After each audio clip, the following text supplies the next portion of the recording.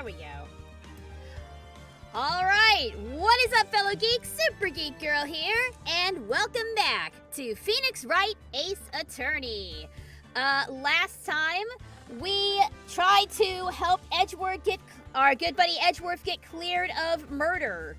And we encountered a very, very serious prosecution attorney who somehow sounded like Starscream. No idea how that happened. But we're gonna try and find out some more. Hello, Stumpy. Hello, Spiral. Great to see you guys. Welcome to the chat. And let's get it. Let's get on with it. Let's see. Day 2 investigation. I think that's where we were.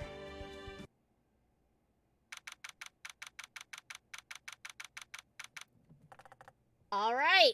Back to it.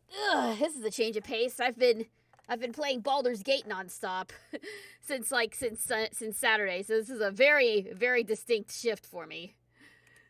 December 26th, Detention Center, Visitor's Room. Working on a project today? All right. Well, I appreciate you still tuning in, man. Good luck on your project. I'm sure you're gonna do great. Oh, yeah, that's right. Maya got thrown out for being in contempt of court. I forgot about that part. Maya!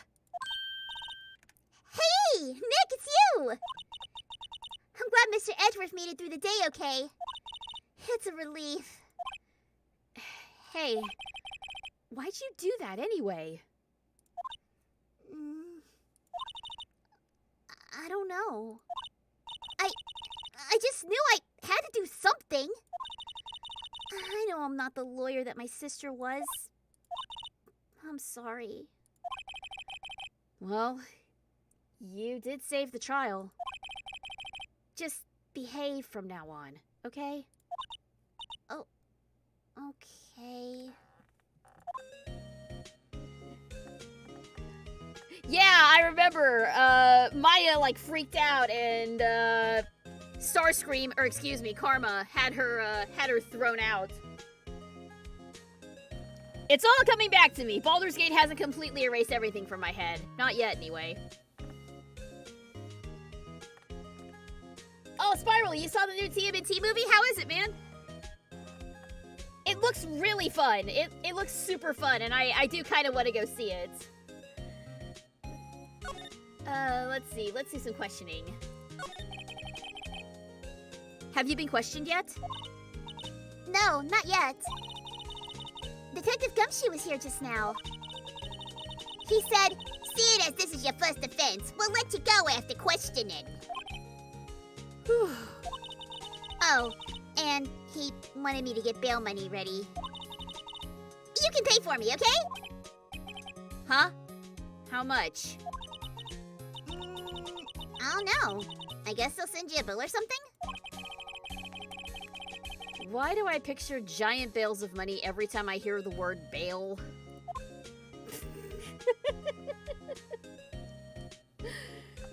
Yeah, alright. We'll bail you out, Maya. I mean, it's not the first time. It's the first time we've posted bail for her, but it's not the first time we've bailed her out of trouble. Jeez, this kid is so much trouble. It goes to show you when good shit is possible without crunch. Yes! That's what I've been saying! The same thing applies to Baldur's Gate. That game took 6 years to make, and it is worth every single second they spent on it. It is a fucking fantastic game. It's so good. I am very excited to start streaming it on Tuesday. I've been getting accustomed to the controls, accustomed to how the game works, so that hopefully there will be no scuff on Tuesday when I stream it for realsies. So yeah, no, when you give creatives time to be creative, the end result is gonna be awesome. There's no need for crunch in a creative industry. The only reason you're crunching is because you're desperate to make money. That's not what this is about. Give creatives the time they need to be fucking creative. I am very much 100% anti-crunch, so I'm very happy for the TMNT movie, and I'm very happy for Baldur's Gate. I'm glad that those are going super well right now. Let's talk about Mia. Any luck with Mia? None. I can't get through to her at all. I tried, I really did. I don't know what to do. I think I probably shouldn't have stopped my training. She sounds like she really did do her best. I should check and see if there's any waterfalls in the local area. I wonder if I'll ever see my sister again. No, sad Maya! No! No, it's okay, baby. You're doing your best. Let's go check out Gourd Lake. December 26th, Gourd Lake Park entrance. Excuse me. There are fewer than there were yesterday, but the cops are still around in the park. I wonder if Detective Gumshoe is here today. Well, let's find out.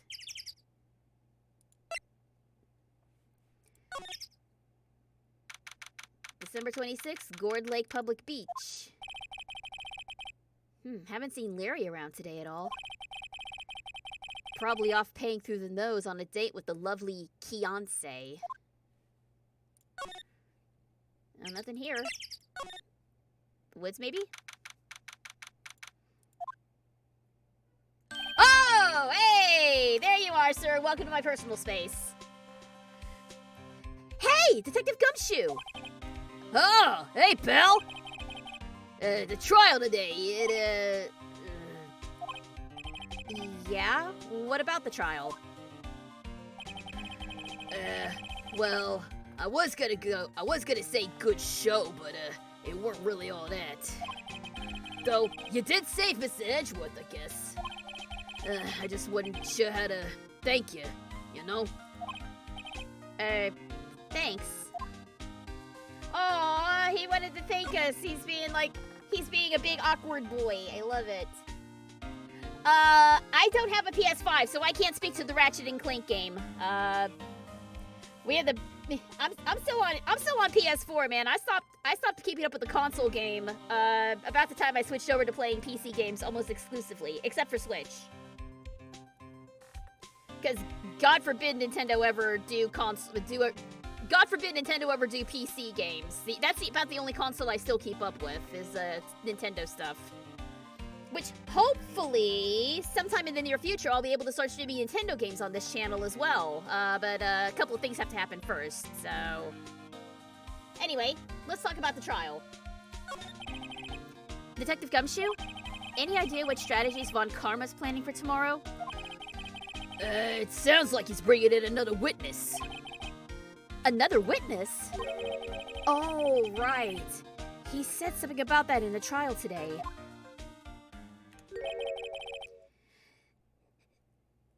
Alright, gotta bring back the Starscream voice. There were 2 witnesses. I was wondering who that other witness was. Who was it? Sorry, pal. As much as I'd like to, I'm not at liberty to divulge that information. Right. Alright, so who is this extra suspect, this extra witness that he has, I wonder? What if it's Larry? What if it's Larry? If they just bring Larry back on stage, or on trial. Let's talk about Edgeworth. Oh, right. I wanted to ask you something about Edgeworth. Oh, what's up? Is he afraid of earthquakes? I've never heard anything about that before. Mr. Edgeworth doesn't talk too much about himself, you see. But there's one thing that's clear as day. Him hating crime the way he does, and then becoming a prosecutor, and then being scared of earthquakes. It all started with that incident. The DL6 incident? Yep, that's the one. 15 years ago, when he saw his father shot before his very eyes. He still feels the pain now, and you can see it in his eyes. But how would that relate to him being scared of earthquakes? I wanted to talk to you about Maya Faye. Huh? She's not out on bail yet? That's strange.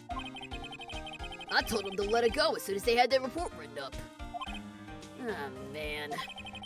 I don't know what would have happened in that courtroom today if it weren't for her. Seeing her get dragged out by the bailiff.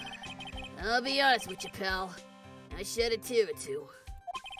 Mr. Edgeworth, he was so moved I saw his lip trembling. Really? Cold as ice Edgeworth? Now, he was really grateful for what she did, you know. I'm gonna head back to the station. I'll get the report on Maya and get her out of there as soon as I can. Thank you. Oh, wait. I was wondering, how much is bail going to be? Don't worry about that. Mr. Edgeworth is posting the entire amount. What? Edgeworth? Didn't I tell you? He's grateful to her for what she did. All right, pal. Well, don't forget to go pick her up, okay?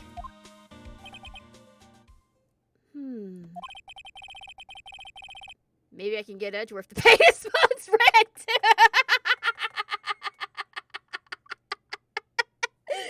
Yeah. Oh, that'd be great. That'd be great. That line. That is one of the realest lines I have ever seen. Oh my god, that's so good. That is so good. All right.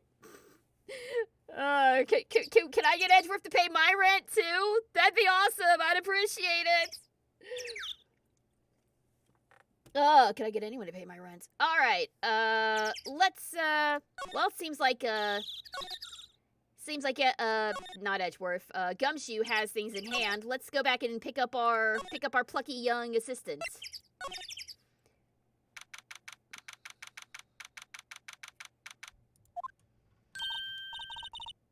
Hey, Nick, you finally came! They just finished the paperwork. I'm free to go. Free at last, eh? Ugh, those interrogators were really mean. They were like, okay, what did you do this time? Like I was some kind of criminal. Can you believe it? Well, they let you out in the end, didn't they? Oh, that reminds me. Thanks for bail. Thank Edgeworth. Huh? He posted bail for you. Said he was grateful for what you did. Mr. Edgeworth did that? I gotta make it up to him. We've got to win this case, Nick. Yeah! Maya has been reacquired. So, let's head back to Gourd Lake.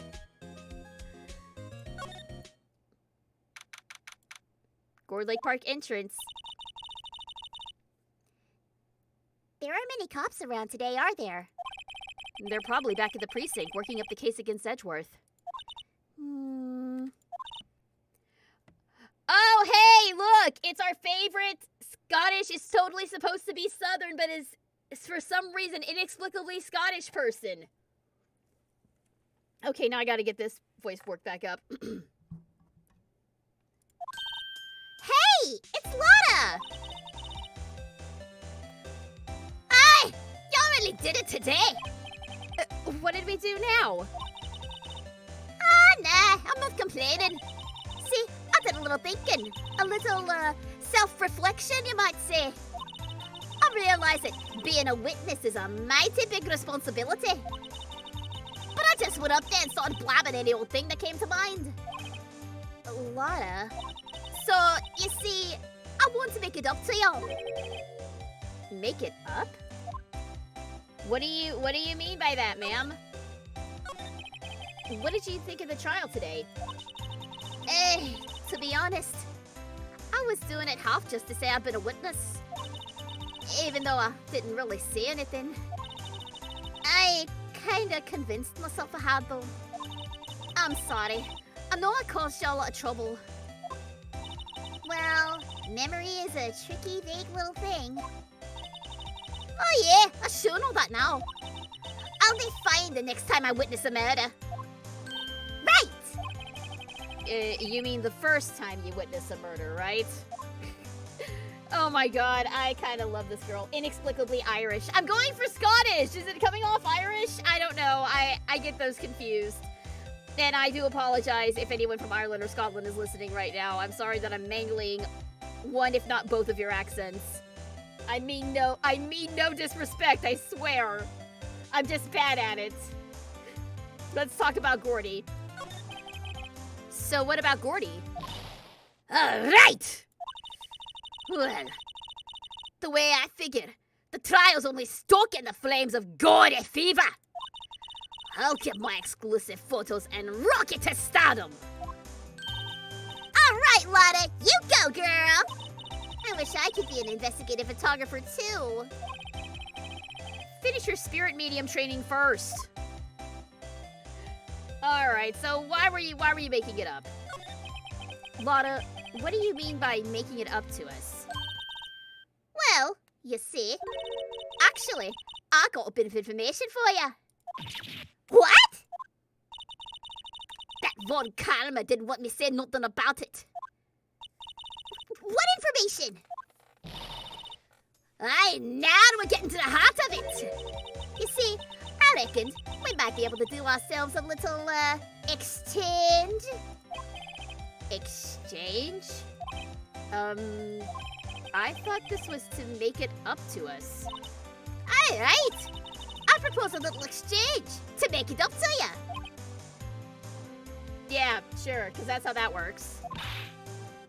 What? Information doesn't come cheap, my friend.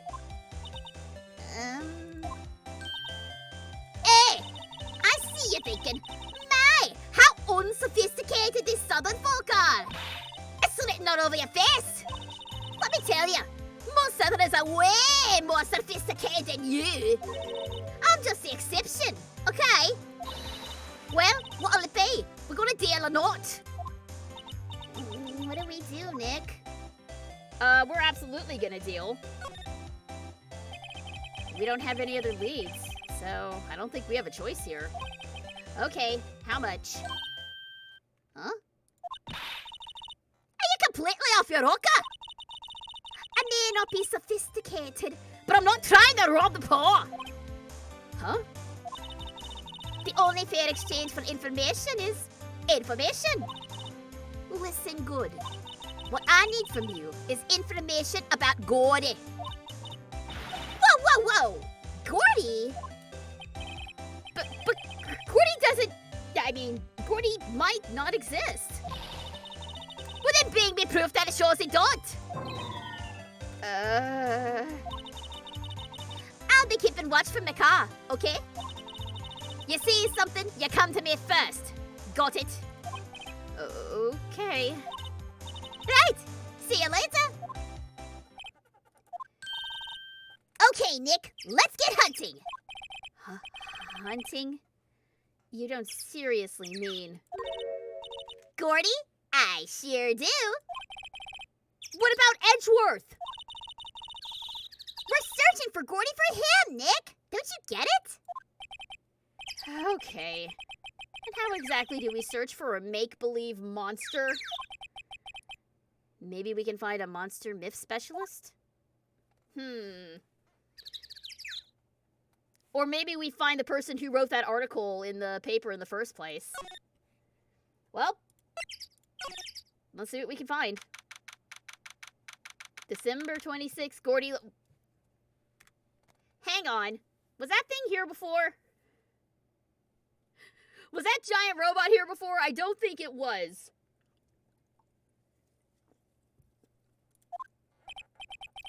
What is that? The Steel Samurai, Nick! Yo, Maya! Larry, what the heck is that? Oh, it was my girl Kiance's idea. She was all, if you put this here, it would be very cool. Dude, she gave it to me along with the banner. Wow! That's real impressive she could find those for you. Well, she knows a lot of people. And that show's finished now, so she got them for free. Right. Well, he seems to be in a good mood, I guess. All right, Larry. Let's talk about our shared buddy Edgeworth. Hey, yo, Nick! What happened with Edgy? Well, we made it through the first day in court all right. I don't know how good our prospects are from here on, though. Huh. Hey, Larry, did you know Mr. Edgeworth's secret weakness? He's terrified of earthquakes. He acts like a little boy. Huh? Oh, that's weird. I don't think he was ever like that in school. No? Really? Well, we were only in the same class for a little bit. He transferred schools pretty quickly. Transferred? Right.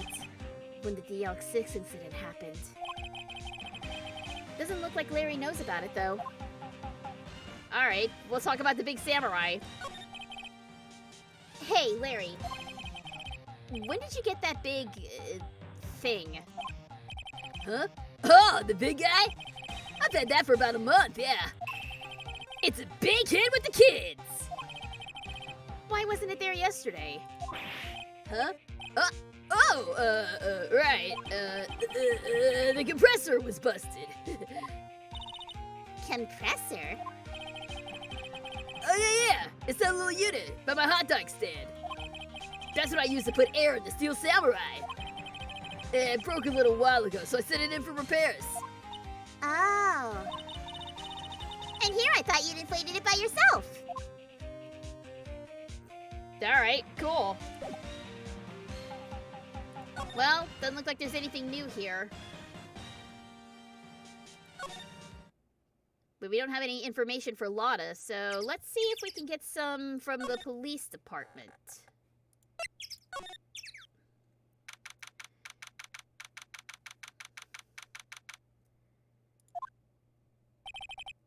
Hey there, pal. What's up? You look out of sorts. Hey, wait. You didn't go and do something that's gonna hurt Mr. Edgeworth's case again. What do you mean again? Whatever. Have a seat, pal. I'm here for you if you need anything. Besides money, that is. God, Gumshoe is so cute! Alright, let's see what we know about the investigation.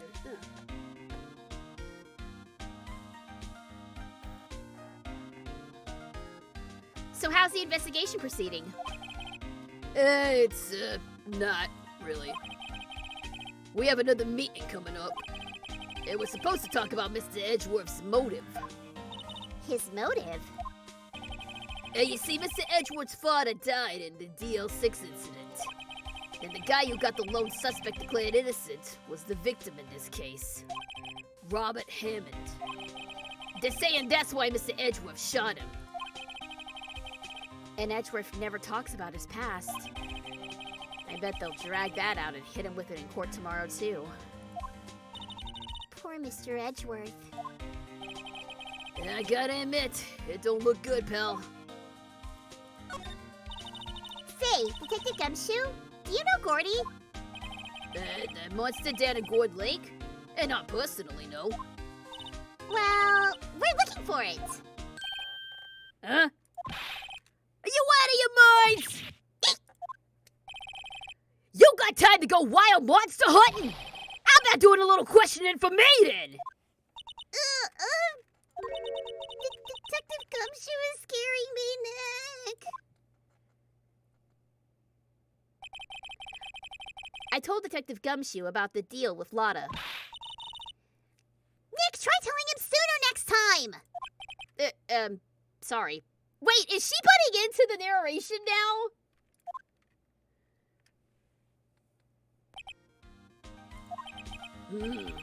I see, pal. But sorry for shouting at you.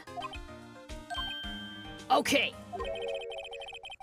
I, Detective Gumshoe, will aid your search for Gordy. Huh? I'll loan you one of our newest secret weapons for finding evidence. Really? You can take whichever one you like. I'm sorry, what? Secret weapons? Watch it be like a metal detector or something like that.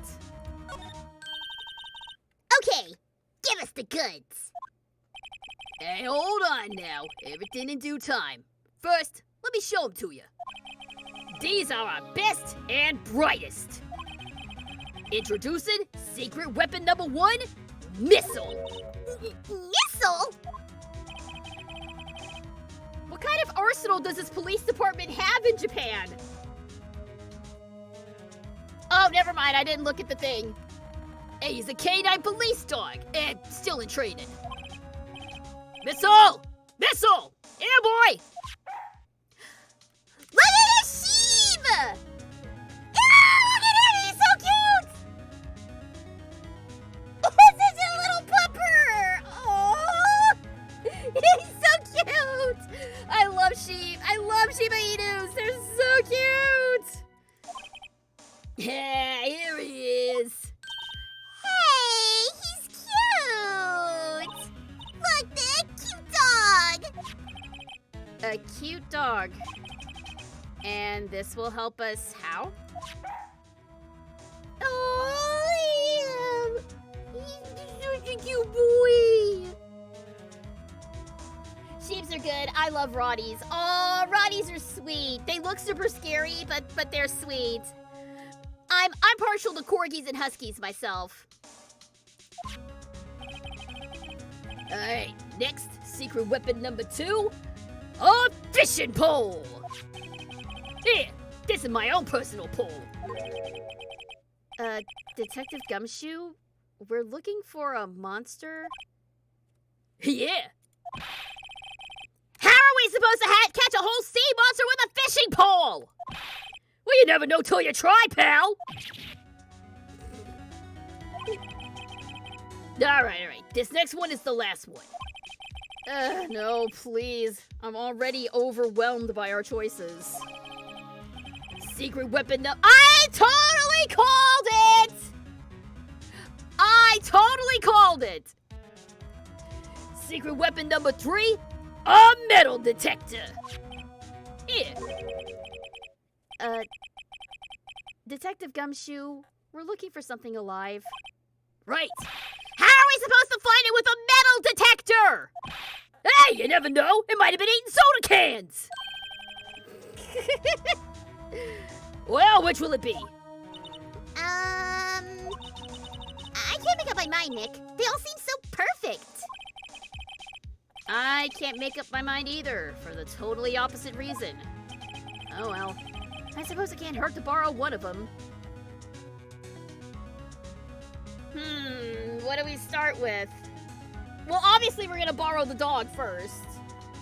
Borrow the dog. Can we borrow Missile? I should think, pal. It'd be good to him. Oh, he's so cute! Oh boy. Canine unit Missile borrowed. A canine unit in training. Very cute with shiny eyes. You're a good boy! Alright, so I guess let's head back to Gourd Lake. And see if we can find anything. Oh, I didn't want to examine. I want to move.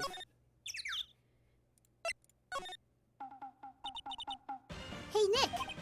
Hmm? Missile's been acting strangely. Missile? Oh, right. That little creature of the detective. Be nice, Nick! He's a good boy and he's doing his best. Oh, hey! I love little doggies! Oh, good boy, good boy! Oh, God! That's a very about face. What's wrong, Missile?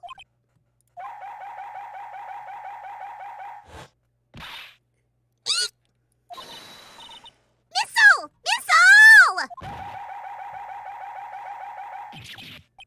Whoa! Hey!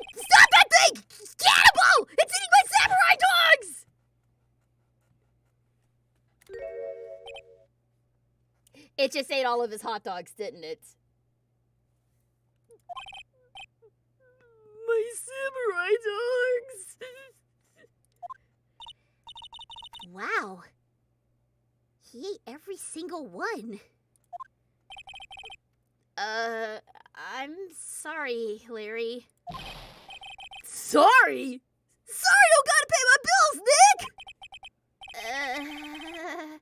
It's gonna have to this time.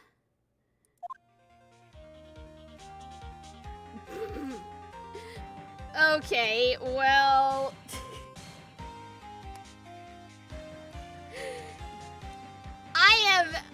Though, to be perfectly fair, my dog probably would have done the exact same thing while we were talking. She gets loose from her leash and immediately goes for the dogs. Alright, well the dog was useless. Unless there's something in the woods that the dog does.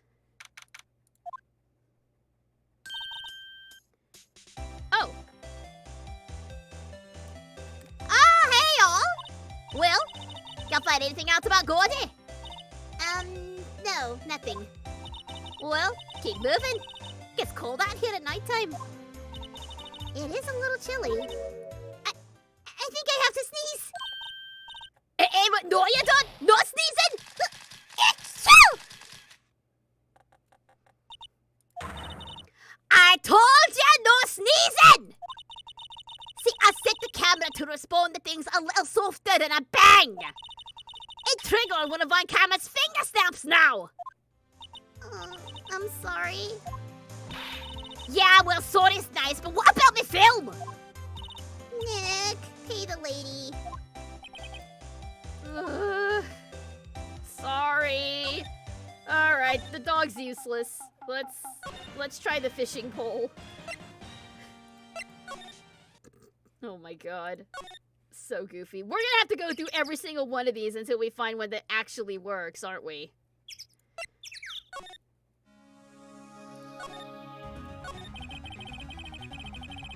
Detective Gumshoe, can we borrow one of the other things?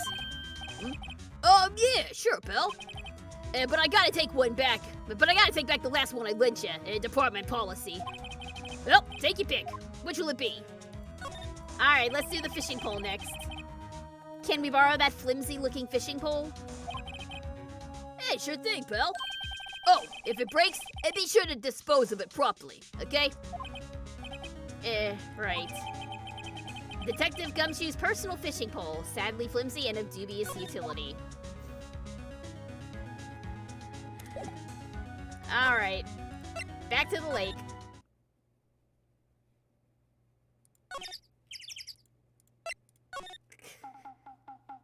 Alright, nothing here.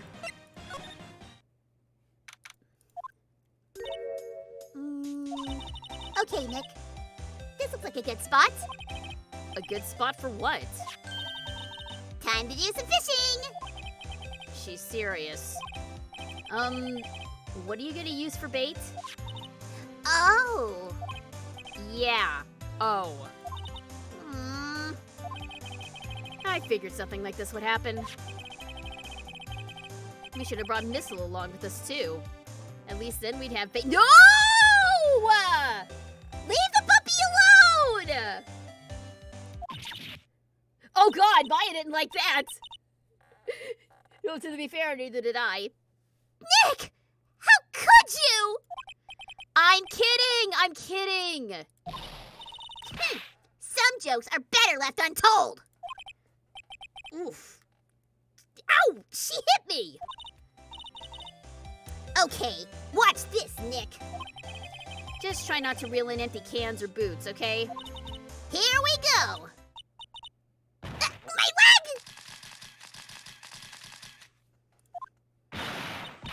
Oh god, here we go again. Hey! What are you doing? Sorry, Lotta. Don't tell me you're on some film company's payroll! Nick, pay her. My poor, poor wallet. Alright, well, the fishing pole was useless too. As I assumed. So the only thing worth anything is gonna be the metal detector, I bet. But I wanted to see what the other two would do. Alright, criminal affairs, let's go. Alright, borrow one of the other things.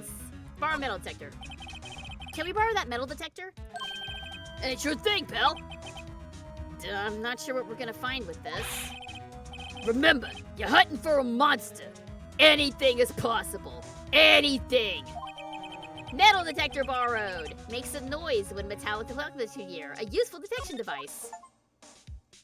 I got an achievement! Secret Weapons 3! Borrow all of the secret weapons! That's awesome! Alright. You know, in all this, there is one place that we haven't really checked out yet.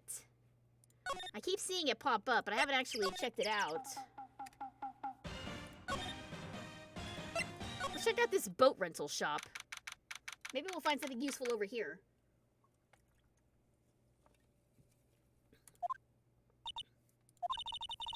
It's always so quiet here. I wonder if the boat shop's closed for good. Well, with the murder on the lake and all, they're probably just taking a vacation till it blows over. Oh, I get it. Jesus Christ, that sounded awful in my headphones! Oh, ow! Ow, ow, ow, ow, ow, ow, ow. That actually hurt. That actually hurt. I have to pull my headphones off for a second. Ow. Jeez.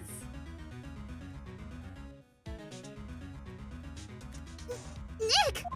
It's beeping! Yeah, no shit! The metal detector found something! Ugh, sure is loud enough about it. Whatever it is, it must be in those bushes. Go check it out, Maya. Why do I have to check it out?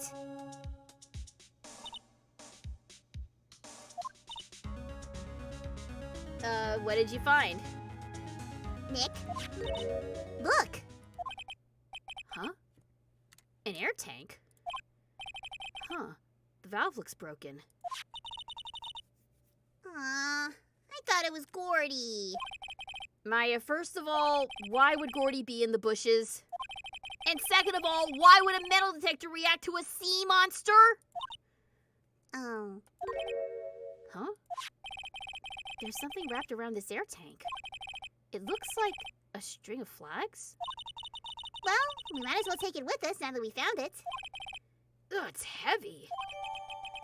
An empty air tank. The valve is open and a banner of flags is wrapped around it. I know where we've seen a banner of flags recently.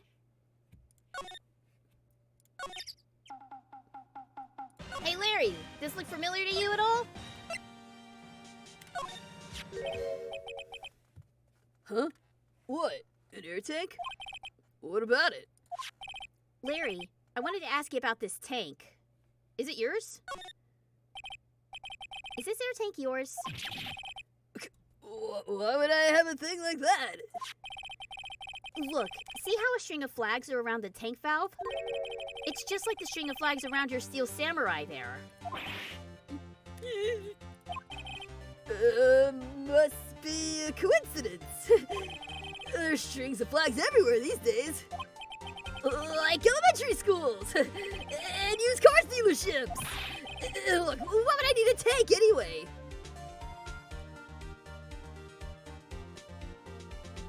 I would say to go diving, but no, maybe to inflate... Maybe, is this what he actually used to inflate the samurai?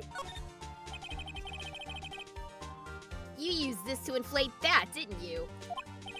Inflate what? What else? That big puffy steel samurai! Now why would you go asking me a question like that? Looks like I hit the nail on the head. Right.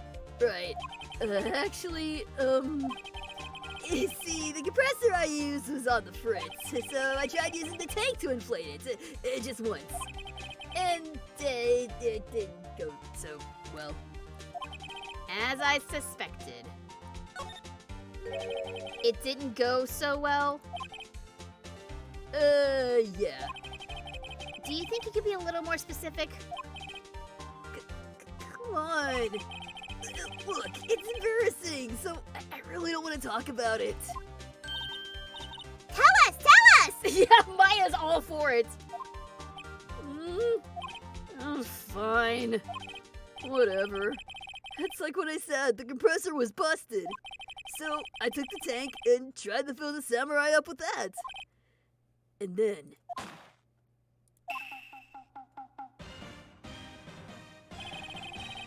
The valve busted open and it made this incredible noise. And that tank there took off like a rocket. And it took my poor deflated steel samurai with it. What? Off into Gourd Lake? It sure scared me out of my gourd, that's for sure. Ah, so that's our Gordy. That also sounds incredibly dangerous. I don't know much about air tanks and stuff like that, but something about that seems like super dangerous. All right, tell us more. So the tank and the steel samurai you were trying to fill up flew away. What happened next? Well, all that happened on the 20th or so. The 20th. A week ago. Now, as far as I can see, the tank went flying out to the lake. So, I went out every night in a boat looking for it. I mean, Kianse gave me that steel samurai after all. And when did you find it? Just the night before last. It flew way out there! Took me 4 whole days to find it! The night before last was the night of the murder. Sorry for not telling you, Nick. Actually, I was here on the night of the murder. But you see, I went home before midnight. So you didn't know about what happened? Nope. That's too bad. It's not all bad. We've solved one mystery at least. A mystery? Maybe we should go tell her. Ah, so now we have proof now we know what happened. Let's go talk to Lotta.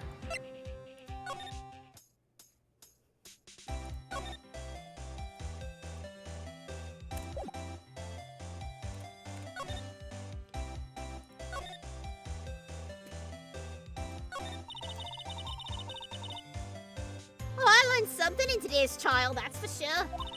Testifying is serious business. That's why I decided not to talk about that case anymore. Huh? Whoa, wait. Did you say you had information about the case? Tell us that at least. Well, like I said, I'll trade for the dirt on Gordy. Well, Mr. Lawyer, I've got the info you need. Y'all got the scoop on Gordy for me yet? Gordy does not exist, ma'am. I'm sorry to ruin your monster dreams.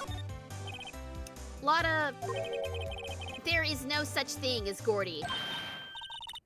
What? How can you be so sure? Really, Nick? You got some proof that Gordy don't exist? The proof that Gordy doesn't exist? Of course I have proof. No lawyer worth his badge would make a claim without the proof to back it up. Here's the proof that Gordy doesn't exist.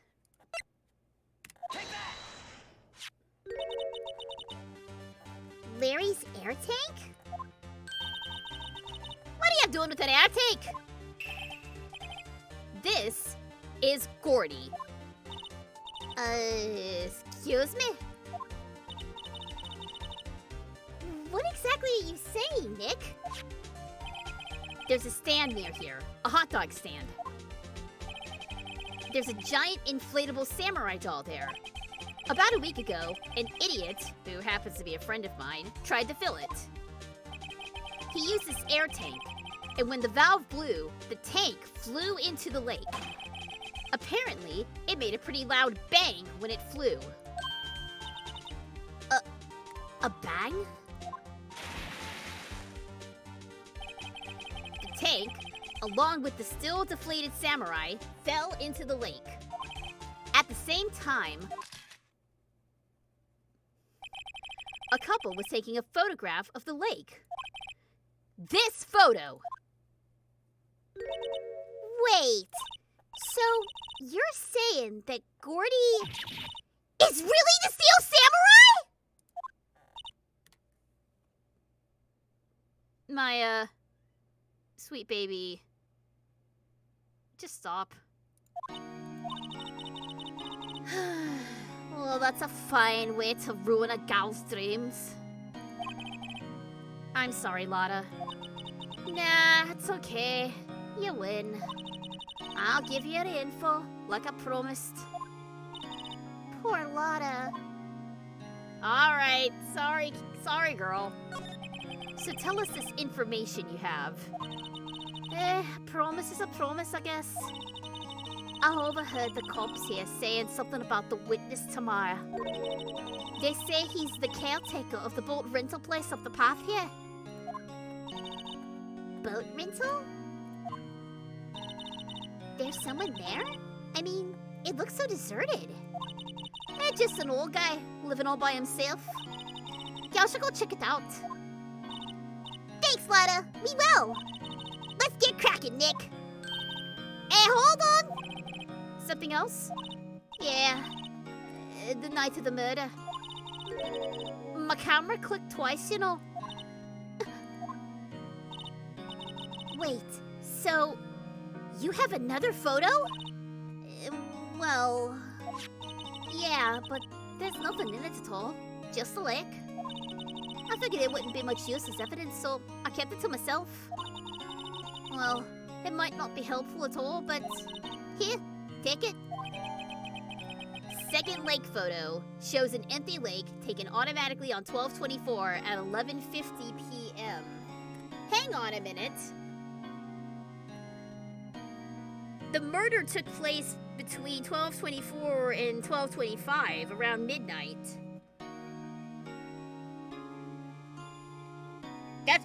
I feel like this is important somehow, but I can't make the connection quite yet. Bye now. You'll take care. Time for me to pack it up and leave. Poor Lotta. It's all Larry's fault. The legend still lives on, I guess.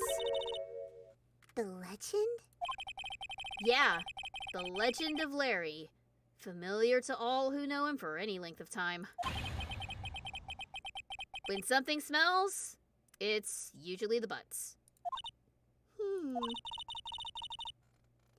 Someone should whip that butts into shape. No. I'm an adult. I'm not going to take the obvious joke here. I'm an adult. I'm not going to do it. We're just going to move on to the boathouse. We're going to move to the boat rental place. It's fine.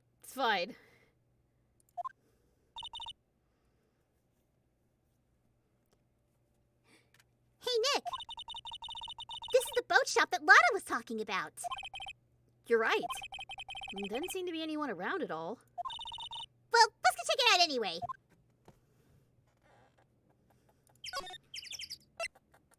All right. That was an interesting statement to walk in on. Yeah, you missed a lot of lead up. Also, hello, KR Thomas. Welcome. Glad to see ya. We're just investigating a murder. And I'm trying to hurriedly drink water. There we go. December 26th, Caretaker Shack. Oh, God! Hello, old man! Alright, I guess I gotta jump into my old man voice. Meg?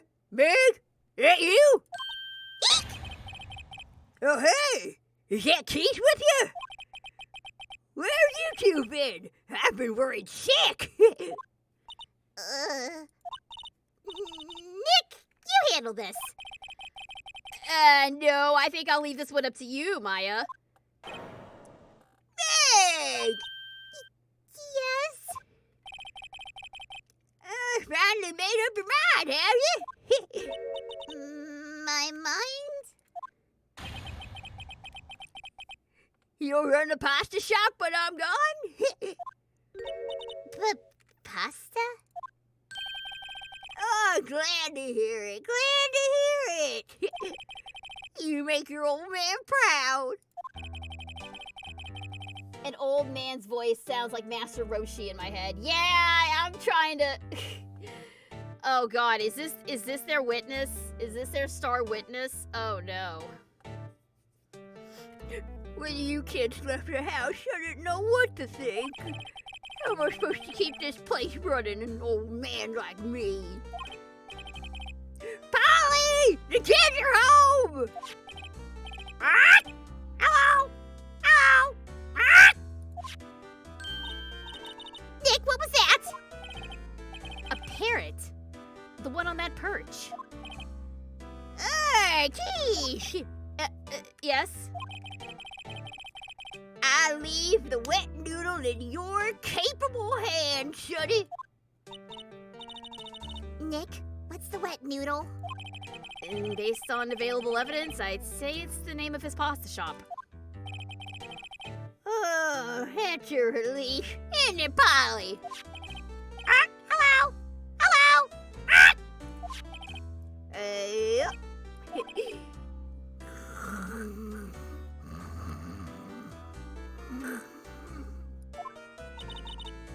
He fell asleep.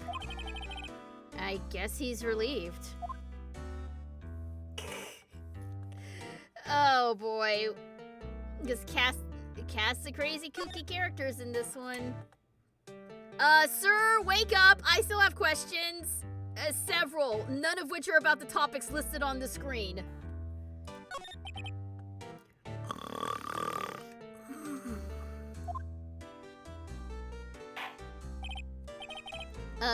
You were saying something about a pasta shop? Yep. To think the wet noodle will live on when I'm gone. My father's starting it, you know. So that makes you two the third generation. Meg, Yes? tomorrow we'll start with the secrets of dough tossing. Dough tossing? You too, Keith. Yes? You'll be the best pasta wrangler the West has ever seen. Pasta Wrangler? The West? Isn't pasta from Italy? Meg, Yes! you know the best pasta's always been made west of the Rockies, don't ya? Right, of course. Everybody knows that. Nobody knows that. What is this old man talking about? Nick, Huh? how long do we have to keep this all in the family charade? This old man must know something about the murder. We're not leaving until we find out what that is.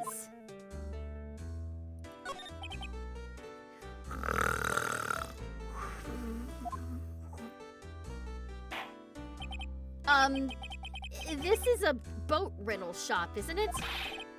What are you talking about?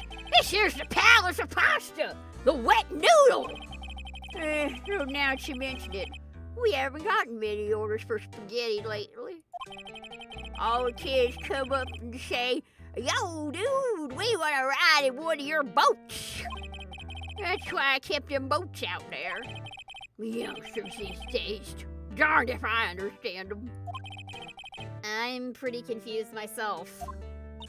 Nick, this isn't going anywhere. But this old man is the witness tomorrow, right? We've got to find some way of getting information out of him. I wonder if... What if I show him my badge?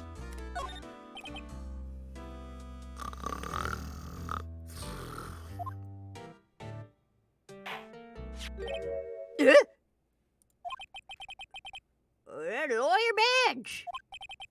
Yes, it is! I don't believe it! This old guy is the first person to recognize my badge! I get it. Huh? Yep. I got you figured out now. You're not Keith! Nick! Now's our chance to clear things up! Sir. No, I'm not Keith. And I'm not Neg either. We're here investigating a murder that took place on this lake the other night. Please, help us! A lawyer, huh? Please, mister. Alright, I'll help.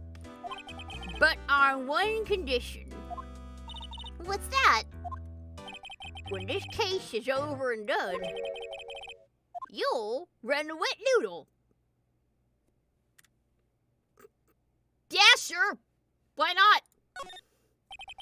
Okay, we promise. Nick, are you sure about this? Hey, anything to get this case solved. Also, who wouldn't want to eat Phoenix noodles? That sounds terrible. I guess so. That's my boy. Good for you, Keith. Wait, didn't I just say... You too, Meg. Yes? You bring a tear to your old man's eye, you know? Now, what was it that you wanted to know? Speak up there, Polly. Ow! Ow! Now he's talking to the bird again. How do we get him to talk to us? Show him the lake picture? Nope, that didn't work. He fell asleep.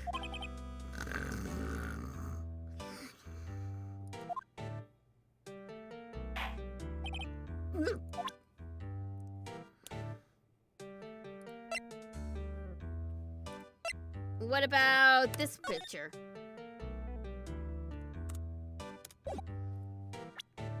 Let's try showing him this. Yep, I've seen this. You know something about this, sir? Keish, Yes.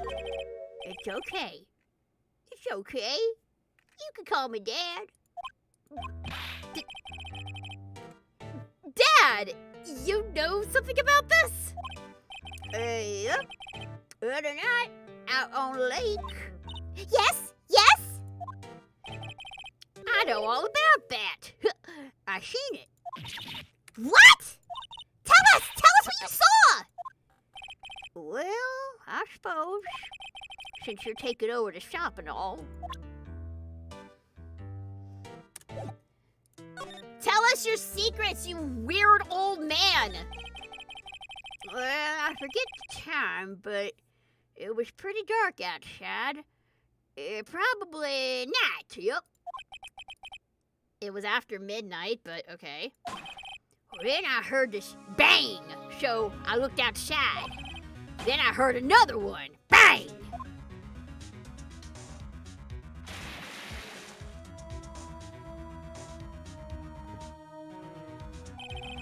A little while later, this boat comes back. Then a young man walked by my window here. He was muttering something to himself. Yep. What did he say? Yep. I forget. Well, I'll remember tomorrow by court time, I promise. We need to know earlier than that. This old man makes me, like, really uncomfortable. I don't like it. Let's examine the parrot.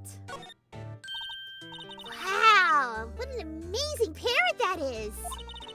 Good morning. Hello. It's ignoring me.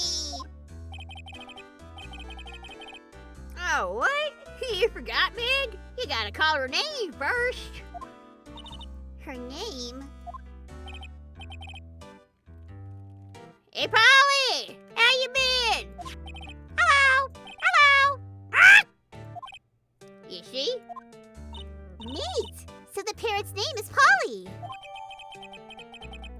The erstwhile companion of the boat shop caretaker answers to the name Polly. That's a good word, erstwhile.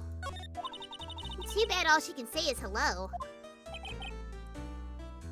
Phoenix Wright really has a distaste for old people. Yeah, kind of. First bang was on an empty lake. The murder didn't occur on the lake. Oh! Oh, Stumpy! That's a good catch! I'll keep that in mind for the trial. Good catch. Oh, Polly can say lots of things. Oh, you just need to know the secret words. The secret words? I mean, so far they've either been stupid or out to get him. So yeah, he would have a bias if all the people if all the old people he's encountered have been really hostile to him or doddering like this one. Polly! What's your name? Polly! Cute! Maya's found a new friend. Alright.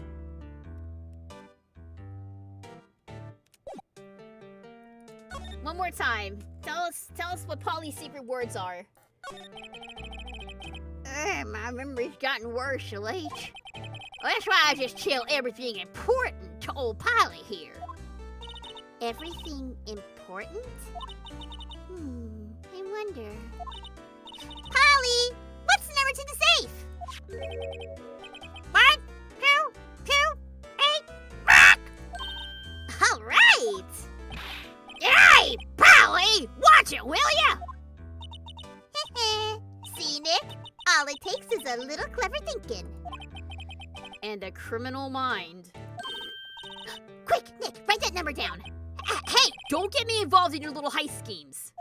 You know what? Little Terry was just here. Terry? Yeah, that kid next door. You always used to make him cry, remember? He was wearing this tattered old coat, got himself some whiskers growing out his face. He must be talking about Detective Gumshoe. He comes up and tells me to come down to court tomorrow. Really? Somehow, I don't think we're gonna get much useful information from this guy. Maya, maybe we ought to be leaving. I think you're right. Oh, wait, I had one more question. Huh? Polly! Have we forgotten something?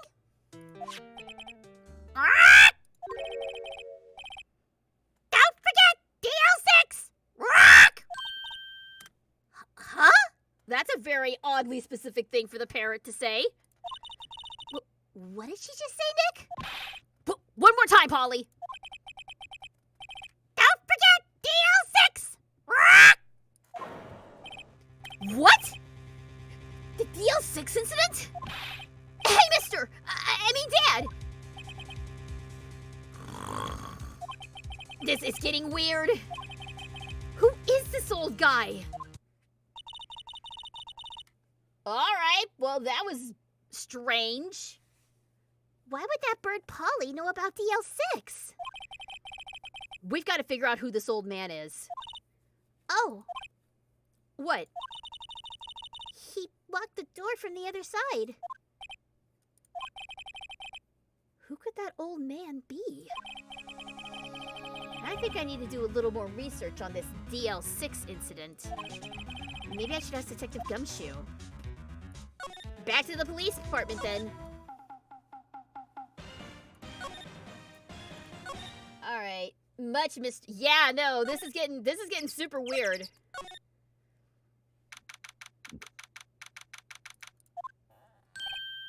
Hey, pal. Long time no see. You don't look so happy. What's wrong this time? Actually, we wanted to ask you something. Yeah? You know the boat rental shop down at Gourd Lake? Oh, yeah? The old man who runs it is appearing as a witness in court tomorrow, right? Huh? How'd you... that was supposed to be top secret. Do you know who that old man is, Detective? Actually, I don't.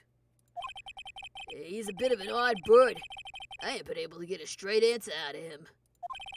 I just said at first that he wasn't persuasive enough to stand and testify as a witness. Yeah, no, I would not put this guy on the stand. I would not put this guy on the stand, but let's see where this goes. Oh, that's why we called Miss Lotta hot yesterday. As for who he is, we have absolutely no idea.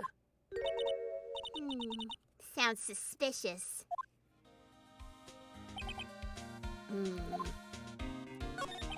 Detective Gumshoe, can you help us? Huh? We need to know about the DL6 incident.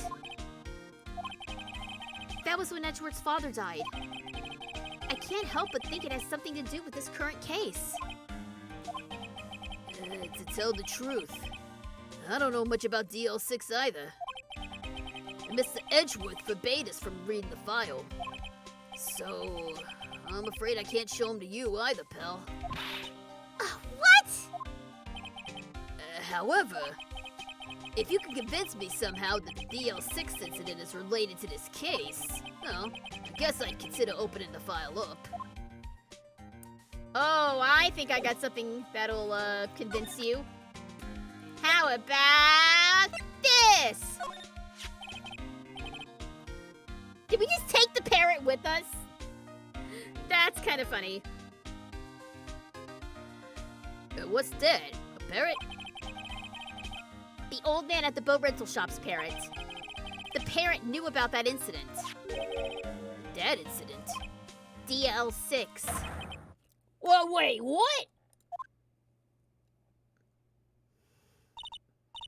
Polly! Have we forgotten something?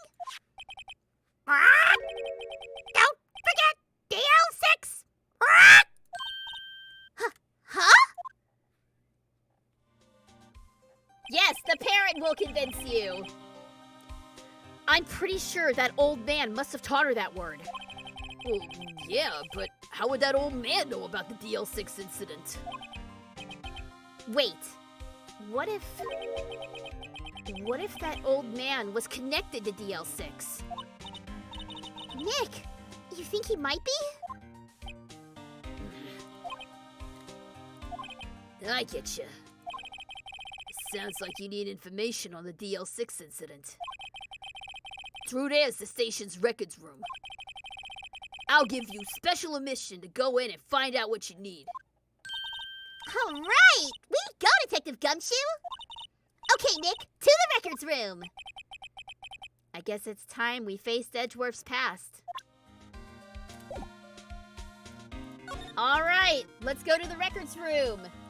Let's see what awaits us here. Let's go!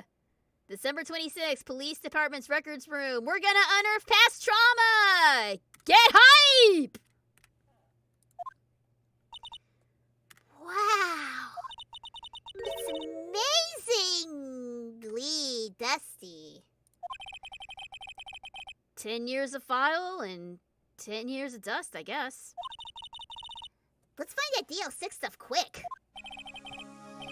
15 years ago. Both me and Edgeworth were 9 years old. We were almost through with 4th grade when he suddenly transferred. Because of DL6? Nick, I found out where the file is. Oh, thanks. Just let me know what you want to know about the DL6 incident. I'll go get the right file. All right, there we go. Take all the secrets. The secrets are ours to control. No, we're only here for the one file. We're not here to be a criminal mastermind. At least not yet. Well, first, I have to get a summary on the main fact. I have to get a handle on the main facts, like a summary. Right. Summary. Found it! Here you go. December 28th, 2001. That's exactly 15 years ago from the day after tomorrow. So in 2 days, the case is closed. The incident took place in the elevator of the district courthouse. Wait, is this the same district courthouse where we're holding the trial now? Looks like it. There was a large earthquake at 2 p.m. that day. Part of the court building collapsed, and all of the lights went out.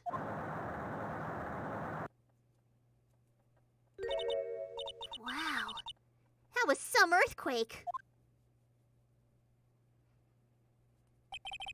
At the time, 3 people were trapped in the elevator. It took 5 hours for them to be rescued. 5 hours? That would be scary like that in the dark. That would be scary anytime. There was a lack of oxygen in the elevator, and the survivors were unconscious. The survivors? One of the 3 in the elevator had been shot in the heart. That was Mr. Edgeworth's father, wasn't it? He said that his father was shot before his very eyes. So Miles Edgeworth was one of the other passengers in that elevator. So, who was the 3rd guy? Do you have data on the victim? Edgeworth's father? Yeah, hold on. Victim. Here, found it! Gregory Edgeworth, 35, defense attorney. If he were still alive, he'd be 50. He had lost that day's case in court and got in the elevator with his son, Miles. Miles? Miles Edgeworth, of course. So, he was in the elevator with his father. From the angle of the bullet and other evidence, it could not have been a suicide. The murder weapon, a pistol, was found in the elevator. The pistol had been fired 2 times. Where have I heard that before? It sounds just like this current case. What's going on here? Someone's recreating DL6. Got any data on the suspect in there? That would be the guy that my mom got arrested. Hold on, this is it. The man arrested as a suspect in DL6 was Yanni Yogi? He was a clerk in the court, apparently. So he must have been the 3rd person in the elevator. Well, then he had to have done it. But he was found innocent, thanks to his defense lawyer, Robert Hammond. Hammond, the victim in our case. Right. The suspect, Mr. Yogi, was oxygen deprived. So much so that he had brain damage. The old man is Yanni Yogi! It's the old man! That's who they're calling up! He lost all memory of being in the elevator. After he was declared innocent, he disappeared. Where could Yogi have gone to, I wonder? He may be closer than we think. I guess I know generally what happened in DL6 now. I still don't know what sort of impact the whole thing had on Edgeworth. Nick, are we gonna take the whole file? There's too much. We'll never get it out. You're right. How about we just take what we think we'll need? The DL6 case file has been added to the court record. Right. That's probably all we'll be able to find here. Now, all that's left is the trial tomorrow. I wonder how Dad will do testifying in court. To be continued.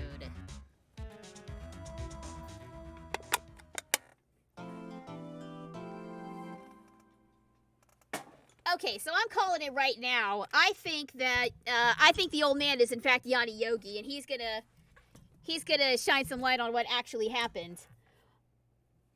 I think I have this horrible suspicion that Miles may have shot his own dad, maybe by accident. I don't know. Or maybe I'm just playing so many dark games recently that my mind is going to dark places. It may be something like, I don't know. I have no idea what's going on. This is all very confusing, but I'm going to take a quick drink here.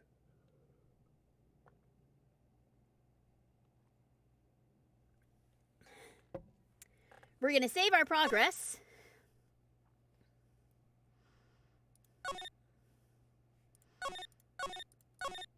And we're going to move on to the trial. Let's see what we'll find out this time. December 27th, 10 a.m. Courtroom number 3.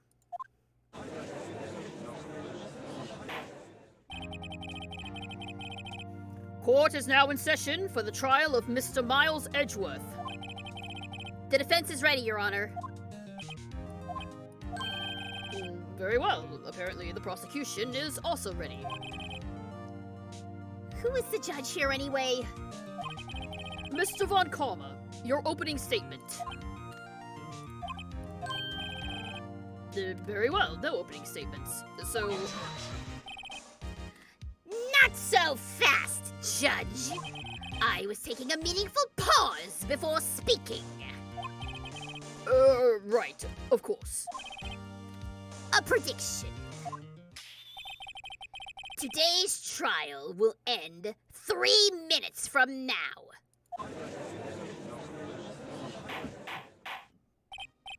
Order! Order! Excuse me. Mr. Von Karma, what is the meaning of your statement just now? Nah, must you question everything? It will be over in 3 minutes. We have no time to waste.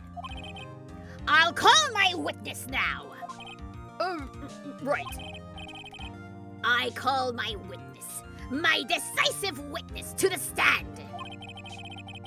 It's that mysterious boat shop owner.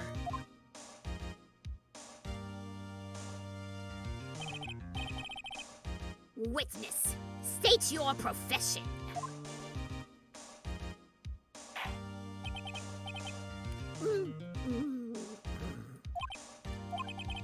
I am the proprietor of the restaurant The Wet Noodle at Gourd Lake.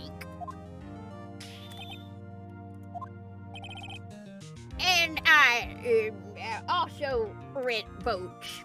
This guy's voice is just too much. You guys are the one that wanted him to sound like Starscream. You only have yourselves to blame. The night of the incident, you were in the boat rental shop, correct? Yep, I was. Please testify. Wait a second. We still haven't heard who this old guy is. Objection! Objection! Wait a minute. The witness hasn't stated his name yet.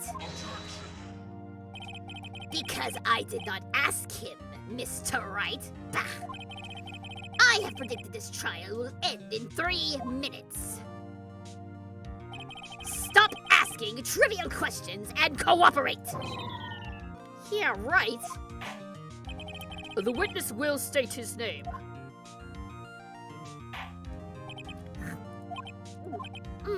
Well, I'm not really sure. What do you mean?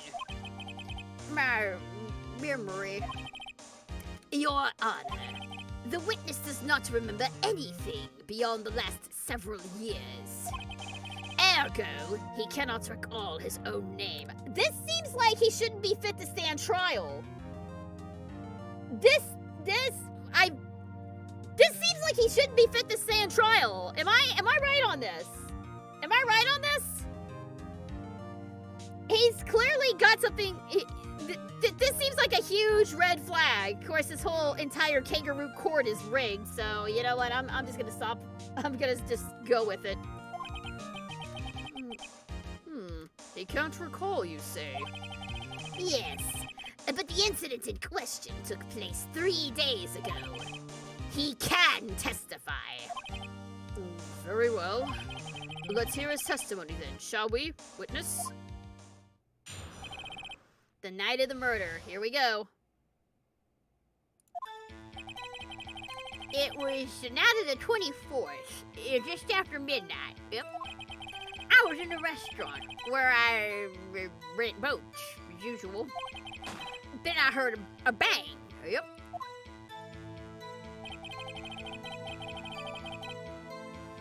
When I looked out the window, I saw a boat just floating on the lake. Then I heard another bang. Just about then, the boat came back to shore and a man walked by my window. Very well. I would like to begin the cross-examination. He can remember his name, but can't remember. Yeah. This guy's obviously been coached. This guy has 100% been coached. There is nothing to question in my witness's testimony. Ergo, no need for cross-examination. Besides, there are only 10 seconds left before our 3 minutes are up. Judge, your verdict, now! Yes, Mr. Wright? Hell yeah, we're gonna cross-examine. What are you saying? Of course I'll cross-examine the witness. Very well. You may begin. Excuse me, Mr. Von Karma? 3 minutes just passed. I see. Well then, let's just take our time. You may cross-examine the witness. I think even the judge is getting fed up with Karma's nonsense. That was good. All right. Let's see here. Night of the 24th, in the restaurant, heard a bang, heard another bang. The boat comes back to shore and a man walks by. Hang on. By your window? Yep, by my window. Right outside the window of my little shack. And could you see the man's face? Well, his dog was pretty darn thick, but he was right there in front of me. I seen him. This is a very important deal. Please add it to your testimony.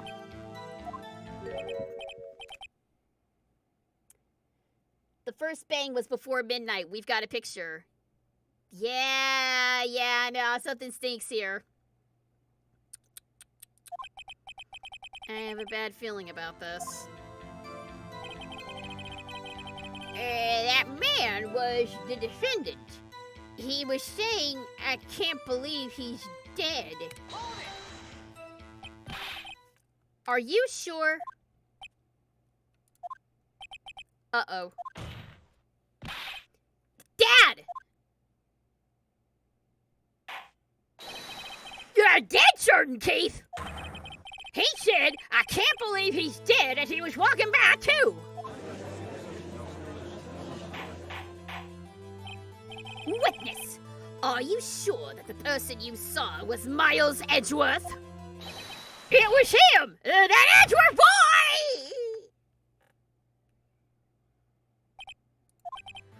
This sounds like decisive evidence indeed. I see no room for doubt. Von Karma!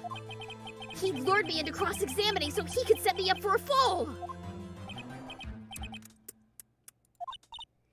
Nick! I don't like the way things are going here! Everyone in the courtroom is glaring at us! I better act quick, or this trial's gonna be over.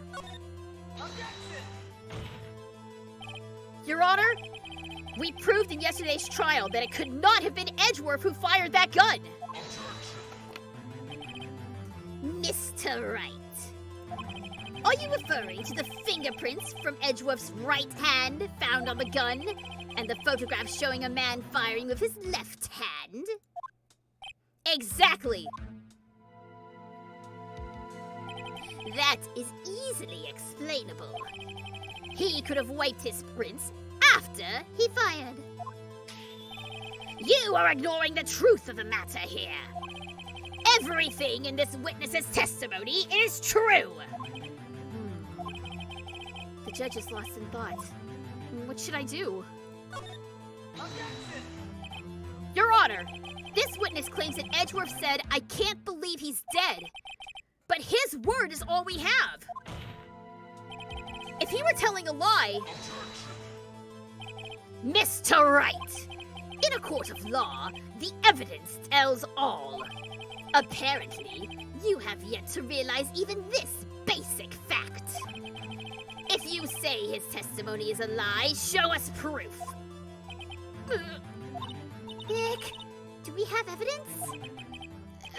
It's no good. There's nothing I can do. Are you sure? To be honest, I don't know what to do anymore. Please. Can you hear me, sis? Please. We need your help. Nick needs you. 3 minutes was perhaps too high an expectation. However, 15 minutes isn't bad. This must be a new record. Enough! The witness may leave the stand.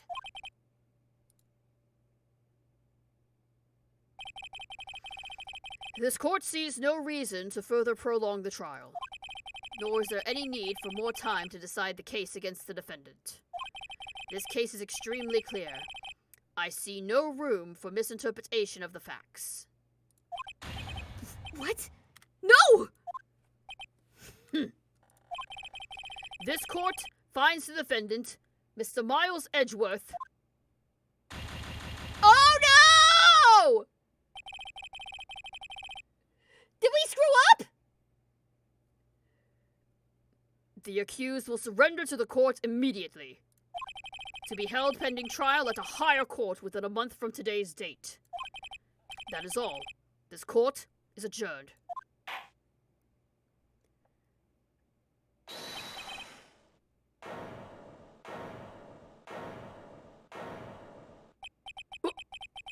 Who was that just now? Huh? Ah! Larry! Oh my god! He's gonna try to come. What is going on here? The verdict's already been decided, dude! You're too late! What are you doing here? Listen, you gotta listen to me. I was there in the park the night of the murder. I wasn't sure about it until just yesterday. But today I remembered it. Remembered what? The gunshot! I heard it too! Order! Order! What is the meaning of this? The verdict has been decided! I call for adjournment! One moment, Mr. Von Karma. You say you heard a gunshot. Yeah, I did! A gunshot! That night! I was sitting here in the audience listening to the testimony, and then I realized something he said was different from what I remember. Anyhow, I can't just sit here and let you call Edgy a murderer. It's just not right! I'll testify! Let me testify!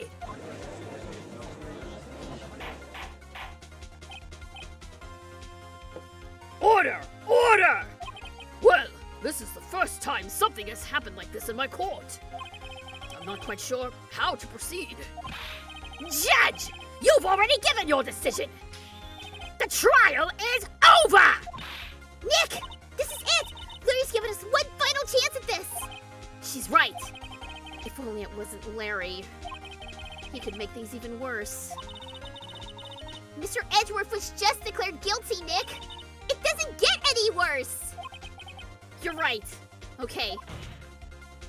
Your Honor, if there is another witness, it is our duty to hear him speak. Right here, right now. A waste of time. The verdict cannot be overturned.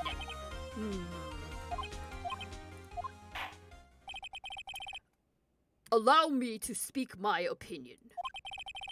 In all court proceedings, it is our duty to prevent an inaccurate verdict. In order to make sure no mistake has been made, every witness should be heard. What is this? I withdraw my previous verdict of guilty. And I'm totally sure this is a thing you can do in court. You know what? Okay, so there's this YouTube channel I watch. It's the Legal Eagle. It's a lawyer, an actual lawyer, a very charismatic one too, I might add. And he talks about like legal stuff and misconceptions and stuff like that. I would love to see the Legal Eagle pick this game apart.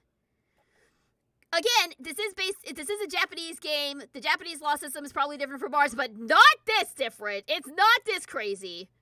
I really want to see a lawyer pick this game apart. And just, like, I would love to see it. I would love to see it. I'm sure somebody has done that already, but I really want to see it. Mr. Von Karma, I order you to call this new witness to testify. Now! What? The court will adjourn for a 5-minute recess. After that, we will hear this new witness. Court is adjourned.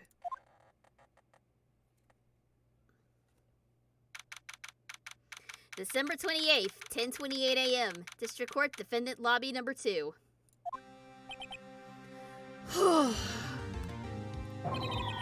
That was too close. Sorry to keep you on the edge of your seat like that, Edgeworth. I've seen worse. Yeah, right, Edgeworth. You're sweating bullets. I just wonder what Larry plans to say in there. Larry was at the lake that night? Yeah. He said he went looking for the steel samurai balloon that flew into the lake. Oh, right. And he found the balloon in the air tank that night. Yeah. Hey, Edgeworth. Huh? You say something right? Yeah, a lot of things. You seem out of it. What's wrong? It's nothing. Mr. Edgeworth? There's something I've been meaning to ask you. What's that? Why are your fingerprints on the murder weapon? Oh.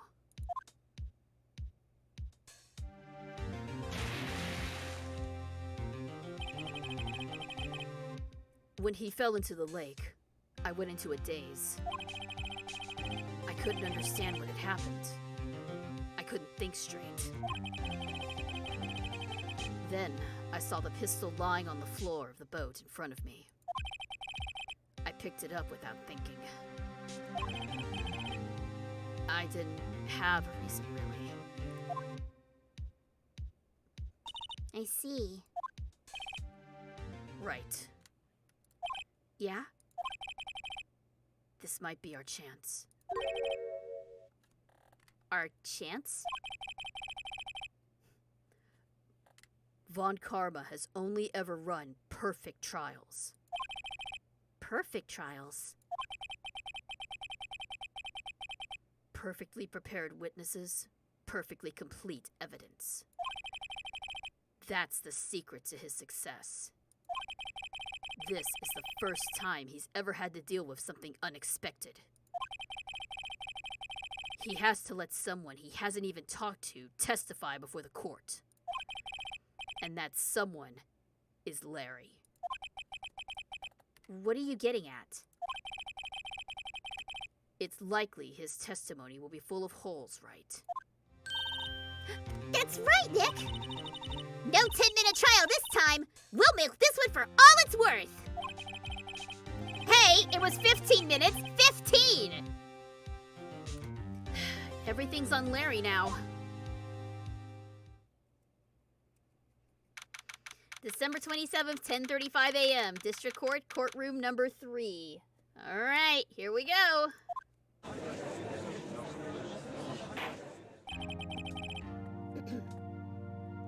Court is now back in session. Witness, please testify to the court about everything that you saw on the night of December 24th. Right, leave it to me. Please, Larry, don't mess this one up. I hate to admit it, but You're our last chance. Von Karma didn't even have time to prep his witness. I just hope Edgeworth is right about this being our big break.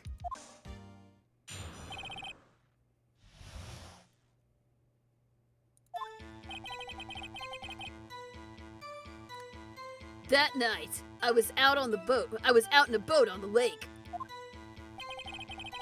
I was looking for something, and I found it. So, I quietly slipped the boat back in at the rental shop dock. Then, just as I was thinking about going home, I hear this bang. I looked out over the lake, but I didn't see a boat. So, after I heard that single gunshot, I went home. That was an unusually vague testimony, even for this court. In any case, Mr. Wright, you may begin your cross-examination. Yes, Your Honor. What's wrong, Nick? It's Larry. I have no idea what he's going to say if I press him. I'm a little scared. Well, we've come this far. There's no way to go but forward, Nick. All right, here we go. He was out on the boat, looking for something, quietly slipped back.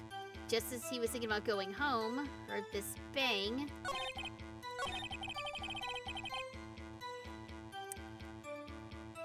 Hang on. I think That's right! I thought I had evidence that said it was 2. Lotta's deposition. I heard 2 gunshots just after midnight. Got it. Objection! Objection! Wait a sec, Larry. What? You only heard 1 bang. Are you sure? That's what I said. But Miss Lotta Hart testified yesterday that she heard 2 bangs. And the old man just now said the same thing. They both heard 2 gunshots that night. Huh? Were you even listening? Were you paying attention at all to what they said? Yo, Nick, please! Huh? You know, something's been bothering me. I'm a witness, see? I'm like a customer here. So you gotta treat me nice and stuff, okay? Mr. Butts, What? you only heard 1 gunshot. Are you sure? Well, to tell you the truth, I'm not sure. Huh? Not sure? How can you be not sure? Yeah, well, I might have missed the other gunshot. I was listening to something else. Something else? My radio, dude, with my headphones. What? Order! Order! And stop that booing! Mr. Butts, you were listening to the radio with your headphones. Yeah, so what? That a crime? I listen to my radio. Everybody listens to the radio. What's the big deal? Mr. Von Karma, your opinion? Waste of time. I do not accept this witness, nor his shoddy testimony. Well, Mr. Wright, should he continue the testimony? Keep going! Your Honor, please allow the witness to continue his testimony. Bah! Nothing is more pitiful than a lawyer who doesn't know when he's lost. Very well, Mr. Butts. Please give your testimony and be sure to include details like your radio. Right! Leave it to me. I wouldn't if there were any other way out of this, believe me.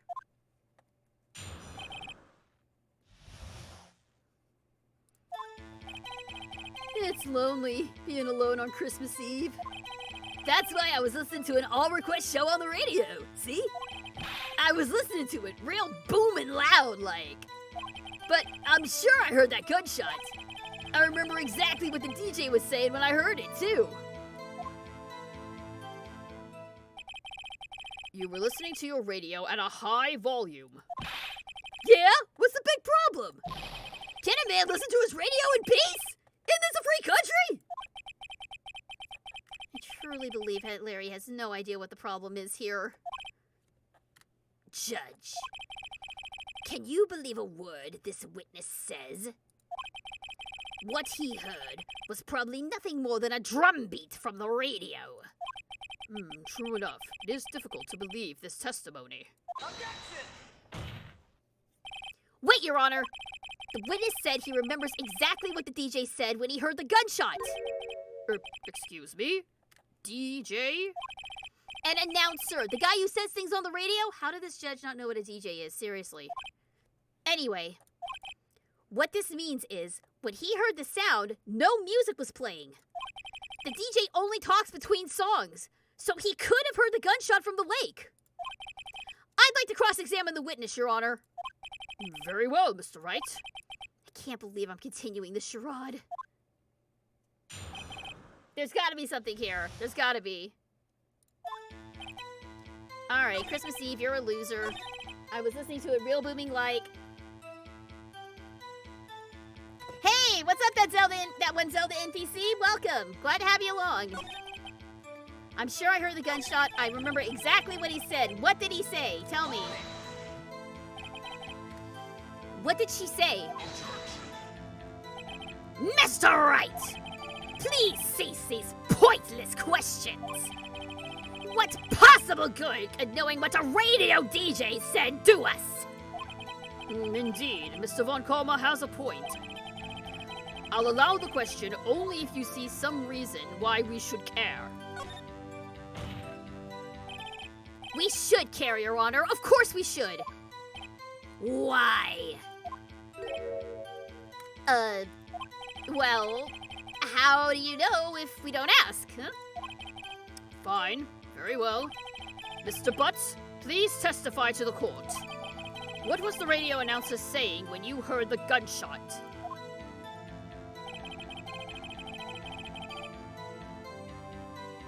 Just when she said, "Hey, it's almost Christmas," I heard the gunshot. Hang on a minute. It's almost Christmas? That would be... You heard one, but... You heard one... There was one shot before midnight, but there were two shots after midnight. Nah. This doesn't sync up. Objection!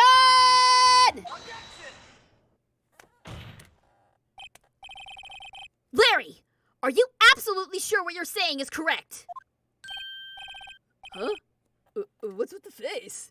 You look scary, dude. Hey, if you're trying to scare me, you better know I don't scare that easy. Is something the matter, Mr. Wright? Your Honor, did you hear what the witness just said? The DJ said, "Hey, it's almost Christmas," when he heard the gunshot. Indeed. And? Almost Christmas means it wasn't Christmas! Do you realize what this means? When he heard the gunshot, it was still Christmas Eve! Well, that would seem to be the case, yes. But that contradicts the two testimonies we've heard so far, Your Honor. Both Miss Hart and the old man said it was after midnight when they heard the shots. In other words, when they heard the gunshots, it was already Christmas. This is a clear contradiction, Your Honor! Order! Order! What does this mean? The two prior witnesses heard gunshots after midnight. However, this witness says he heard a gunshot before midnight. Judge, the answer is simple. The current witness is plainly mistaken. Just look at him. Suspicious. What? Well, Mr. Wright, what do you think about Mr. Butt's claim he heard the gunshot before midnight? He's right. Larry is not mistaken, Your Honor. He heard that gunshot before midnight. Intriguing. I'm assuming you have evidence for this wild claim. Show me evidence there was a gunshot before midnight. The second photo. It's gotta be the second photo, right? That's right! Taken automatically at 1:50. Yeah, this shows it. This is it. Look at this photograph. This was taken by our witness yesterday, Miss Lotta Hart, with her automatic camera. The timestamp on this photo reads December 24th, 11:50 p.m. Oh? But there's nothing on the lake in this picture. Your Honor, the real issue here is not why nothing is shown in this photograph. It is why this photograph exists at all. What do you mean? Your Honor, this photograph was taken by an automatic camera. That camera was set to go off in response to loud noises. Aha! Correct. There was a loud noise on the lake at 11:50 p.m. That is why this photograph was taken. In other words, when Larry heard that gunshot, it was most definitely still Christmas Eve. Indeed, it would seem that is the case. Then, where does that leave us? Miss Hart testified that she heard the gunshots after midnight. Are you claiming she was mistaken? Not at all, Your Honor. It is a fact that the camera also triggered at 15 minutes after midnight. Your Honor, that night, there were 2 sets of gunshots, with a 25-minute pause between them.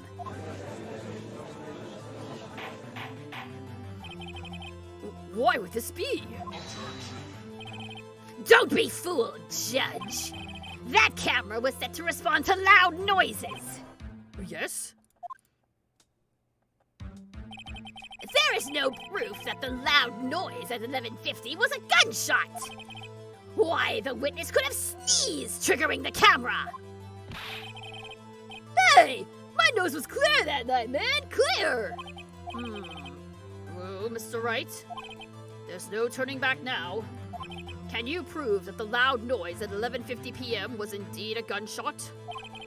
Please show the court evidence, if you have any. The pistol was fired 3 times. This has got to be it. This is my evidence. The murder weapon? Something about this pistol was bothering me, Your Honor. Both of the witnesses who testified yesterday heard 2 gunshots. However, the murder weapon was fired 3 times. When, then, was that last shot fired? Only now have I realized the truth. That 3rd shot was the shot Larry heard just before midnight. Order! Order! That would make sense of the evidence we've seen so far. However, this leaves me wondering exactly what did happen that night on the lake. Exactly. If this were true, there were 2 sets of gunshots, separated by 25 minutes. One at 11:50, another at 15 minutes after midnight. Why, I ask you? Why? Uh-oh. I better think of something quick. Wait a second. Gunshots separated by 25 minutes. Ah! What's wrong, Nick? I have it. I have it. Oh, hey! Hello, Smarin531. Thank you so much for the follow. I very much appreciate it. Thanks for watching, and I hope you keep enjoying the stream. I have it. I have it! Huh? Remember the case with the Steel Samurai? Huh? Yeah, of course I remember. The murderer in this case had the same idea as the murderer in that case. What do you mean? Maya, Yes? if we don't figure this out now, we'll never overturn Edgeworth's guilty verdict. I've got a hunch, and I'm gonna run with it. Right! I mean, is it safe? Safe? We've already gotten a guilty verdict. We have nothing to lose. You just watch. And let me know if I say anything that sounds fishy, okay? Right, Nick. Your Honor! Yes, Mr. Wright? The testimony just now has cleared up this entire case. What do you mean, Mr. Wright? So, you finally realized the truth. There can be no other murderer here than Miles Edgeworth himself. Wrong, Von Karma.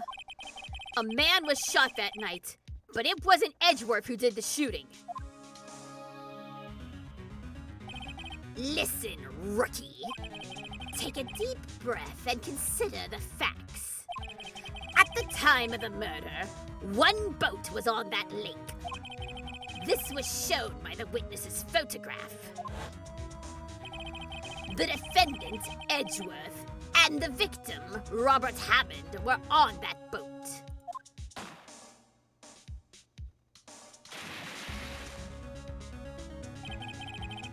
There was a gunshot fired on that boat, and Robert Hammond fell into the lake. The distance of the shooting was 1 meter. It couldn't have been suicide. Well, the guilty party has to be the other man on that boat. I admit, it is hard to imagine any other possibility. Yes, but this assumes that the victim was shot at 15 minutes after midnight. What do you mean by that, Mr. Wright? We have photographic evidence of the time of the shooting. The timestamp on the photo says 0:15. But Larry heard a gunshot 25 minutes before that. Robert Hammond was killed then, 25 minutes before the shot on the lake. That's the only way that Edgeworth could be innocent.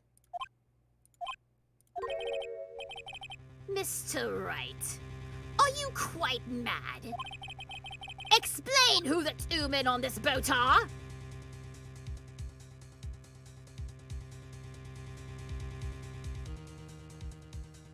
Edgeworth and the murderer, right? Of course. It was Edgeworth and the murderer. After the murderer killed Robert Hammond at 11:50, he assumed the guise of Mr. Hammond and met Edgeworth.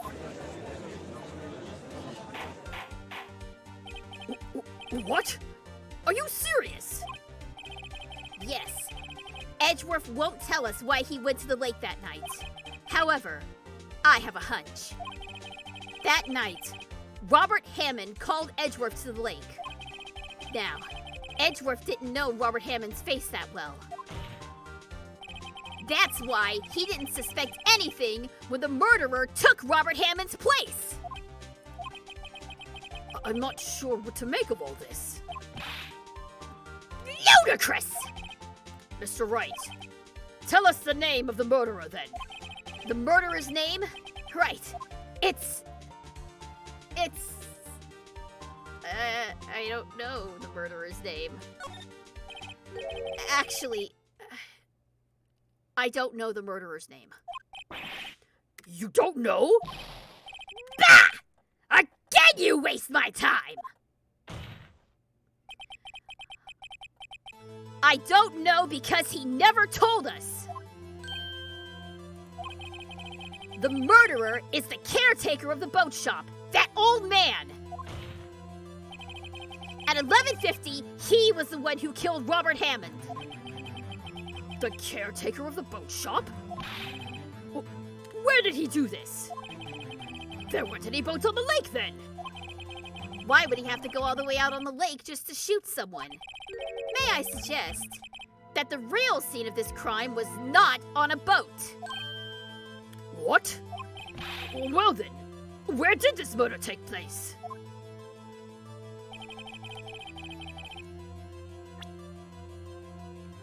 Well, must have taken place in the boat shop, right? Here, of course.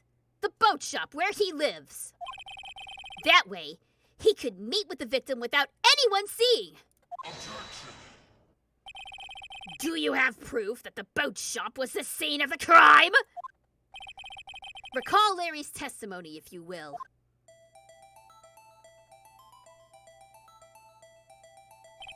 That night, he was out on the lake in a boat searching for something. He finds it and returns the boat. Then, just as he's starting to head for home, he hears a gunshot. He heard a gunshot, Your Honor. Even though he was wearing headphones at the time. In other words, the gunshot was very, very close by. And where would that be if he had just returned a boat? The boat shop. You know, it's not the lawyer's job to solve the crime, but animate. You know, you're right. There really should be a detective doing all this, but whatever. It's fine. It's fine. This is just how courts are in Japan. Probably. Maybe. I don't know. Probably not. It's fine. It's fine. It's fine. Everything's fine. Just roll with it. Mr. Wright, what happened that night on Gourd Lake?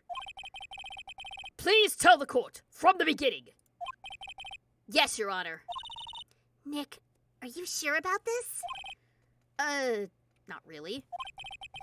But I think if I start at the very beginning and I take it slow, I might just be able to figure this out. That night, the caretaker of the boat shop called Robert Hammond to his shop.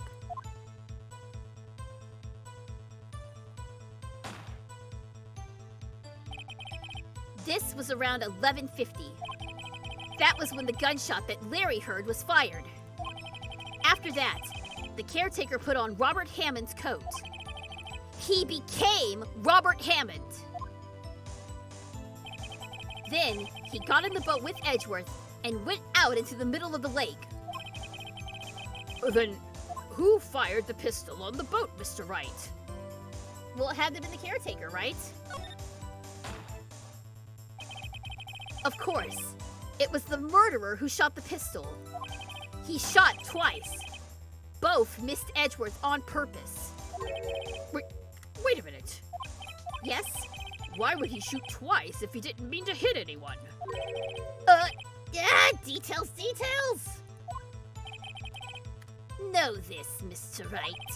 The moment you run out of explanations is the moment you lose. Tell us why the murderer had to fire twice. To create a witness, I guess? I believe he shot twice to create a witness, Your Honor. Create a witness? The murderer lifts his pistol and fires one shot. That ensures that anyone who heard the shot would be looking at the lake. Indeed, Miss Hart did exactly that after hearing the first gunshot. Next, the murderer waits a bit and fires again. Then,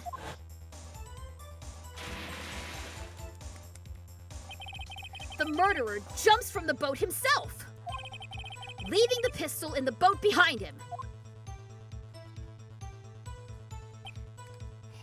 Hello, Tsubaki-san! Hey, welcome! Glad to see you! Welcome to the chat! Hope you enjoyed today's stream. We're almost wrapping up, but I hope you enjoy it. I see. To someone looking from the edge of the lake, it would appear that one of the men on the boat had shot the other. The murderer didn't know about the automatic camera, of course. That's why he shot twice, to draw attention to the boat. Once you realize that, everything else falls into place. The boat shop caretaker swam back to his shop. Then, he put Mr. Hammond's wet coat back on the body and threw the body into the lake. Hey! Thank you very much for the subscription, Tsubaki-san! Thank you so much for your support! I appreciate it! Thank you, thank you, thank you! You're awesome! This is what happened, Your Honor. These are the events that transpired that night on Gourd Lake.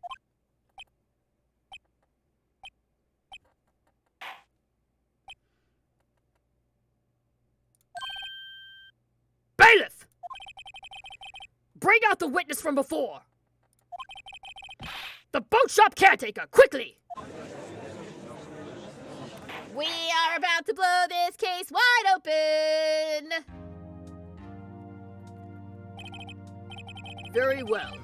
While we are waiting for the caretaker, I would like to ask the defendant, Miles Edgeworth, a few questions.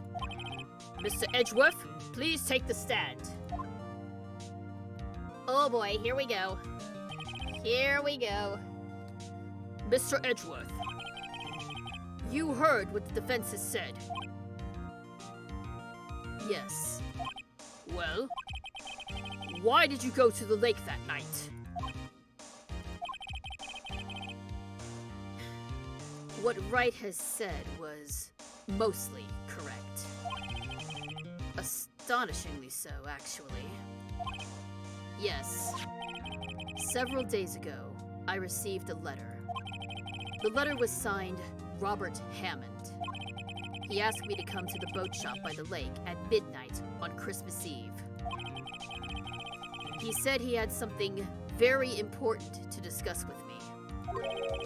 Something important?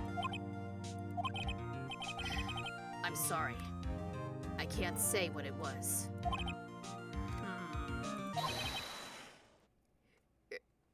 Your Honor, sir! Bailiff, we are conducting a trial here. I ask that you remain quiet. The witness has disappeared! He isn't at the boat shop either! What? What should I do? We'll find him, quickly! We cannot allow him to get away! He's doing a runner! He's doing a runner!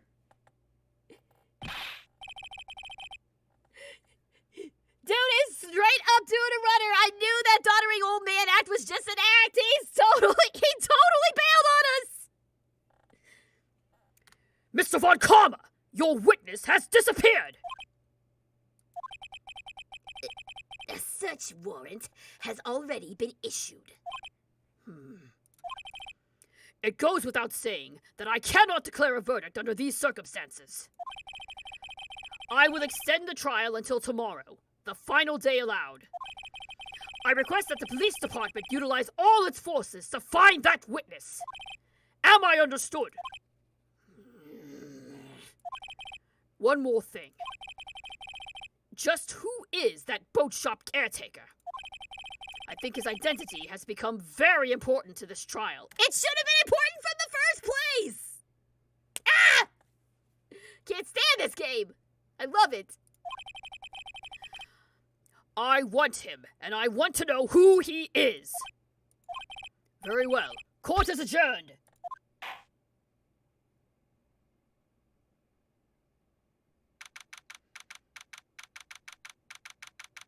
December 27th, 1:22 p.m. District Court, Defendant Lobby Number 2. I don't know why the duck sound effect didn't fire off. Oh, there it is. Sounds like Blurp is seriously delayed. Thank you for the duck. Thank you for the duck, Stumpy. December 27th, 1:22 p.m. District Court, Lobby Number 2. Yeah, Nick, you did it! Yeah. Well, at least we got out from under that guilty verdict. What about Larry? That was something else. Even Von Karma didn't know what to do with his testimony. Larry really helped us out. Sure, once I sifted through his unique testimony. Still, he did save us. I just wish our cases weren't so down to the wire all the time. I know what you mean. Sometimes I feel like it's us on trial instead of our clients. Hey, there he is. Hey, Edgeworth. Mr. Edgeworth? Did you say something? Don't look so pained. I mean, it looks like you're probably gonna get off the hook. You could try to smile just a little. Relax. Uh-oh. Is it time for more angst? I'm sorry. But I fear it's not over for me yet. What do you mean? Right. There's something that's been troubling me for a long time now. And I don't know whether or not to tell you. It's alright! You can confess that you have a crush on Phoenix. It's fine. It's fine! Edgeworth? No. There's so little time left. I want to tell you, to get it off my chest, but I can't make up my mind. What is this about, Edgeworth? It's... Yeah, no, I'm with you, Stumpy. Kiss! Just kiss him already! Kiss him, you fool! It's a nightmare I've had. A memory of a crime that I committed. Oh no! Oh no! Did I actually call it? Did I call it? Did he actually shoot his dad? Was I super right on that? Was I right? Did he actually shoot his dad? Oh my god! I called that super hard! Okay, hang on. Let me calm down here. A crime you committed? A memory of a murder.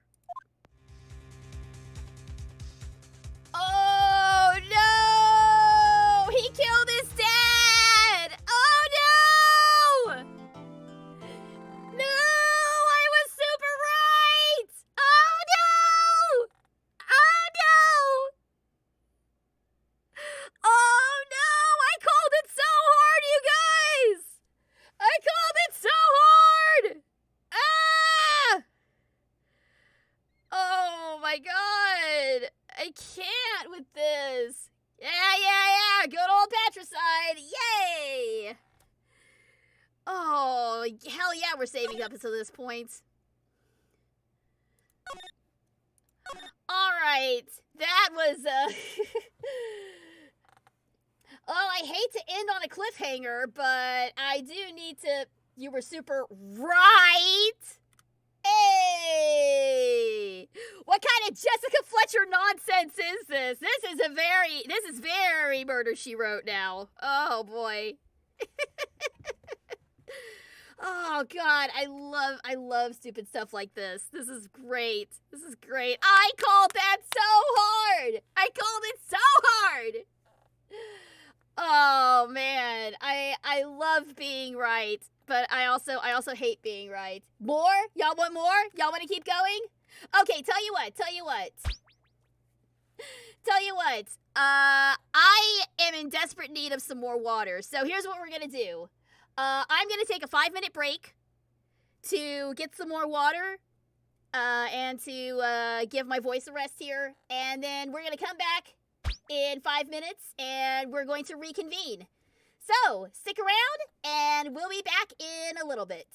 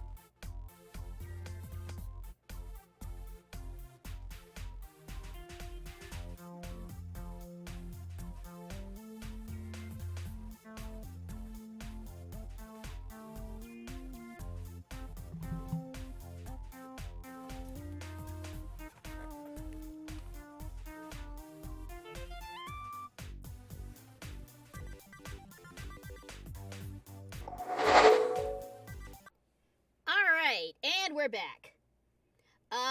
Sorry about the blurps not working. I don't know what's going on. Might be a problem with blurp. I'll get that resolved before Tuesday night stream. While we're paused, though, let me remind everybody, and I'll get the schedule posted, but new LP starts on Tuesday! I'm playing Baldur's Gate 3, and that's going to start at the usual time of 7 p.m. It'll go to whenever I get tired, because I've been playing this game all weekend, and it's been pretty much taking over my life. I am openly thirsting for every single member of my party, and it's great.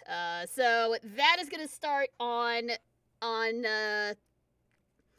at 7 p.m. Central Standard Time on Tuesday. So if y'all want no blurps, yeah, and I will get the blurps thing resolved before then, I promise. I'm sorry. I will refund, oh, there we go, there we go.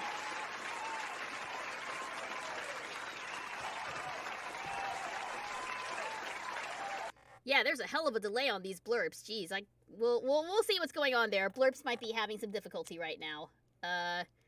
But yeah, Baldur's Gate 3 starts Tuesday, on 7 p.m. And then usual schedule this week of Elden Ring on Thursday, starting at 7 p.m. And then back to Phoenix Wright on Sunday at 2 p.m. We're not stopping here. But I am taking this opportunity, since we're paused, to hype up my new stream that's going to start and let everyone know what else is going on. And as usual, you guys can always keep up with me on my socials down there at the bottom of the screen. Both of my YouTube channels, Super Geek Girl 214 for highlights and clips and shorts, and SGGPlays VODs for full video on demand of my most current streams. And don't forget about the Discord as well. If you want to join my Discord server, SGG Discords, the link is in my Twitch channel, so be sure and check that out. So, all that being said, let's get back into it. Let's get our boyfriend acquitted of murder charges, shall we? That's a phrase I didn't think I was going to say today, but let's go! Let's go! December 27th, 2:11 p.m. Wright & Co. Law Offices.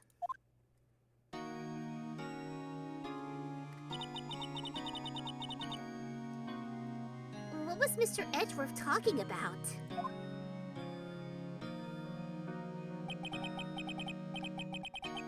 A memory of a crime that I committed. A memory of murder. Do you really think Mr. Edgeworth killed? I don't believe it. Not Edgeworth. Some painful memory has been troubling him recently. But he'd never take someone's life. Never.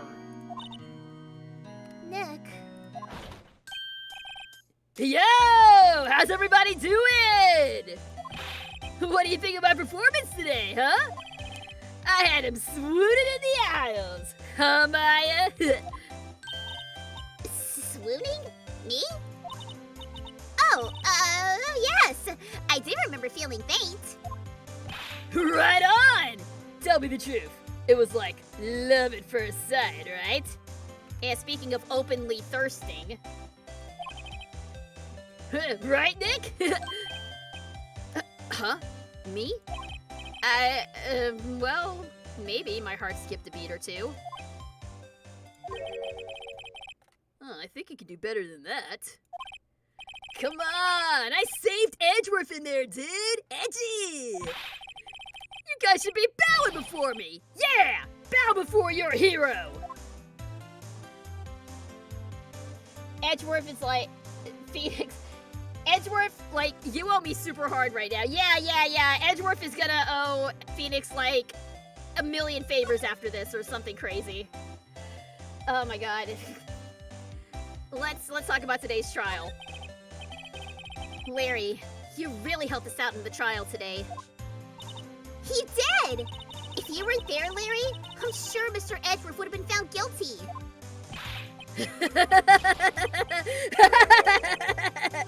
But seriously, Nick, that boat shop caretaker guy is pretty suspicious. But Edgy ain't off the hook yet. Way to spoil the mood, Larry. Hey, I'm just a guy sitting in the audience, you know? But from where I was sitting, Edgy seemed pretty, edgy. I mean, can you really know he's telling the truth about that night? Nick? I don't know. But what I do know is I'm going to believe in you two until the end. Us two? Edgeworth and... who else? You mean me, right? Ah, nah, he means me! Right, Nick? Yeah. You, Larry. Not me? Oh, no! Maya, baby! Maya, I'm sorry. We believe in you, too. Though we believe in your sister a little more. But why you, Larry? Huh? Actually, yeah. Why me, Nick? Enough with the silent treatment! We're so mean to Maya. She doesn't deserve that. Except maybe she does. Nick! Why do you trust Mr. Edgeworth so much? I mean, he's changed recently, true. But when we first met him, he was kind of a jerk, don't you think?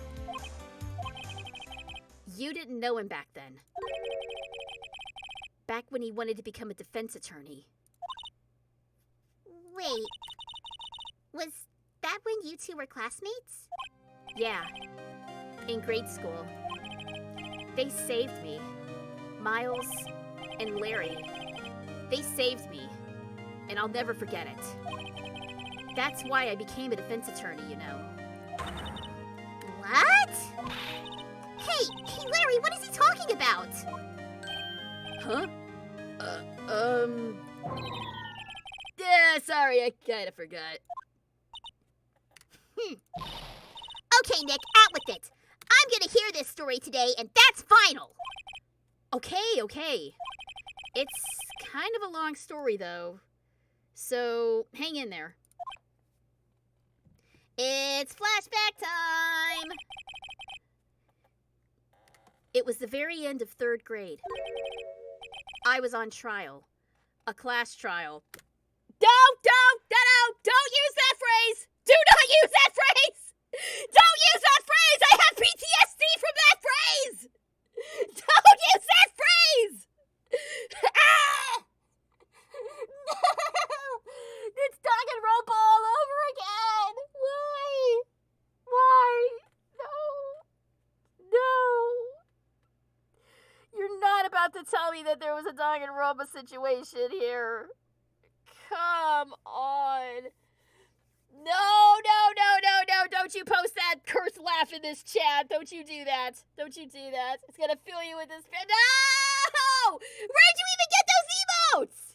Where did you even get those Monokuma emotes? No! Oh my god. No. Alright, let's just see what this is about. A class trial? Let's talk about the class trial, I guess.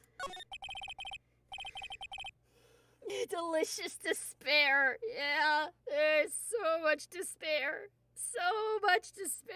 Oh no. You remember, Larry? Spring, end of 3rd grade? A kid in our class got his lunch money stolen. Lunch money? Our school was really small. Every month, kids would bring in an envelope with money for lunch from home. Oh, I see.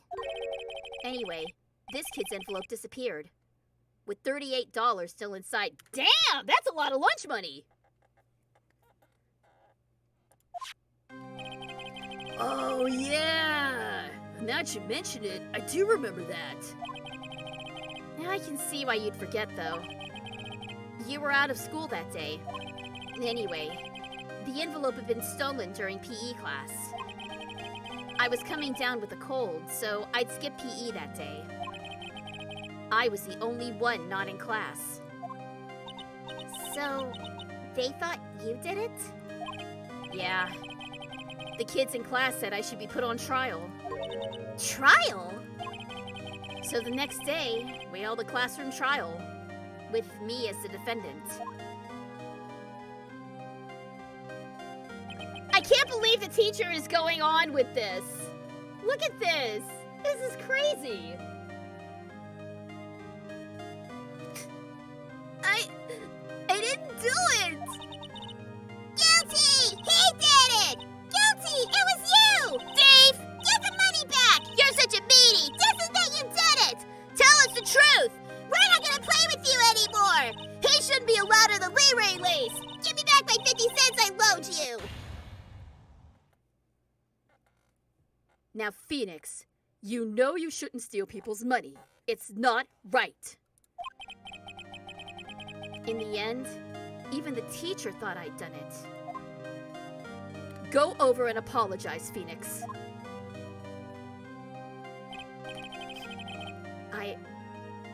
I didn't know what was happening. I was so sad. I couldn't stop crying. Everyone was staring at me like I'd done it. Damn, these kids hating for real. These kids are hating for real. That's harsh. I tried to apologize. I went to where the boy whose money had been stolen was sitting. And that's when it happened. He shouldn't have to apologize. The only thing that belongs in a trial is evidence. Anything else has no place. You should all be ashamed, amateurs. Miles? Look at little baby Miles! Look at little baby Miles! He looks like such a dork! I love this small child! I love this little child! Oh my god, he's so stupid looking! I love it! I love it! Little baby Edgeworth! Yes! So good! That's so good! This kid wore a suit and tie to elementary school! Yes! Exactly! Exactly!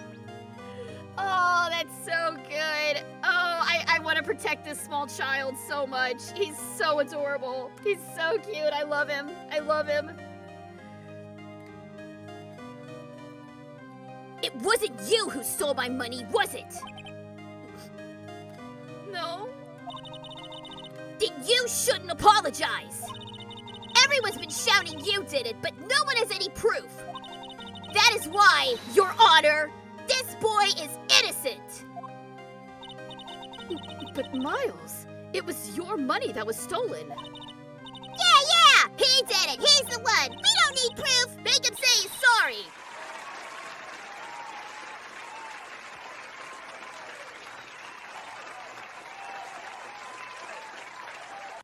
Thank you for the applause. Why don't you all just shut up? Oh, no, it's Larry! It's Larry! Look at little baby Larry! Yeah, he ain't as cute as baby Edgeworth. This is always how it is. Everybody ganging up and picking on one person. Just think how he feels. He said he didn't do it, so he didn't do it. Yeah, no, the blurbs are very delayed right now. Sorry, y'all. I don't know what's going on. I'll look into it after the stream's done. I bet he was never bullied. Oh, no, he was bullied super hard, I bet. Very well. I'll replace the money myself. This class trial is over. That's how it happened. After that, the three of us were the best of friends. Wow. I had no idea. Yeah, I had no idea either. I mean, I forgot. That's when I learned what it meant to be alone. Totally alone. Without a friend in the world. Man, Miles and Larry are real ones, man. They're the real ones. Miles and Larry are ride or die. I love it. Get yourself some real ones like Miles and Larry. Everyone needs Miles and Larry in your. Everyone needs a Miles and a Larry in your lives. Mr. Unfortunate name, but a hell of a friend.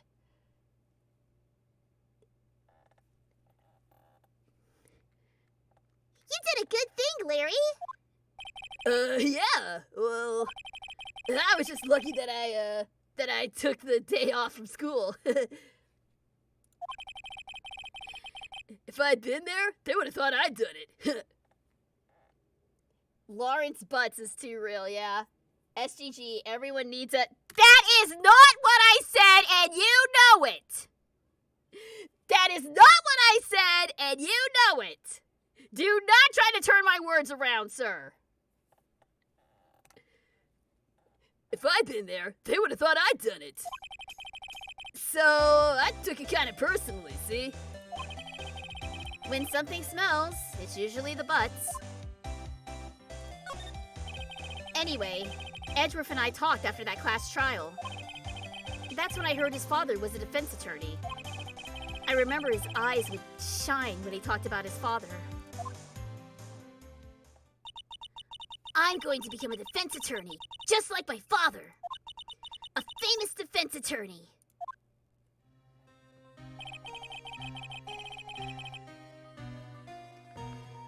Trying to figure out what four-letter bad word Stumpy meant. It's not hard. Then, a few months later, he suddenly transferred to another school.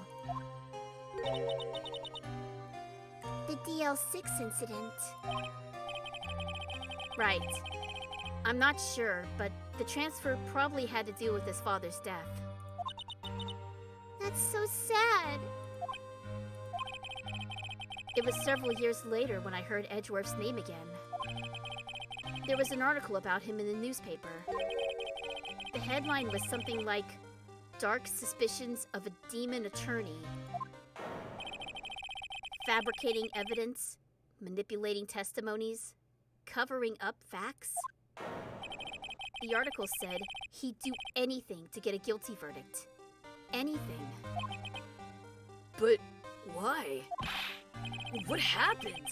I mean, that's not the Edgy I used to know at all. That's what I thought too.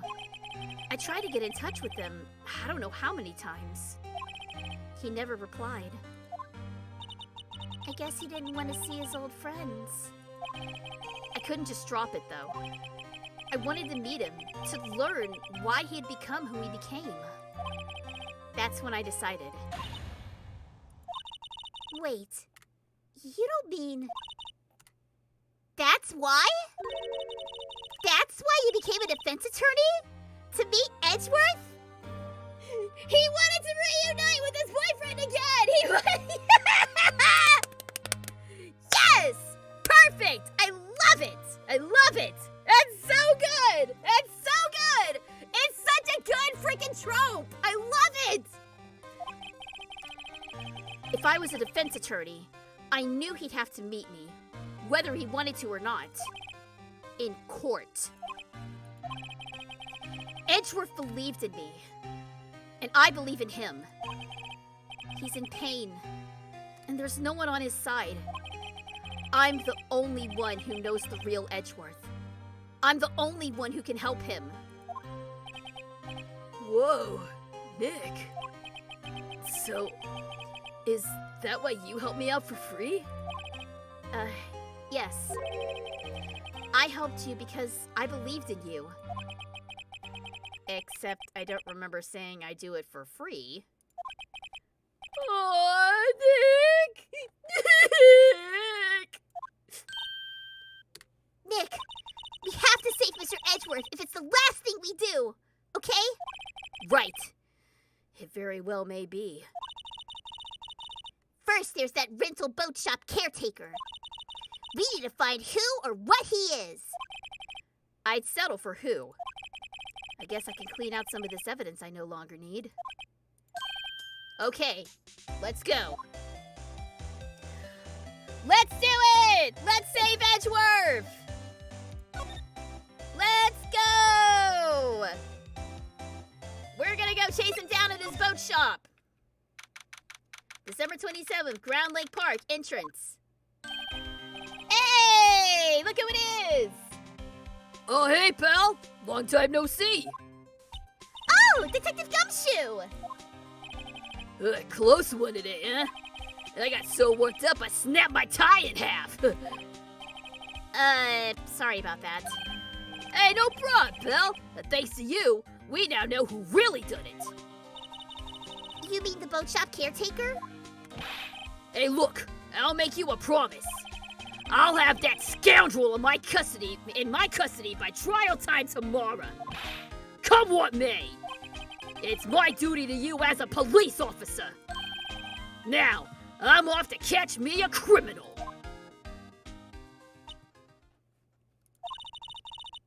Detective Gumshoe sure is active today. Oh, one other thing. No one can go into the woods today. The woods? Where Lotta was camping? The woods are off limits to camping, and apparently the park ranger found out. He got pretty mad, and no one can go in for a while. I guess Lotta's in a lot of trouble. Anyway, I'll be seeing you tomorrow. All right. Well, that's interesting.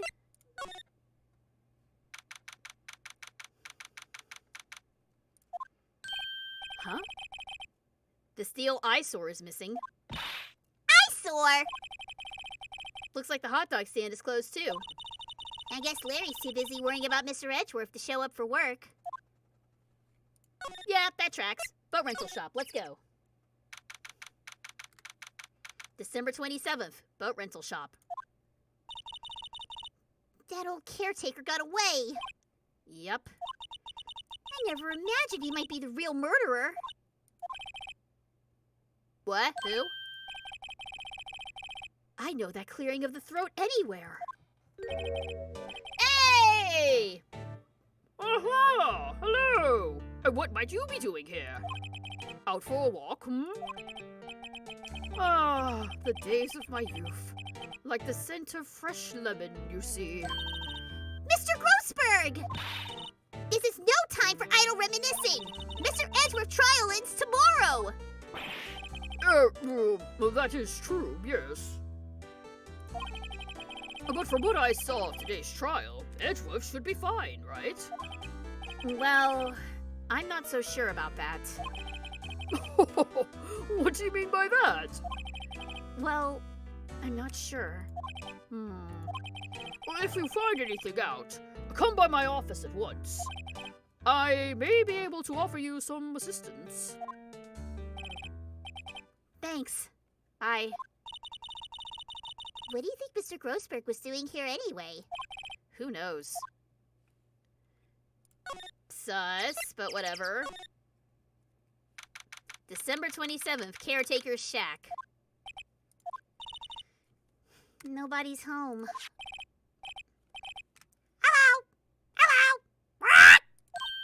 Hey, it's Polly! I wonder where your owner's gone, Polly.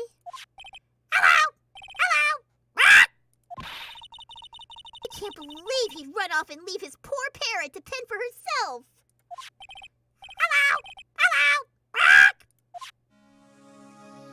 I'm a little too good at that parrot voice, I think. One Piece gave you an idea for a shonen anime? Let's hear it. While I investigate this place. Everything's cold. Looks like he didn't turn his heater on. I guess he hasn't been back here since the trial.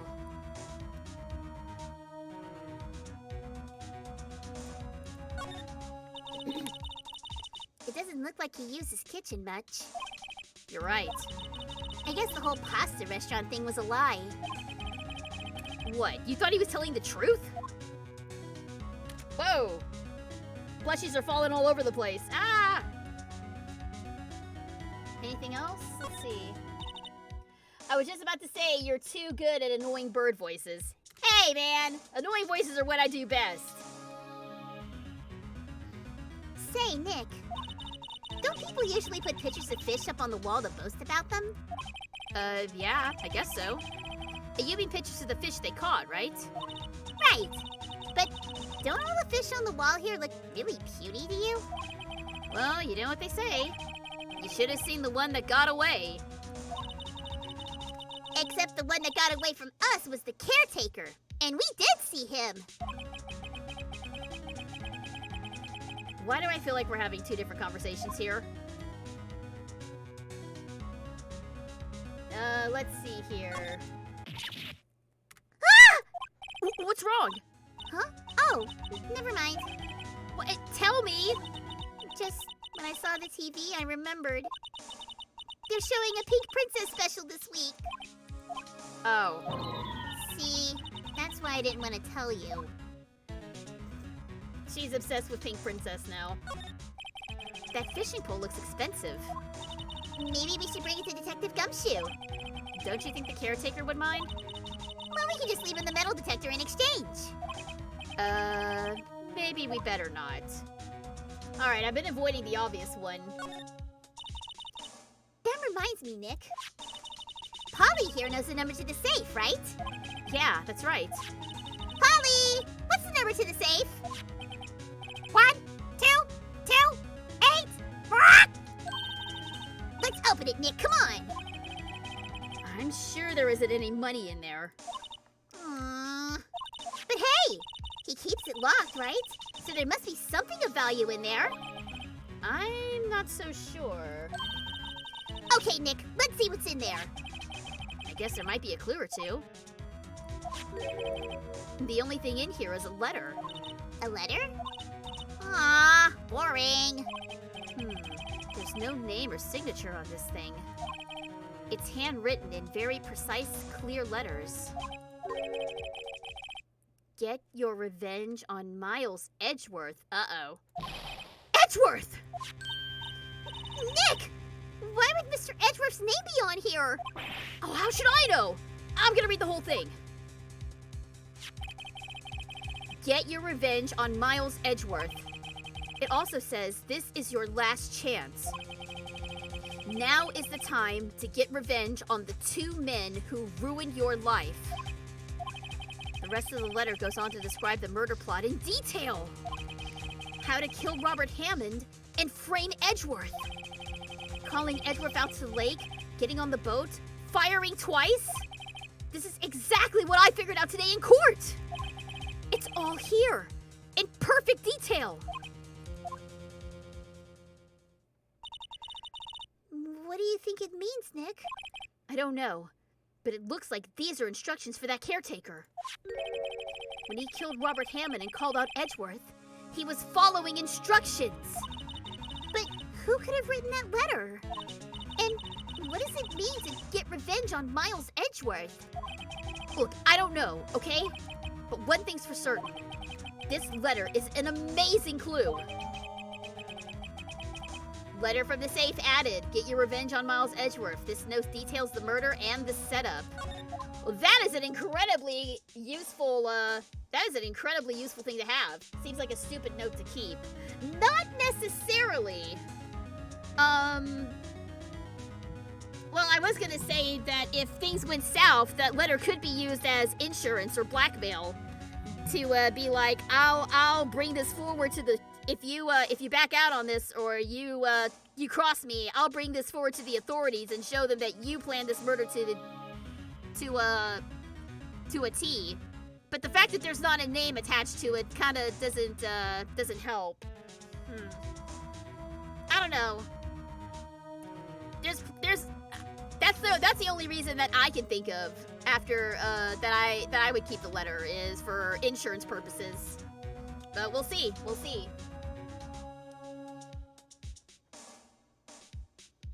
Hang on, I'm just catching up on my chat here. Going in whole hog on weaponizing Western Toon Force stuff. What if a one-off joke in illusions cartoons becomes a potentially good source for combat and power systems? That That sounds like a cool idea, but I feel like cartoon physics play, like, so fast and loose with the rules that it would be really hard to get consistency with that to the point where you could, like, weaponize it. It's too random and too unpredictable. Though I say that, One Piece is also super random and unpredictable, so I don't know. It's a cool idea. I like the idea. I like the concept. I just feel like you'd have a tough time trying to, make sense of the rules of the world, as it were. Alright, looks like I can still investigate the safe. There's nothing left in the safe. Oh, never mind. I wonder why the caretaker didn't take the letter with him. He left in a hurry, right? I don't think he even came back here after the trial. Alright, well. We need to move. Leave the lake, leave the lake. We should probably show this to Edgeworth, I would think, if he's still in the detention center. Cartoon physics does actually have rules? Oh, okay. I mean, JoJo. Okay, yeah, Fat. Alright. That's a fair point. JoJo breaks its own freaking rules all the time, so sure, why not? Go nuts. What's up, Edgeworth? The December 27th Detention Center Visitors Room. You look as grim as always. Mr. Edgeworth? I heard the story about the class trial. Class trial? What do you mean? You don't remember? No, I don't. Your lunch money was stolen, wasn't it? In 3rd grade? Lunch money? Oh, right. Yes, I seem to remember something like that. Nick, I think you're the only one who really remembers. Well, it probably only really mattered to me anyway. Mr. Edgeworth, didn't you know? That trial was the reason Nick became a defense attorney. Ridiculous. Oh, gee, thanks. Jeez. Come on, that's harsh, even for you, Edgeworth. That said, it does sound like the kind of thing you do. You haven't changed a bit, have you, Wright? So simple. To a fault, even. Well, maybe, yeah, but I think you've changed too much, Edgeworth. Oh! I'm getting raided! Hello, raiders! Welcome! Glad to see you guys! Thank you so much for stopping by!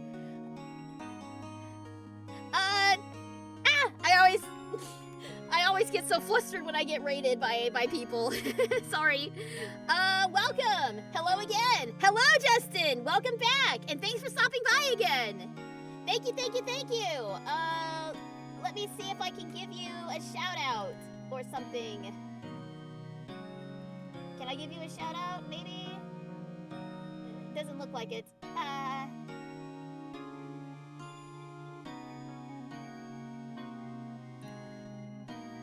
Sorry. I appreciate it, though. Thank you so much for stopping by, man. Uh-oh. Ah! No! What's going on? Stop!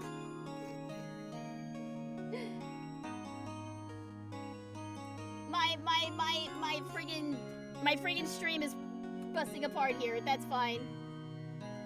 It's fine. I'll fix it later. Ah! But hello, Raiders! For those of you who don't know me, I'm Super Geek Girl. I am a professional voice actress. I've been doing anime voices for over 6 years with Crunchyroll. You may have heard me in shows like Lucifer and the Biscuit Hammer, Overlord, Hinamatsuri, and Hanabado. Most recently in Liar Liar, you could hear me as the hyperactive cat-obsessed announcer Suzuran Kazami in that show. And I also stream games. I am Sundays are my voice acting streams, and right now we're working our way through voice acting Phoenix Wright Ace Attorney. So welcome. Glad you guys are here, and please enjoy the rest of the show. Thank you, thank you, thank you. Also, I gotta figure out how to get rid of this.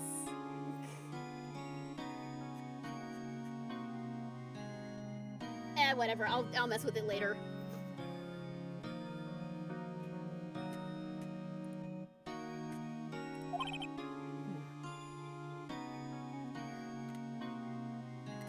Perhaps. Alright, we've got something for you, sir, that I think you will be interested in. This letter. Check this out. Edgeworth, you see this letter? This came out of the safe in the shack where that boat rental caretaker lives. I see. Revenge? On me? Who is that old guy anyway? I don't know. Could he be an innocent defendant you got declared guilty or something? Nice, right? But I don't remember that old man. Not at all. So, he was following this letter then? Which means there was someone else behind it. Now is the time to get revenge on the 2 men who ruined your life. 2 men. Meaning Robert Hammond and myself. It also says, this is your last chance. Last chance? Wait, maybe he's talking about the statute of limitations on the DL6 incident. Oh, that was Phoenix, not Edgeworth, my bad.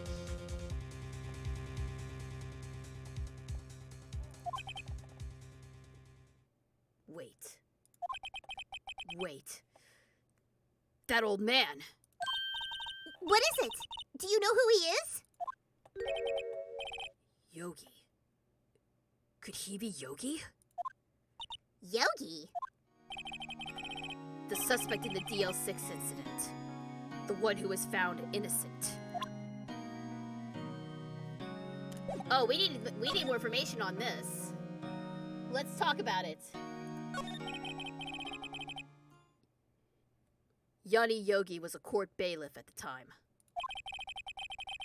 We just happened to be in that elevator together 15 years ago.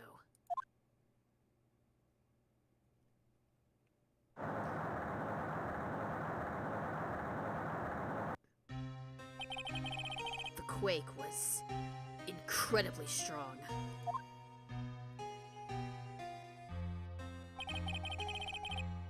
Before I knew it, everything was dark.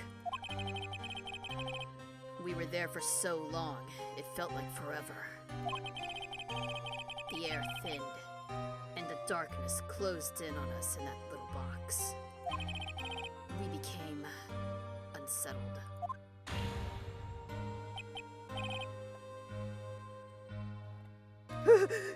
Help! I can't breathe! Quiet! I said quiet! You're not making this any easier. I want to get out! Help! Get us out! Don't shout! You'll just use up more oxygen.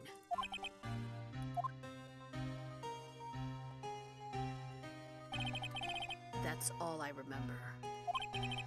When I came to, I was in a hospital bed, staring up at the ceiling.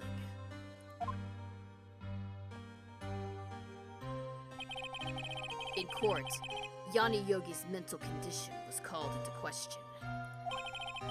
They claimed the oxygen deprivation and stress had caused him temporary insanity. Hey! Hello, Juma! Thank you very much for the follow! I appreciate it! Thank you so much for your support! In the end, the claim passed the court, and Yogi was found innocent.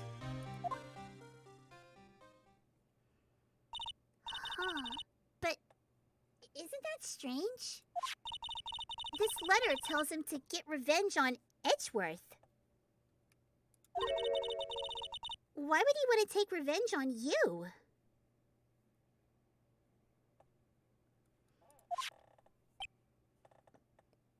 Who indeed? Okay, there we go. Now I got the chat back up.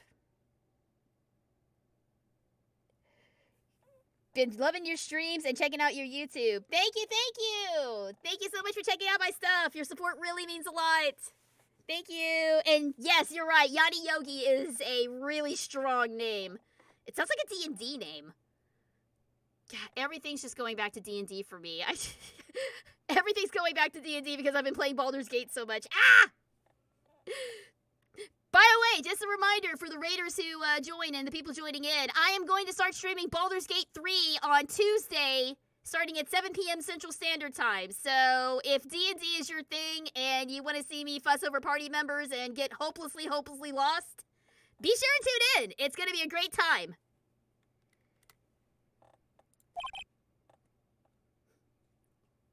Right.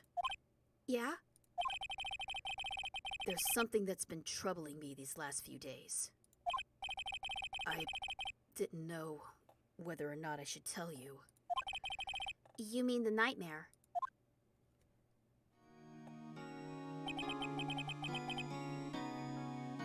It's a nightmare I've had. A memory of a crime that I committed.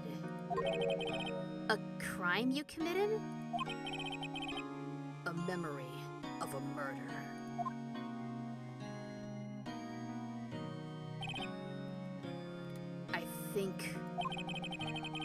I think the time has come to tell all.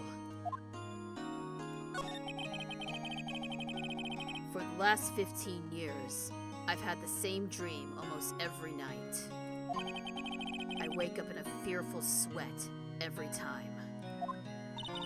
What kind of a dream? It's a dream about my father's killing in the dark. Help! I can't breathe! Quiet! I said quiet! You're not making this any easier! I want to get out! Help! Get us out! Don't shout! You'll just use up more oxygen! I can't breathe! You're using up my air! What? Stop! What is going on? Who's saying what? Stop breathing my air! I'll stop you! What are you? Stop breathing my air! No! Father! He's attacking Father! Then I see the pistol lying by my feet. I don't know if it was evidence from that day in court or the bailiffs. In a daze, I pick up the pistol. Get away! Get away from my father!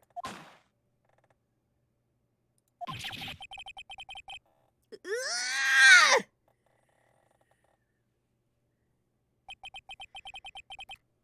And with that scream, I wake. It's a bone-chilling scream. Oh, then apparently I did a bad job on the scream. I'm sorry. A scream that has rung in my ears for the past 15 years. But that's just a dream, right? Right?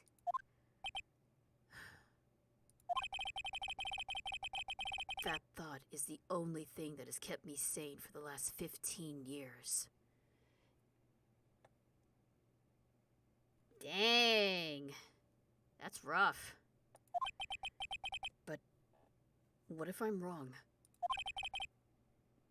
What if it's real?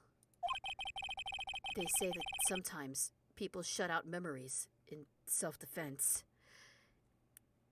That is true. That is blocking out memories in self-defense is 100% a real thing.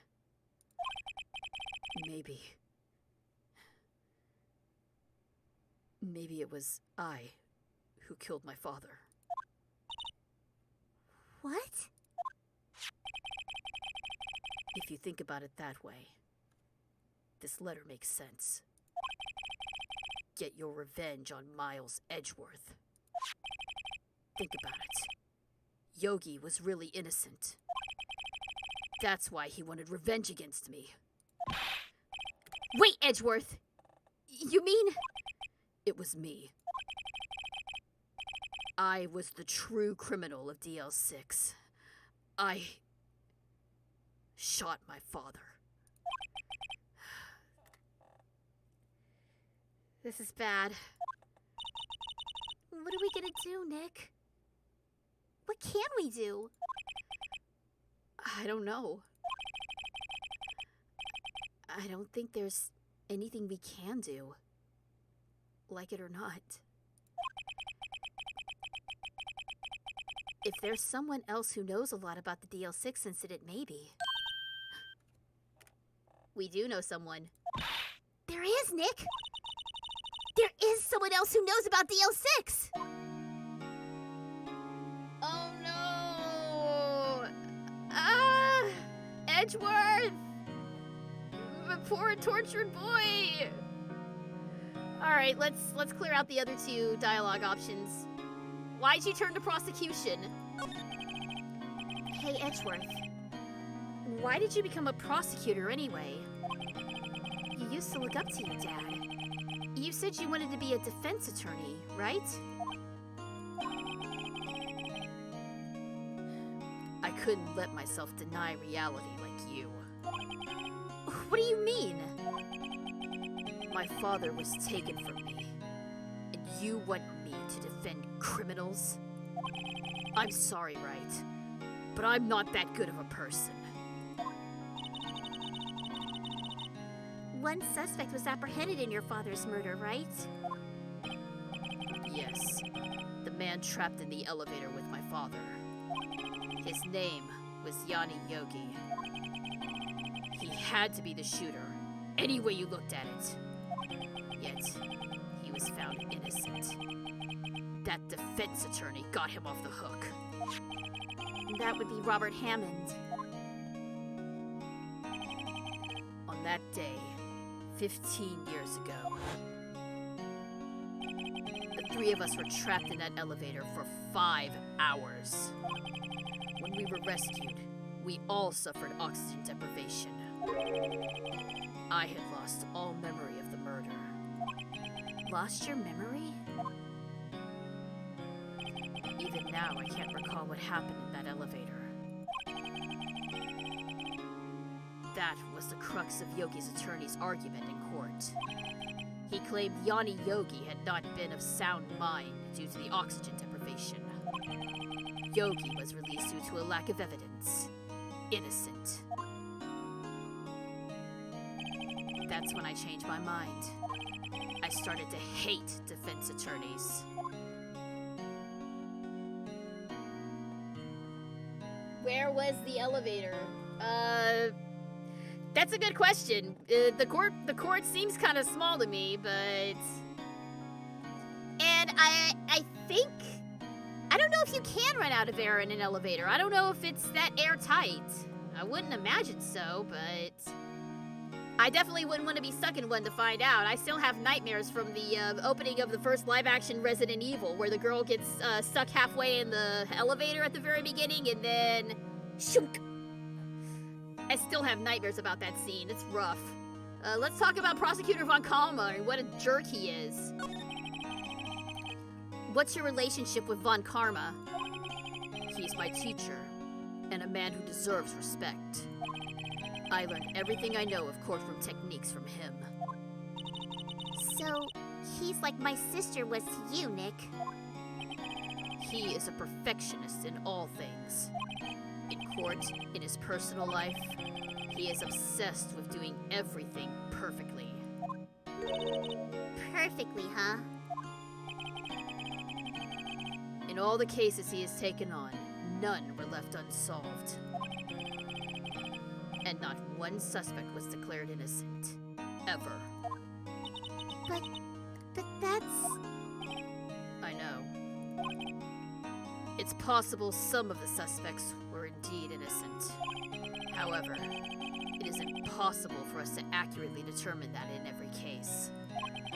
All Von Karma does is his job, to find the suspect guilty. Perfectly. In any case, it's nigh well impossible to find a weakness in him.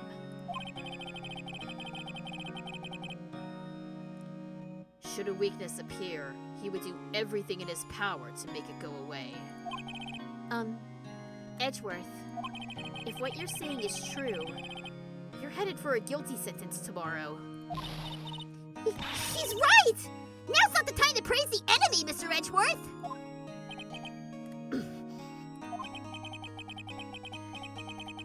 It's a strange situation in which I find myself, I'll admit. No kidding. Yeah, no, you're right, man. That is a Cruella de Vil levels of backstory. That's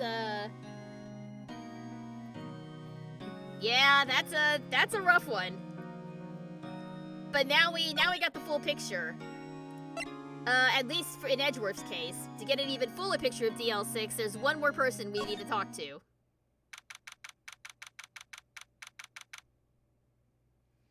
I haven't seen the live action Cruella movie, but yes, I am aware of the backstory of Cruella in that, and it is one of the stupidest backstories I have ever heard for a villain.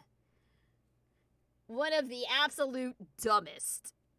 And I'm like, I haven't even seen the movie and I know the backstory of Dalmatians killed her mom, so now she hates all animals. It's like, what? Disney, just stop. Just stop. Full stop. Stop giving villains their own stories. Stop remaking all of your animated properties in the live action. Nobody wants to see that anymore. We don't care. That's why we're gravitating towards new stuff like Spider-Verse and all that. I could rail on how awful Disney is all day, but we ain't got time for that.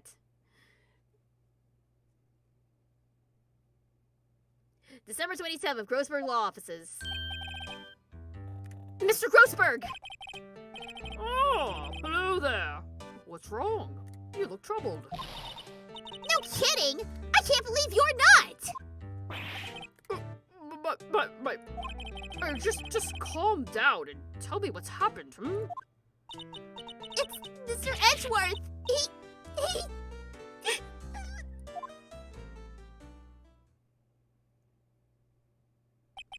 I see.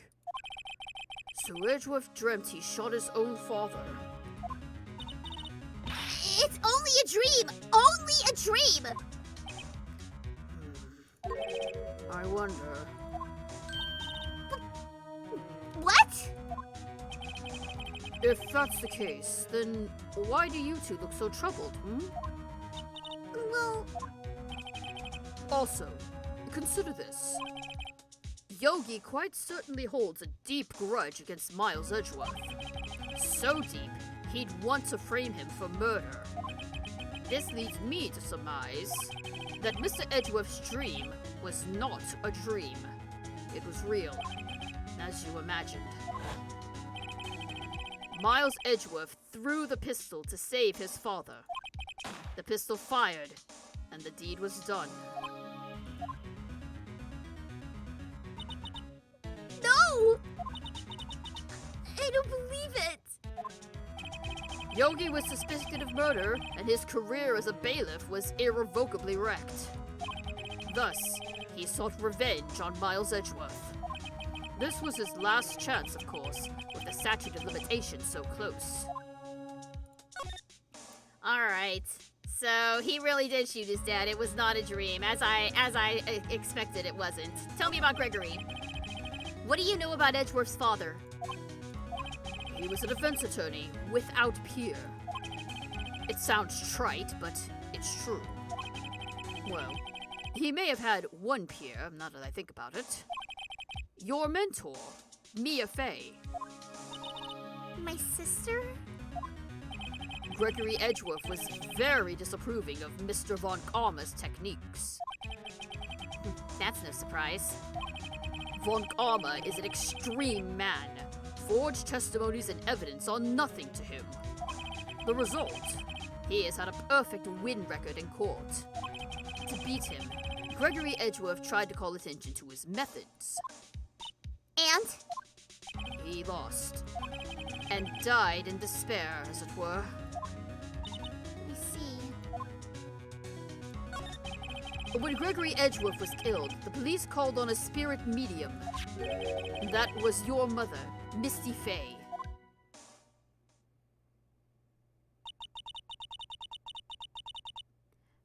I am Gregory Edgeworth. I have been killed. The one who shot me was the bailiff, Yanni Yogi.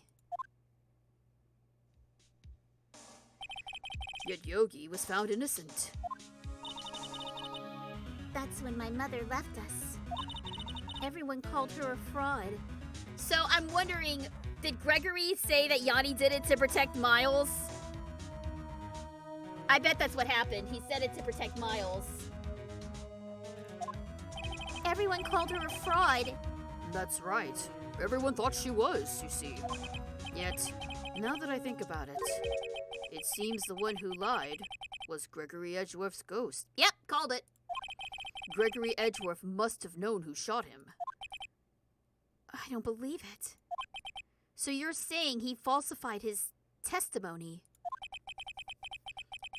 That Edgeworth's dad lied to protect his son? It's only a possibility, mind you, but a possibility nonetheless. Oh no! What do you have to say about the letter, sir? Oh, so this is the letter. It does seem that Yogi was following this letter when he killed Hammond. But why kill Robert Hammond? Hammond was a skilled defense attorney, but he defended clients not for their sake, but for his own. His own sake? He never trusted his clients, that one. The only thing he trusted was his own ability. But he got his client found innocent, so why should it matter? Actually, my dear, it's quite different. He won that innocent verdict for no one but himself. Yogi was a free man, but socially, he was ruined. Huh? You'll understand soon enough. Wait, What is it? this letter. I've seen this handwriting somewhere before. A long time ago. Whose handwriting was this? Do you have any idea who wrote this?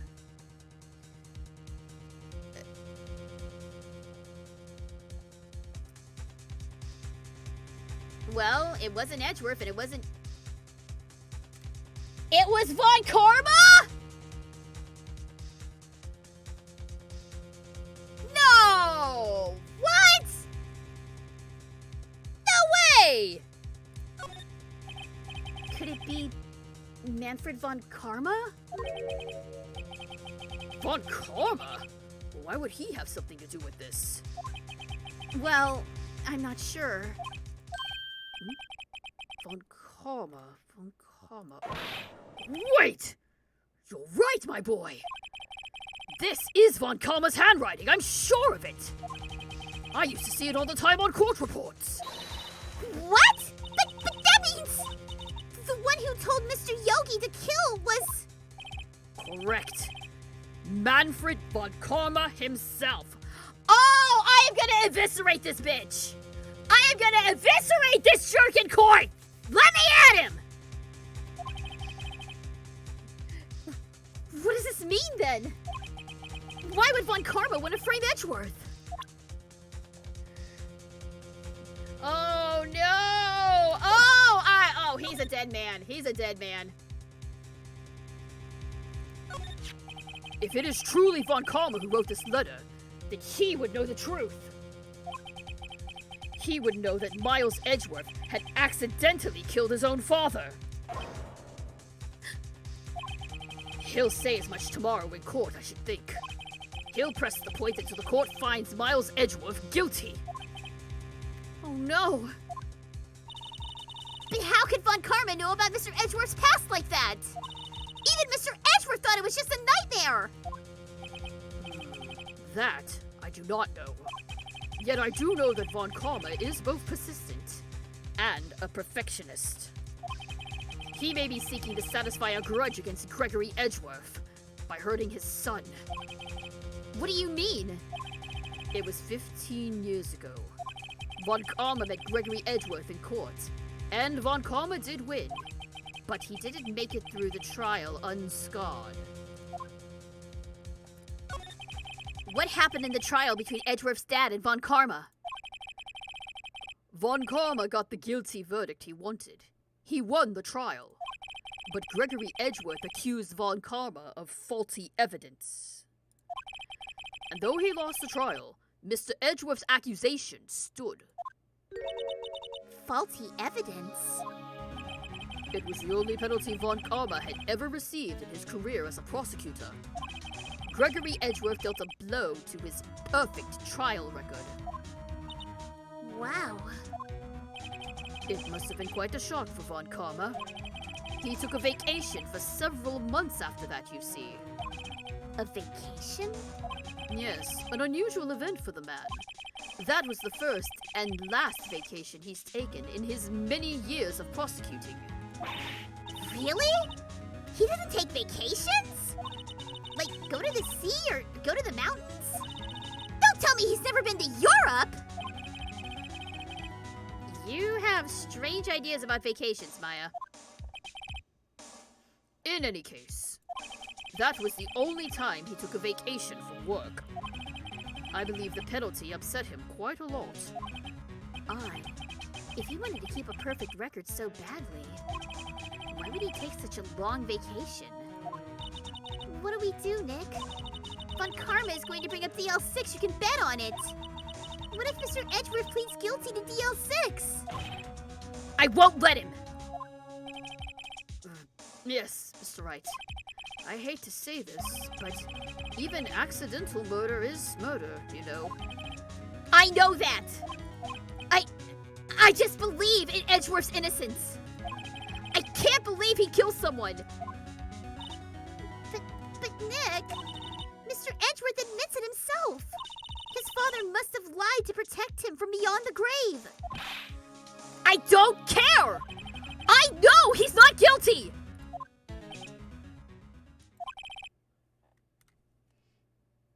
Mr. Wright, if you say so, I suppose I could check again. The police files might hold something of interest. Mr. Grossberg, thank you. I can't promise anything. In fact, I think the chances of finding something are slim. I understand. The police materials. All right, let's go!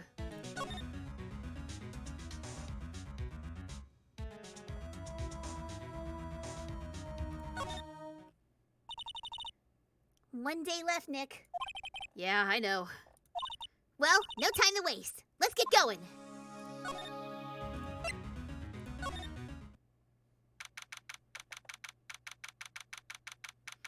December 27th, Police Department, Criminal Affairs.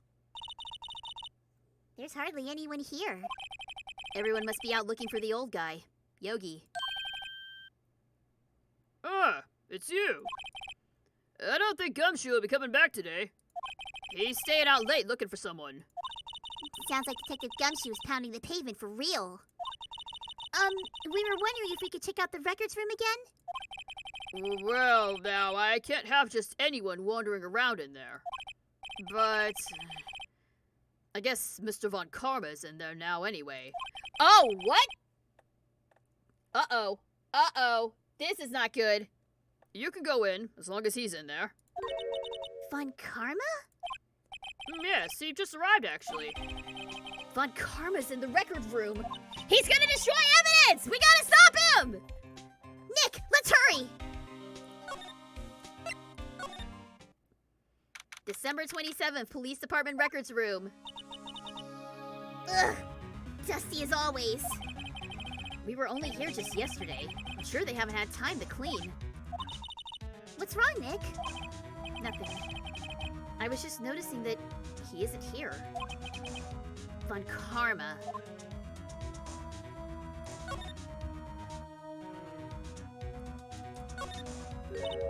Huh? One of the drawers here is open. Someone must have been looking in it recently. The label says, Unsolved Cases, Evidence. Unsolved cases? Nick? The file for DL6. It's completely empty. What? Uh-oh, here we go. What are you doing in here? Yeah! Oh, wow, he actually looks scary here. Von Karma! You. How do you know my name? Huh? What? I'm sorry, what? I'm sorry, what? Have we met? What are you saying? We see each other every day, don't we? We're Miles Edgeworth's defense team. Defense team? I beg your pardon. You see, I rarely remember defense attorneys. They are like bugs to me. Needless things to be crushed. I can see how this guy was Edgeworth's mentor. So wait. What is going on here? What is happening? Mr. Edgeworth is your student, right?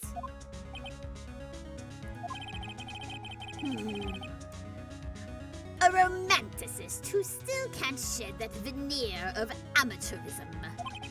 Just like his father, always second rate. Mr. Von Karma, you've had an axe to grind with Mr. Gregory Edgeworth, didn't you? Me? A grudge against a mere defense attorney? Why? Because he dealt a blow to your otherwise perfect trial record. So you did, but what I don't get is, why did you take his son under your wing afterwards? The son of your most bitter rival. That, my dear attorney, is none of your business. Tomorrow will be the last day of this trial. It's been a while since I've had a defense attorney last this long. Still, you will lose in the end. Miles Edgeworth will admit his own guilt. His guilt of 15 years ago, you mean? You're quite the researcher. If you've done your homework so well, then certainly you must understand. You know what Miles Edgeworth will tell the court tomorrow. We were right. So Von Karma is going to bring up DL6 in court tomorrow.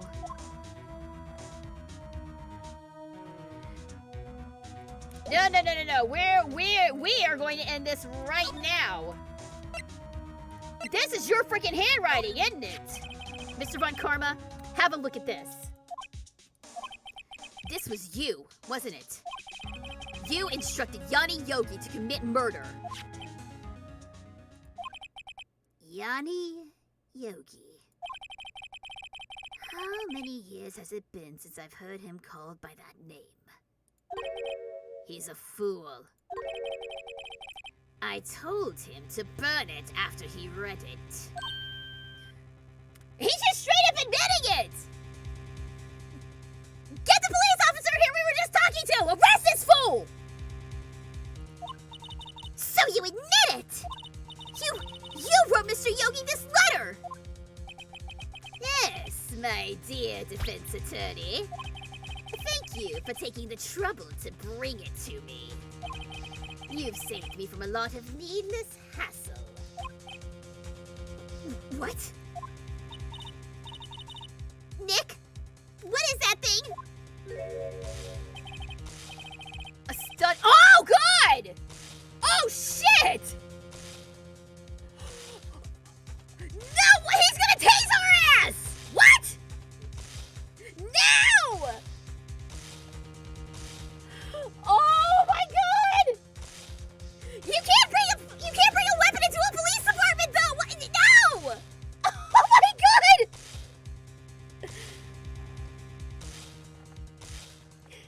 It's a stun gun. For self-defense, usually. Indeed. 600,000 volts will course through your body like a dog touching an electric fence. 600,000. Oh, don't worry. People don't die from it. Usually. Now, give me the letter. No! No! What are you? Nick, run! Maya! Out of my way!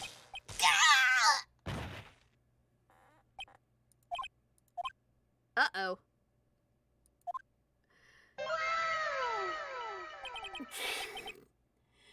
Forget the police, engage in fisticuffs. Yeah, yeah, yeah. Oh. Please tell me you made copies. I don't know if we made copies. Yeah, yeah, yeah. Your arrogance. 3 days later, the thing is over. Bad end acquired. He got us. The letter's gone. Of course. And he took the DL6 evidence. All of it. Back to having no clues. Wait. Maya jumped first. Maya! Is she okay?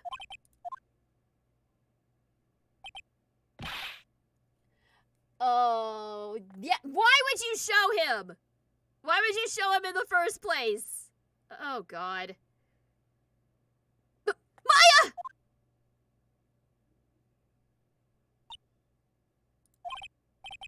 Maya! Open your eyes! Maya!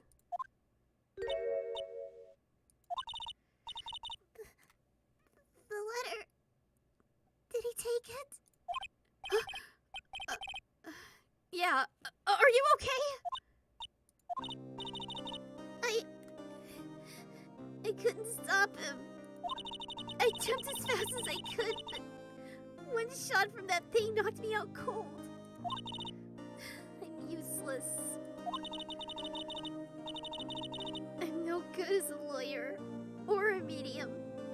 I can't even call my sister. Not even now, when we need her the most. I wish I hadn't woken up at all.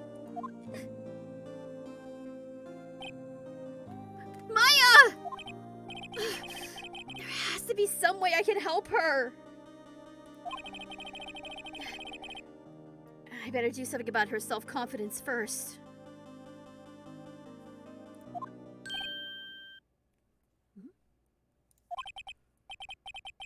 Maya. She's holding something. What is that? A bullet? DL6 evidence.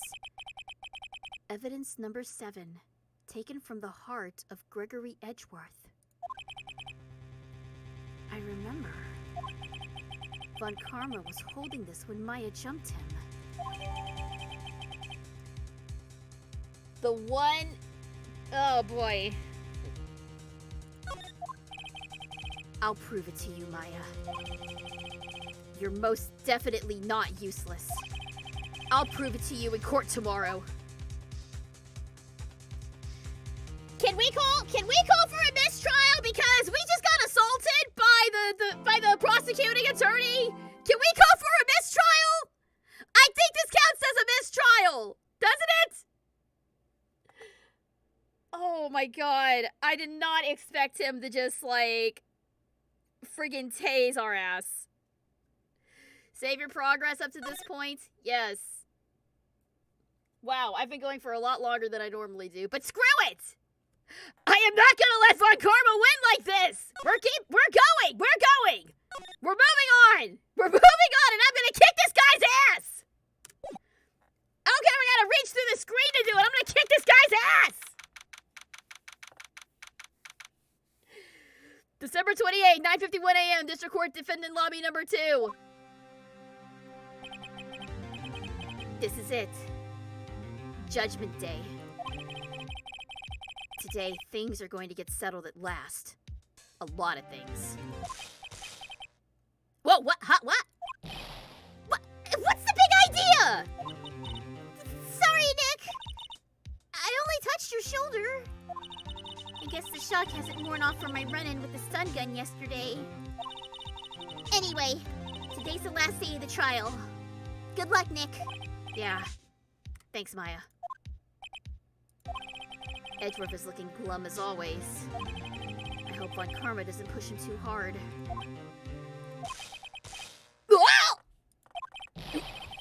What are you doing? I'm sorry! I just thought I'd cheer you up with a pat on the back. Maya, maybe you should go outside and discharge. Right, good idea. Try not to electrocute anyone on your way out.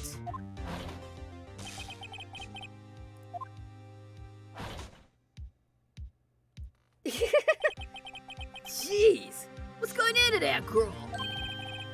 Detective Gumshoe. Morning, Mr. Edgeworth. Good morning. How'd it go, Detective? Oh, have no fear. As promised, I captured our runaway caretaker. I just brought him in. Took all night, pal. Thanks, Detective Gumshoe. You must be tired. Actually, after that shock I got on the way in, I feel pretty good. Yogi says he's forgotten his own name. But that has to be a lie. Why would he want revenge on Edgeworth if he couldn't remember his past? He does remember, and I'm going to prove it. Here we go. December 28th, 10 a.m., District Court, Courtroom number 3.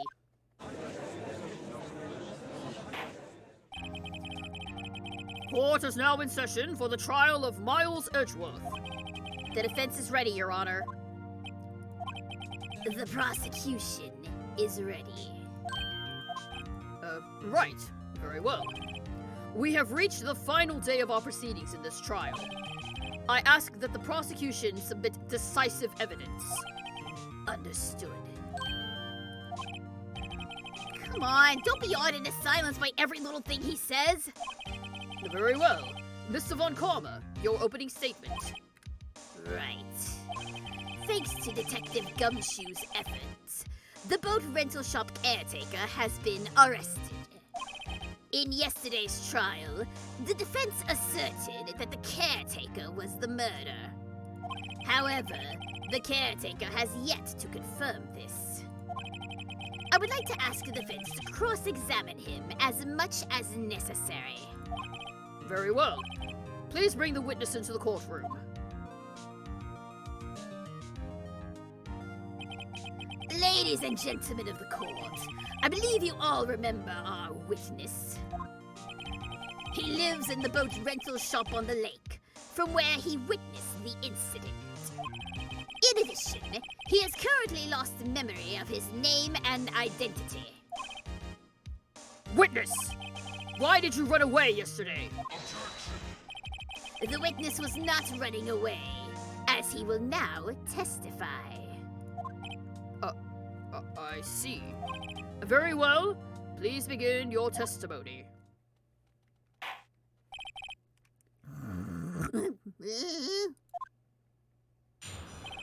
All right. right, here we go. I'm really sorry about just leaving yesterday like I did, but I wasn't running away or nothing. I went to buy some food for Polly, you see. I figured I got nothing to do with this incident anyhow. I need one of them motive things, right? And I don't got one. So my testimony yesterday stands as is.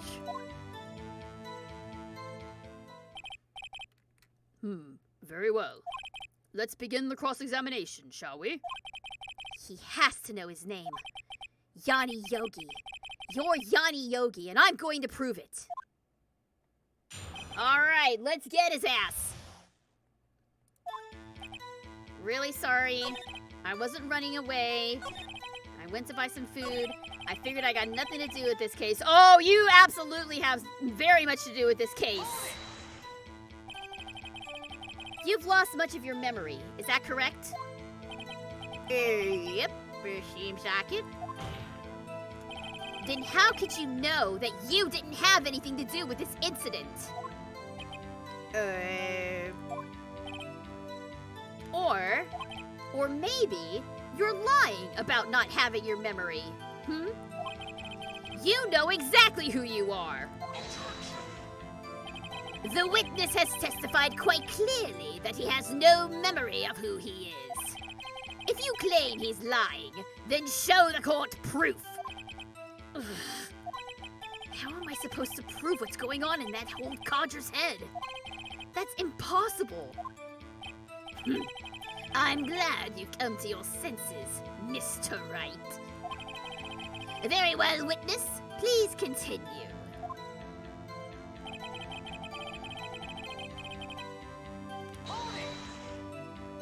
How can you say you have no motive? I say you do. You had a grudge against Edgeworth and the victim, Robert Hammond. That's why you took revenge on them, right? Please don't make me repeat myself, Mr. Wright. This witness has no memory of anything beyond several years ago. He can't hold a grudge. It's impossible. I have to prove he's lying about his memory. Otherwise, it's going to be the same thing over and over until the trial ends. Might I say something, Mr. Wright? Yes, Your Honor. You've been saying the same thing now over and over. You've been calling the witness's memory of the past, or lack thereof, into question. But does this really have anything to do with the current case? Of course, Your Honor. The witness has said he has nothing to do with this case and no motive. Both of these statements are lies! Order! Order! Mr. Wright, there is a serious problem with your claim. Or are you saying you know who this witness is? Of course, Your Honor. Now this is interesting. I would like to know myself. So, who is he? Don't play dumb, Von Karma! Mr. Wright, please tell us this witness's name. His name is Yanni Yogi, a former court bailiff. Yogi? Well, that name seems familiar. Oh! Yanni Yogi! From the DL6 incident! It figures the judge would have heard of it. It was such a famous case. But what does this mean? Your Honor, if this man is Mr. Yogi, then he has a clear motive.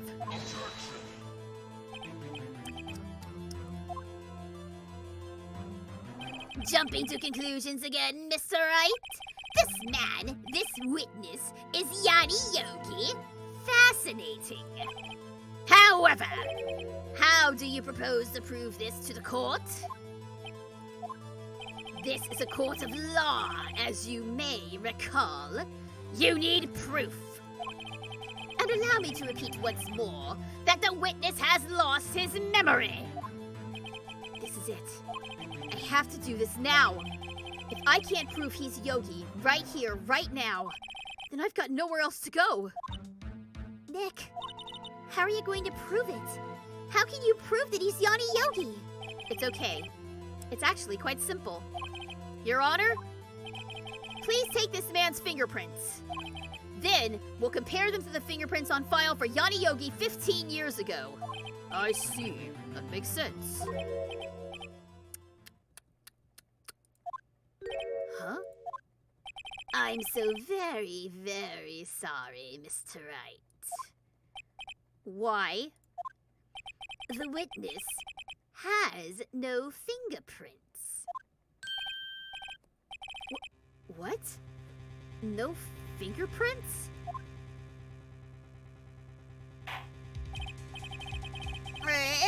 You see, before I worked as a caretaker, I worked at a chemical plant. I burned my fingers working with that stuff. Yep. What?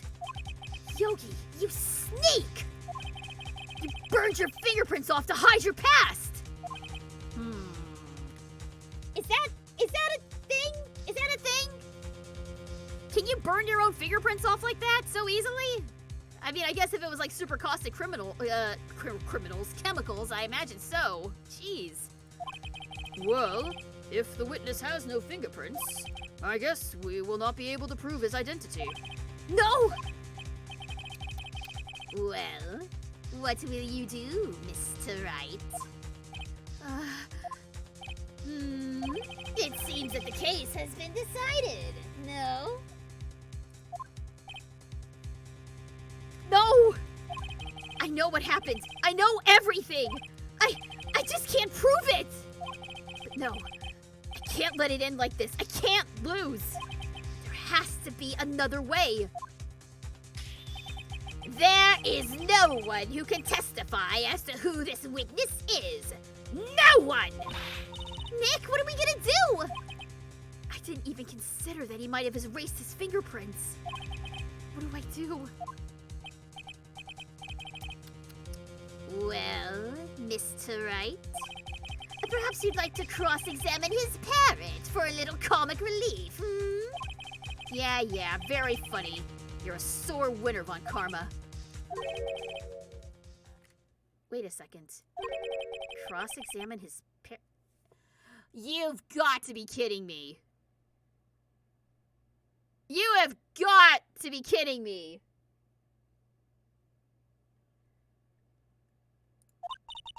What is it, Nick? No, you're not going to... Your Honor! The defense would like to take Mr. Von Karma up on his proposal. Take Mr. Von Karma up? On my proposal? Exactly, Your Honor. I would like to cross-examine the witness's pet parrot!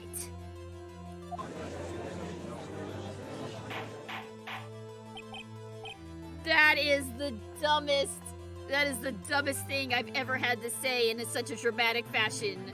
Y'all don't even know. Oh my god. Order! Order! What do you think, Mr. Von Karma? Did you even ask? This is a farce! I object! Wait a second. You were the one who suggested I cross-examine the parrot, Von Karma. I have a right to do as you suggested. Well, if you're so desperate, then please be my guest. Of course, should you go through with this, and nothing comes of it, then I hope you're ready for the consequences. Nick, this is crazy. Well, still want to go through with your little game? Let's do it. Let the parrot take the stand. I will cross-examine her, Your Honor. This is the most ridiculous thing I've ever heard! Von Karma's rigged every person's testimony, every piece of evidence, except the parrot. She's my last chance. At least, I think so. Bailiff! Bring in the parrot. I cannot believe we're about to do this. I cannot believe we're doing this. I cannot believe we are gonna cross-examine a bird. I cannot believe this game. That's quite a bird. Please tell us your name. Name! The witness is ignoring me. Must hurt to be ignored by a bird. Very well. Witness, who is your owner? Please testify for us.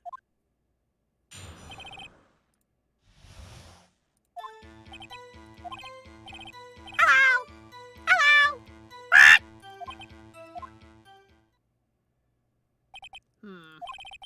Certainly the most concise testimony we've had so far. Very well. Begin your cross-examination. Right. What are you gonna do, Nick? I don't know. What do we do, Maya? Oh my god, I can't believe we're actually doing this. Hello, hello, Squawk.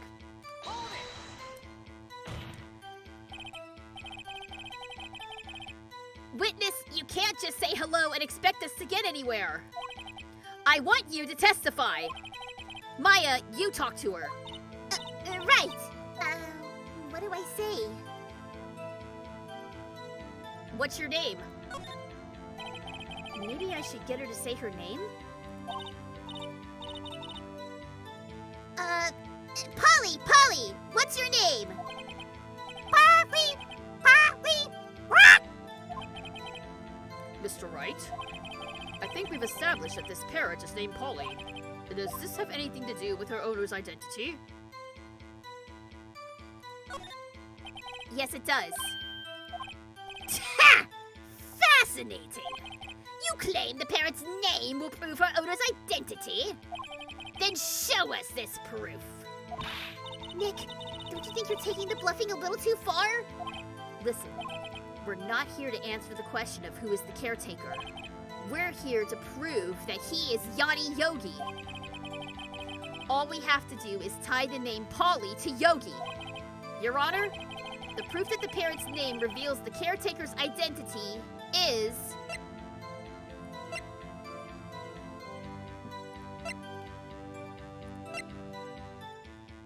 the case file, I think? The DL6 case file? That's quite a large file you have there. Which page is this proof on, then? Show us, or stop wasting our time! Very well, Mr. Wright. Please show us the page. Where in this file is the information connected to this parrot's name? The suspect data. It's on the suspect data page. This page has all the information about Yanni Yogi. Right after he was arrested, his fiancée committed suicide, see? Indeed. It does say that, yes.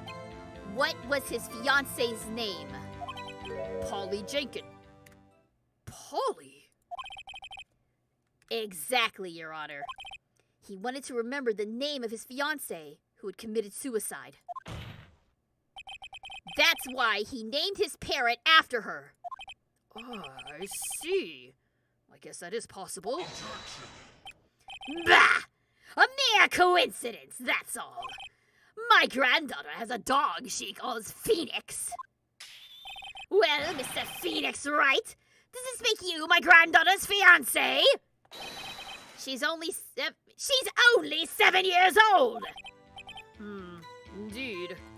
Alone, it is a little weak for evidence in a murder trial. We would need some other corroborating evidence. Where am I going to find that? Nick, we're getting closer. One more. If we can just get one more piece of evidence. Right, but what? Very well, witness. You may continue. Well, I guess we should try to get some information out of her. We need to show her judge that her owner is Mr. Yogi.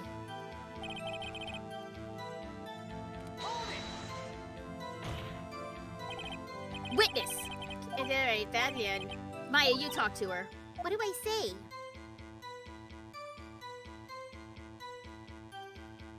The safe number? Maybe I'll get her to say the number of that safe. Huh? The safe? Why? Let's just try to get her to say anything, okay? Polly, what was the number to the safe in the shack? 1228. 1228. Oh my, what a reckless parent. Well, Mr. Wright, you are claiming that this number has something to do with the caretaker. Actually, it does. That's why I had her say it. Ha! Ridiculous. How can the number to a safe tell us who the caretaker is? Show us your proof. What could possibly link this number to the caretaker's true identity? It all relates back to DL6. Oh, whoops. It all relates back to DL6. Stop! It all relates back to DL6! The DL6 case file? What is this obsession you have with that case? Mr. Wright, where in the file does it say something relating to this safe number? I just figured it out. 1228. That's when the case happened. That's when the murder happened, right? It's on the case summary page. The case summary? Specifically, the date on which DL6 incident occurred. The date of the incident? December 28th. Why, that's today's date. 15 years ago. And the number on that safe is 1228. Ah. He used the date of the DL6 incident as the number for his safe, Your Honor. That's how important that date was to him. I see. It certainly is an interesting coincidence. But people often do set their secret numbers to dates. Nah! This is not tangible proof! I set my ATM's card number to 0001 because I'm number 1! You really sure you want to be shouting that number in a court of law, sir? This has nothing to do with the date! Nothing! That's enough! I think we've reached a conclusion here. This is a mere coincidence, that's all. True, that is a possibility. However, two coincidences at the same time seem more like a pattern to me. What are you saying? Summon the caretaker of the boat shop. Immediately!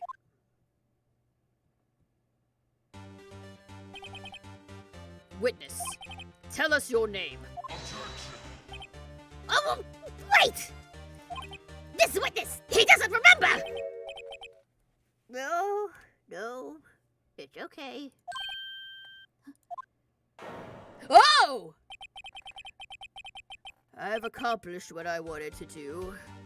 I'm done. Nick, he looks totally different. This is the real Yogi, I think. Finally! He's been acting feeble to hide his true identity. Acting for 15 years. Well, let me ask you again. Please state your name for the court. My name is Yanni Yogi. 15 years ago, I served as a bailiff in this very court.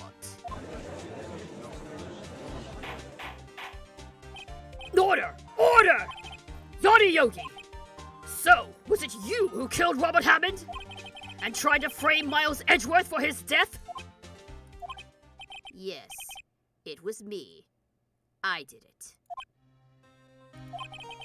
They put me on the witness stand 15 years ago. Robert Hammond. He said I was mentally unsound. He told me it would make me innocent, get me off the hook. So, I pretended to have brain damage.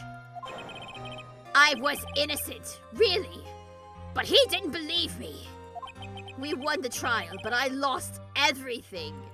I lost my job, my fiancé, my social standing. Then, this year, 15 years later, a package arrived. It was a letter and a pistol. The plan was written out in careful detail. It was a plan for me to take my revenge on the people who ruined my life. I didn't care who had sent it. I thought this was my chance. After 15 years, this was it. Finally, a chance to have my revenge on Robert Hammond and Miles Edgeworth. I have no regrets. Wait a moment. Revenge against Miles Edgeworth?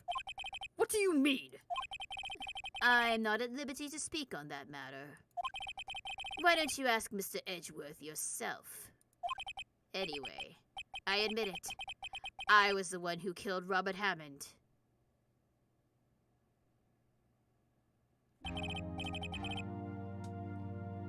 Von Karma, where is Mr. Yogi? Y'all lost him again?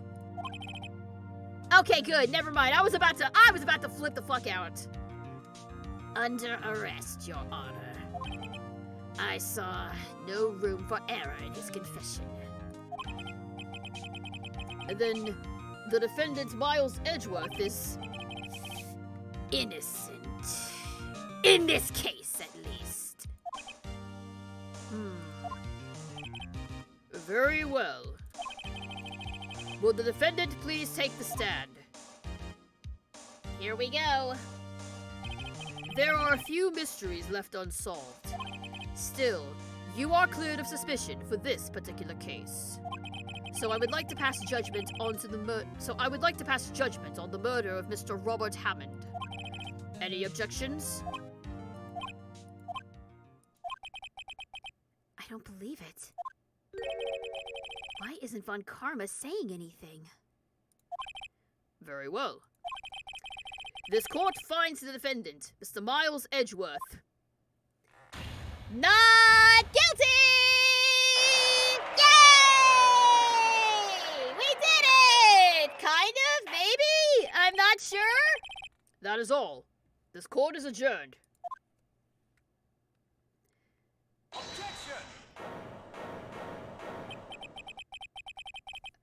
Oh, God. What's about to happen? Did someone just say objection? It wasn't Von Karma. Wait, but that means... No. Edgeworth? What are you doing, Edgeworth? Your Honor, I object to your judgment. What do you mean? I'm not innocent at all. As we have heard, Yanni Yogi killed Robert Hammond in revenge. But revenge for what? Nick! Edgeworth is trying to confess! He's gonna say he's guilty! He's gonna tell the court he was the murderer in the DL6 incident! He's gonna tell them he killed his own dad! Uh-oh. What do I do?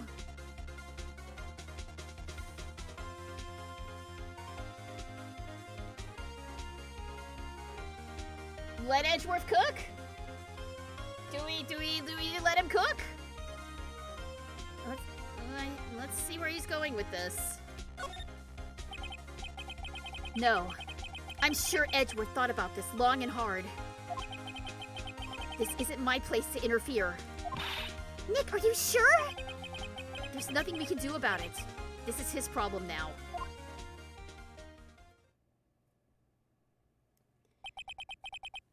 Oh my God, what is happening? What is happening right now? No! Edgeworth! Oh my God. For 15 years, I have had a reoccurring dream. A nightmare. It's only a nightmare. That's what I told myself. But now I know. It wasn't a dream. Yanni Yogi was not the killer. You mean in the incident where your father died? From the distance of the shot, it wasn't suicide either. Everything was as clear as day. The murderer. The criminal in the DL6 incident. It was me. Your Honor, I confess my guilt.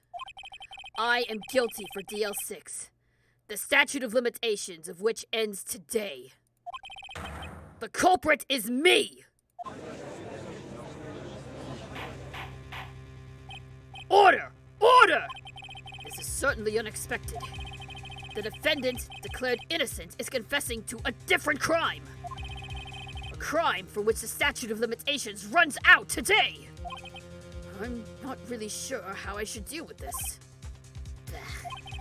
It's obvious. We hold a trial. Right here, right now. We try this man for his crime of 15 years ago. I think I would like to take a 5-minute recess. During this time, I will consider the appropriate course of action to take. Court is adjourned. Edgeworth, you fool! What have you done? December 28th, 2:24 p.m., District Court Lobby, Defendant Lobby number 2. I'm sorry, Wright. I've just wasted all of your effort. Mr. Edgeworth, I just don't believe it, sir. I mean, you killed your dad? I didn't want to believe it myself, detective. But it's the truth. I deserve to be punished. Murder is murder, no matter what the circumstances. This is crazy! Just crazy! Nick? What are you doing? Huh? Oh. I was just reading through the court record once more. I'm getting my case ready. Your case? For what? Huh? Isn't it obvious? I'm going to prove that Miles Edgeworth is innocent. What are you talking about, pal? He just admitted to it! He confessed that he did it! In court! I'm sorry, Edgeworth, but I don't believe your nightmare. What? It's just a dream. It's not real. The truth is right here in this court record. In any case, tighten your belts. The real fight is just beginning. I'll prove you're innocent. Trust me. Right.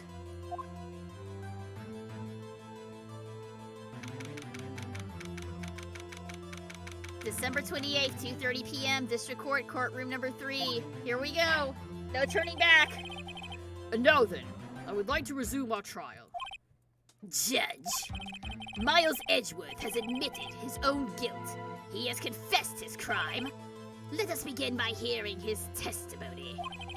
Then, though pointless, let the defense do their cross-examining.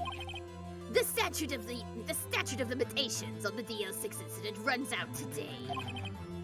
Though it is unconventional for me, I'd like to run this one by the book. I see. Does the defense have any objections? No, Your Honor. On karma. You knew this was going to happen from the very beginning, didn't you? Very well. Will Miles Edgeworth take the stand?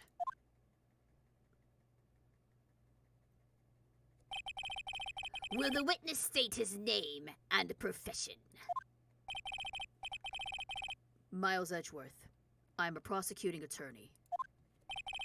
Mr. Edgeworth, 15 years ago, you mistakenly killed your father, Gregory Edgeworth. Is this correct? It is correct. Then testify about this matter to the court. When Edgeworth was telling me about his dream yesterday, I noticed something. One detail didn't quite fit. That will be the key. But only if I can get it to work. Please, please.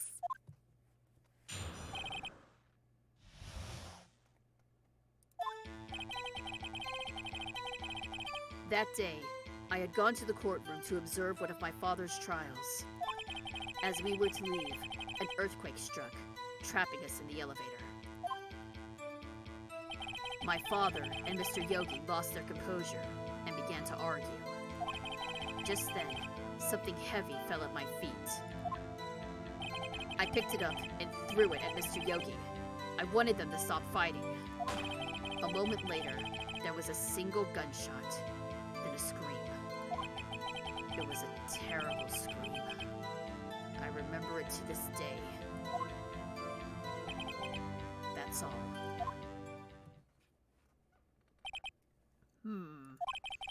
And until now, you thought this memory was just a dream. We were stuck in that elevator for 5 hours. The oxygen in the elevator ran out, and I lost my memories of the events. Bah! The same claim Mr. Yogi has made. Very well. Mr. Wright, your cross-examination, please. Yes, Your Honor. All right. Let's go, Edgeworth. You and me, buddy. He went to the courtroom. I think I know where it is. Fell at my feet, picked it up. A single gunshot and a scream. The gun fired once? Yes, I think. After I threw it, I lost consciousness. Since then, they've echoed in my head every day. That gunshot and that horrible scream. The scream.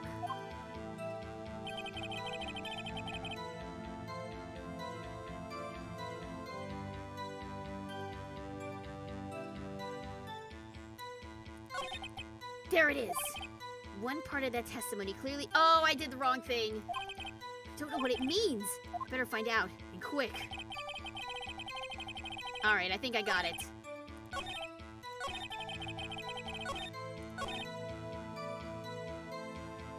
Something doesn't fit.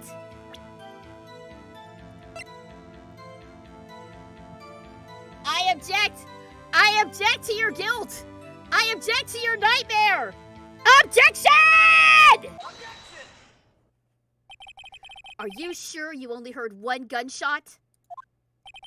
Yes, I'm sure of that. I heard the shot and the scream. Then everything faded. I was unconscious until the rescuers came. I see. No, Your Honor. Unfortunately, you don't. Look at this file one more time. This plainly contradicts the witness's testimony.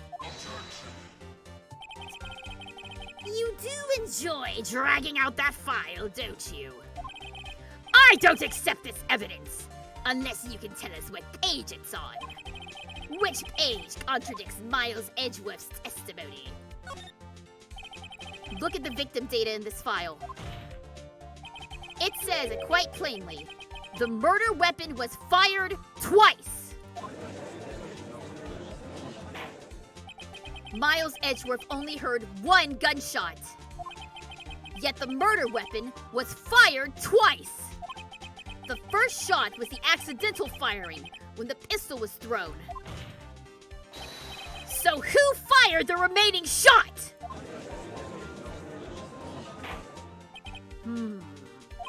Was there perhaps another shooter who fired that second shot? Your Honor, as I'm sure you're aware, this incident occurred 15 years ago. The evidence is dated. The pistol did fire twice. However, we do not know when that second shot was fired. It might have been fired the day before the incident. There is no proof that the second shot had anything to do with this incident. What? I see. You do have a point, Mr. Wright. The murder weapon was fired twice, as we have heard. One of those shots was fired by the defendant, a boy at that time. Do you have any proof that the other shot fired has something to do with the case? I do. Your Honor, I think I will be able to show you the proof. What? Impossible! Now, Mr. Von Karma. Save your surprise for after you've seen the evidence. Very well, Mr. Wright. Show us your proof. Do you have evidence that the second firing of the pistol is related to this incident?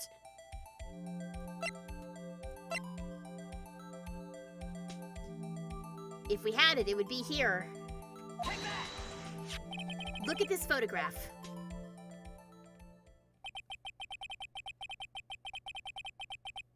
This is a photograph of the scene of the crime 15 years ago. I can see that the victim lying there is Gregory Edgeworth. This proves the murder weapon was fired twice, at the time of the incident. This photo proves it. So let me get this straight. This photo proves 2 shots were fired. Where? Your Honor, please get a clue!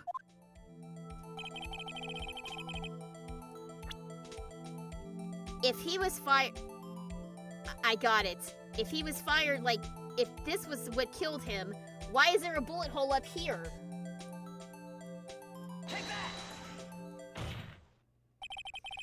As should be obvious, the contradiction is here. I see. A bullet hole in the door. Your Honor, Gregory Edgeworth was killed by a shot from the pistol. Yet there is also a bullet hole in the elevator door. We also know that the murder weapon was fired twice. Thus, someone other than Edgeworth fired that second shot. Order! Order! Mr. Wright, what are you driving at? It's simple, Your Honor. At the time of the incident, 2 shots were fired. One went into Gregory Edgeworth's heart. The other hit the elevator door. Remember that the defendant lost consciousness after the shot he fired rang out. In conclusion, we must agree that the second shot was fired by someone else. Mr. Wright, but who could that someone else be? The murderer, of course. I knew I should have stepped in before your wild fantasies got out of hand. Mr. Wright, look once more at the DL6 incident case file. Look closely. Try the case summary page. The case summary, that's on page 1. Look what is written there. Not a single clue was found on the scene. If the pistol had indeed been fired 2 times, then the other bullet would have been discovered on the scene. He does have a point. That second bullet has never been found! Why? Because the second bullet does not exist! The bullet that claimed Gregory Edgeworth's life was the one fired by his own son! That is the truth of this matter. The whole truth. It was undoubtedly something else that made that bullet hole in the door. Order! I will have order! Mr. Wright has proven one thing to us quite clearly. That the murder weapon was fired twice at the time of the incident. However, as Mr. Von Karma says, the second bullet fired was not found. It is highly unlikely that the police merely overlooked this second bullet. So all we have is a single bullet fired. I'm afraid I have to discount the defense's claim. I praise the judge for his wisdom in this matter. How did this happen? I don't believe that the second bullet didn't exist. Was I wrong? Have I been wrong about this whole incident? What are you doing, Nick? Why aren't you raising an objection? I'm sorry, Maya. What? It looks like I was wrong. Nick? If the second bullet wasn't there, then all my conjectures are for nothing. No! But you said you'd do it, Nick! You said you'd get Edgeworth declared innocent! I'm sorry. It's just, when I saw that photograph, I thought that 2 shots had been fired. I was so certain of it, I thought I'd won. I thought there was another person, someone else who fired the killing shot, but now I was wrong to think that it could be that simple. This case has stood unsolved for 15 years. Nick. Well, it seems that we have finally cleared up this incident. Only one bullet was found at the scene of the crime. That shot was fired by Miles Edgeworth. Precisely. I would like to ask one thing of Miles Edgeworth before passing my verdict. Have you been paying attention to the trial so far? Yes, Your Honor. Do you have any objections? No. No, I do not. So you killed your father, though that was not your intention. Yes, I did. Oh no. He's accepted the guilt. Very well. The statute of limitations on the murder of Gregory Edgeworth runs out today. Therefore, I must pronounce a verdict on the defendant today, right here. Right now! Indeed. Does anyone have any objections?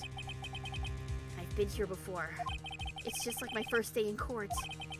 There are so many things I know I should be saying, but my mind's gone blank. I can't find the words. Mr. Wright? Your Honor! I object!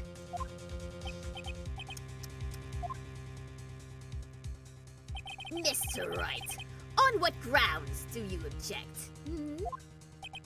Oh, Nick. I don't know. His case is perfect. Oh no. It must exist. The second bullet. What? What did you just say? Nothing. The second bullet must exist. But where? Someone took it. It seems waiting is not going to produce any answers from Mr. Wright. Wait, Your Honor! The second bullet! It exists! What? But we've just heard proof that it did not exist. I realize that, Your Honor. I'm really grasping here. It's just someone took it from the scene of the crime. That's what happened. But who? The murderer! Mia jump scare, yeah! A little bit of jump scare from Mia.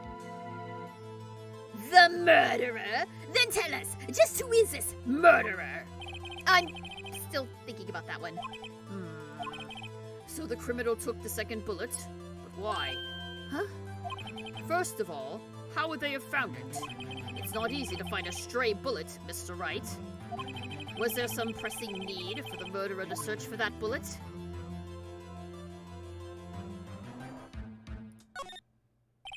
Why would the murderer have spent the time to look for that stray bullet?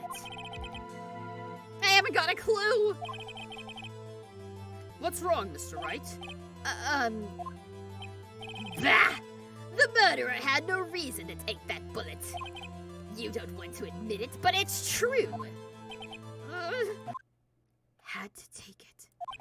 Had to take it. The murderer? What does that mean? You're thinking too normal. Think crazy. Don't think why the bullet was taken. Think why the bullet had to be taken. Mr. Wright? Yes, Your Honor. I have no idea what I'm doing. Well, the murderer had no intention of taking the bullet from the scene, but the murderer had to take that bullet. Had to, Mr. Wright? What do you mean? Well, for instance... For instance what? Maybe the bullet hit the murderer. The bullet hit the murderer? Just saying, for instance. I mean, if it hit you, you would have to take it with you, wouldn't you? It's not like you could perform surgery right there. You know?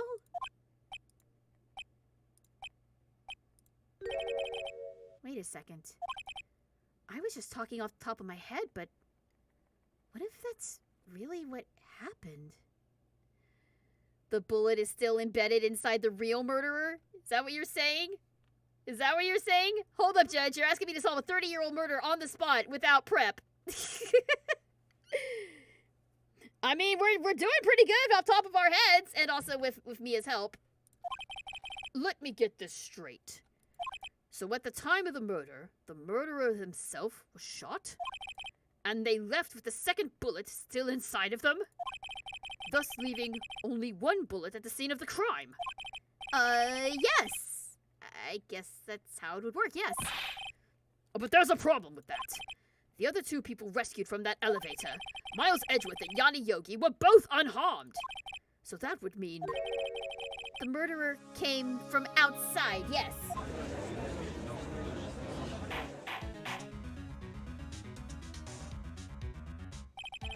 The two men fight inside the elevator. Trying to stop them, the boy picks up the pistol at his feet and throws it. The pistol discharges, and the bullet goes through the elevator door and hits the murderer outside. The boy loses consciousness. Then the murderer opens the elevator door and sees the men inside.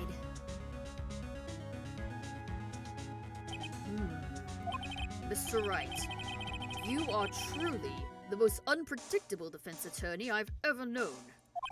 I can tell you're grasping, yet I cannot deny the possibility of what you say.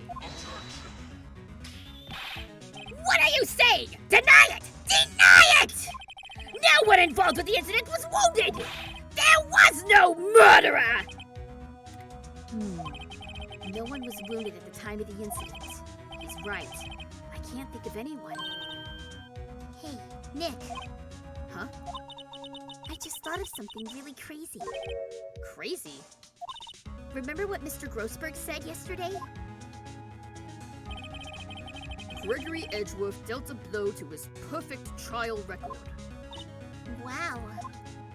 It must have been quite a shock for Von Karma.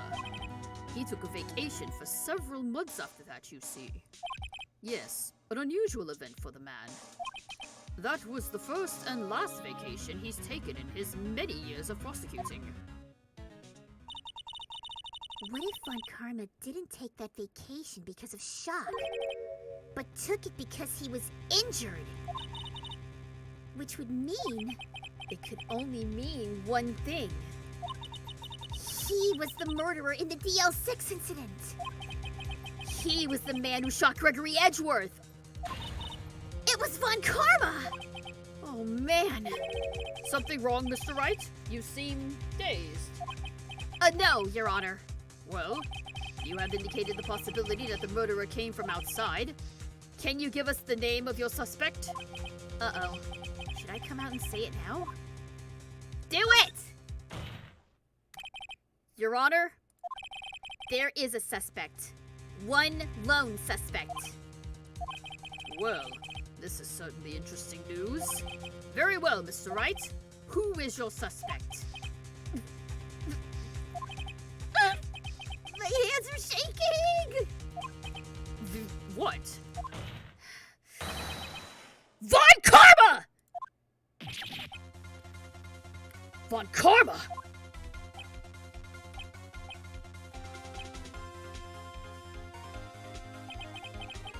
You mean the Von Karma? The prosecutor? The one standing right over there? Bah! You don't object? I see no need. Why honor this ridiculous outburst with my objection? Because you took a vacation for several months starting the day after the incident. Yet you pride yourself on a perfect record. Why would you take such a long vacation without any reason? So you're claiming that I took a vacation to heal my injury from the incident? Fascinating. Prove it. I would have needed surgery, no? Where did I go under the knife at, Mr. Wright? Bring the doctor that operated on me! Have him testify! Nick! Let's find out who his doctor is. It's no use. Edgeworth? I know Von Karma. perhaps too well. He's perfect. He wouldn't leave clues. He probably didn't undergo surgery. That would leave the doctor as a witness. Ugh, nobody's that perfect. So what, Nick? Did Von Karma pull the bullet out by himself? That's insane! No, he couldn't have. You can't just pull bullets out of yourself. Wait. What does that mean? That bullet has to be somewhere, but... It's still inside of him! The bullet's still inside him! Well, Mr. Wright, can you produce evidence to prove that I was shot? All right, Von Karma. I'll prove it. And I'll even use evidence. I know how you like it so much. What?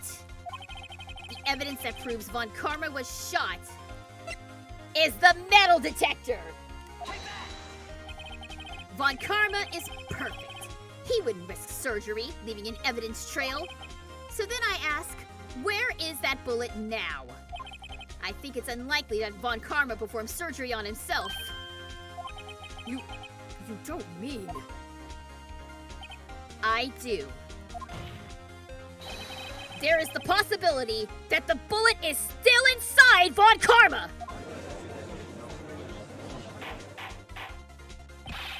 Is that even possible? For all these years? Well, there's one way to find out. We can use this metal detector. Well, Von Karma, I'm going to run this over you and see what we find. Oh, he's sweating! He's sweating! We got him! We got him now! I refuse! You refuse? But refusing this means you acknowledge that the bullet is still inside you. Order! Order! Order! Your Honor, the defense requests that we be allowed to use the metal detector. Hey, Judge! I call for a suspension of this trial! This is an invasion of privacy!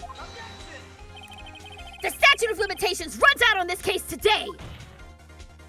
It was you who said we had to end it right here, right now!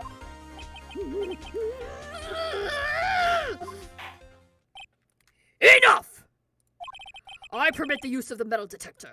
Mr. Von Karma, you will submit yourself to testing. Nick, what does this mean? I don't know, but we have to give it a shot.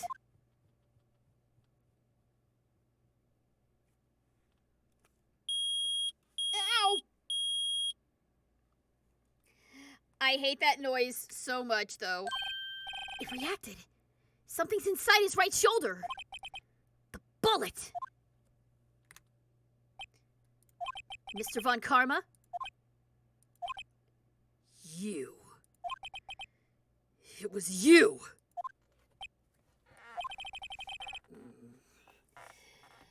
I was afraid this would happen. And so I remained silent. Indeed, there is a bullet in my shoulder. However, It has nothing to do with this incident. What? I was shot in the shoulder long before the DL6 incident. I claim that the bullet in my shoulder has no relation to DL6. But, Mr. Von Karma, can you prove that? Prove? I have no obligation to prove anything. It is Mr. Wright who must prove something here, not I. Mr. Wright? Well, can you prove it? Can you prove that the bullet in Von Karma's shoulder was from DL6? Of course he can't! You don't have any of the DL6 evidence! That's because you took it out of the records room yesterday. With no proof, you cannot convict me of any crime. So sorry, Mr. Wright. No, I'm the one who's sorry, Mr. Von Karma. What? You were close, one day away from freedom. But you see, I have proof. What? Who would have thought you would dig your own grave trying to convict Edgeworth? I can link that bullet in your shoulder to the DL6 incident. And here is my final proof. We got him! That's a bullet? Where did you get that? This is the bullet used in the DL6 incident. This was taken from the heart of the victim, Mr. Gregory Edgeworth. The bullet is preserved quite nicely, with all the ballistic markings intact. Ballistic markings. You may recall the term. It came up in the first trial 2 days ago. Ballistic markings are the fingerprints of a weapon. All bullets fired from a gun are marked with that weapon's unique pattern. By examining the markings, you can tell which weapon fired the bullet. It's quite accurate. Hey, what's up, Piper? You're just in time for the finale. Welcome. We have 2 bullets in our possession. One, the bullet removed from Gregory Edgeworth's heart. The other, Mr. Von Karma, is the bullet buried in your shoulder. We could analyze both bullets. Then, if the markings matched, we would know that both bullets have been fired from the same gun. The very same pistol. In other words, the murder weapon that killed Gregory Edgeworth!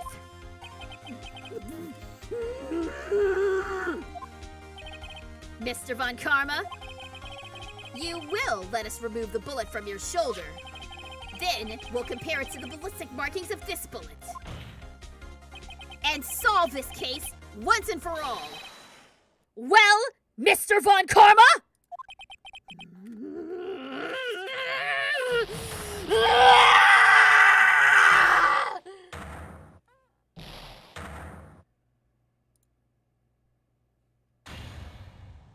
That scream. I've heard that scream before. Wait. I know.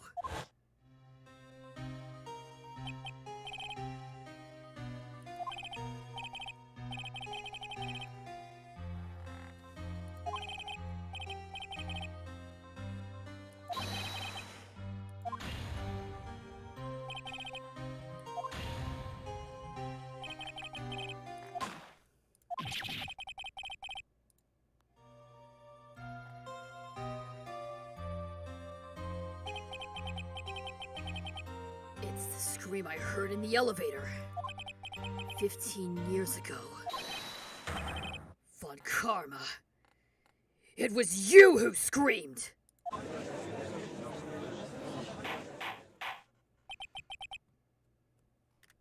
Mr. Von Karma?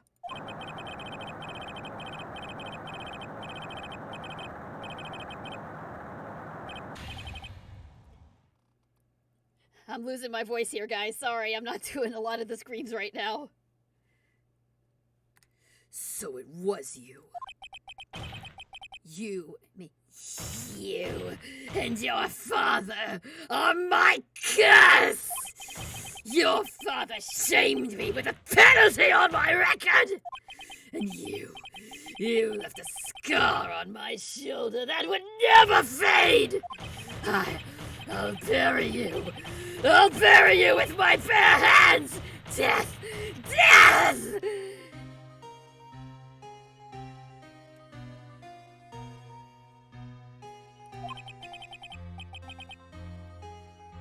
Chief Prosecutor, I am sorry. I am sorry. Von Karma, it's not like you to make this kind of error. I never would have thought that Edgeworth would be the one to catch you. I was careless. I'm sorry, but you will have to be penalized. I've covered for you in the past, but not this time. Edgeworth! It was a shock like none I'd ever known. Me? penalized. It took hours for me to regain my composure. Suddenly, I found myself in the darkness. I was in the court records room. I must have wandered in there without thinking where I was going. The room was pitch black. The lights must have gone out. I went out into the hall and felt my way to the elevator. I pressed the button, but nothing happened. Then, there was a noise. I was in pain. A horrible, burning pain in my shoulder. Just then, the lights came back on. The elevator door opened before my eyes.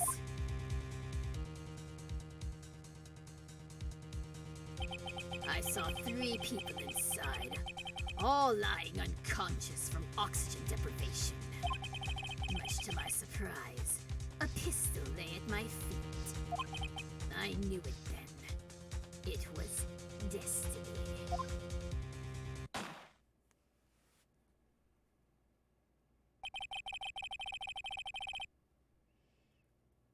In his last moments, Gregory Edgeworth was still unconscious. He died never knowing who shot him. Later, he spoke through a medium, blaming Mr. Yogi. He was fooled. It was the perfect crime.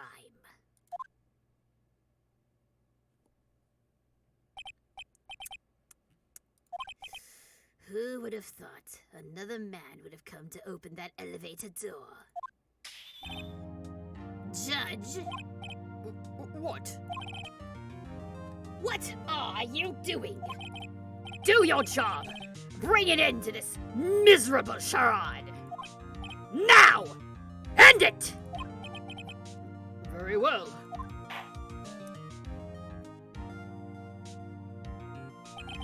It appears that we have come a very long way to the end of this maze. Oh boy, have we. 15 years later. Mr. Miles Edgeworth? Yes, Your Honor. You were innocent. You are innocent. As you said, it was all a nightmare. Yes, Your Honor. This court finds the defendant, Mr. Miles Edgeworth, Not guilty! Let's go!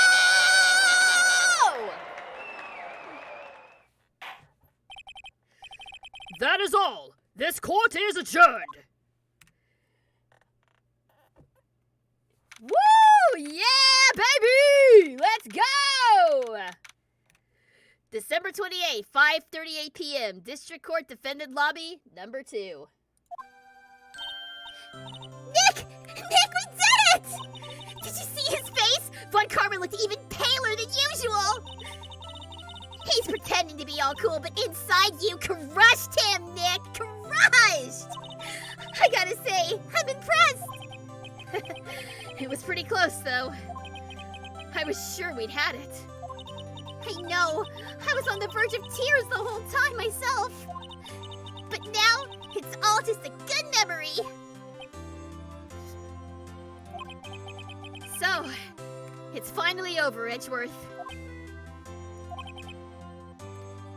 Right. Yeah?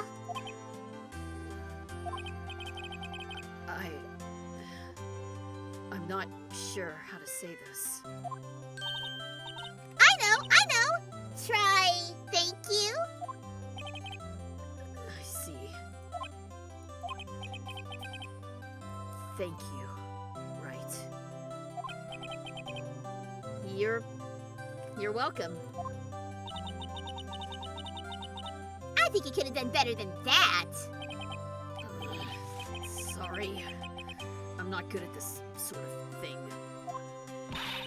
You got a lot to learn, Edgeworth. She's got you there. Woo-hoo! Woo! pull through just like I thought you would! I'll never forget this! I owe you one, pal! And tonight, let's party! Dinner's on me! Hey, my salary went down a bit this month, but who cares? See, Mr. Edgeworth? You should take a lesson from Detective Gumshoe. That's how you say thank you. I see. Uh-oh. Here comes an awkward thing. Woo! I feel foolish. Don't worry. Just take it a little at a time. You'll get used to it. It's been 15 years since I've seen Edgeworth this, unguarded. Oh, hey! Lottie's here! Hey-o! Lotta! You look great in there! Thank you. Hey, yo, Edgeworth! Congrats! Thank you very much. I knew you're innocent from the start, of course. But just look at you. You wouldn't stick your hand in a cookie jar even if no one was there. You were the witness on the first day of the trial, weren't you? Yeah, well, I let bygones be bygones, eh? Speaking of which, what are you doing now, Lotta? Who, me? I went back to college. I gave up trying to be an investigative photographer pretty quick. Really? That's too bad. Isn't that the hot dog guy from the park? Huh? It's over, Nick! My life is over!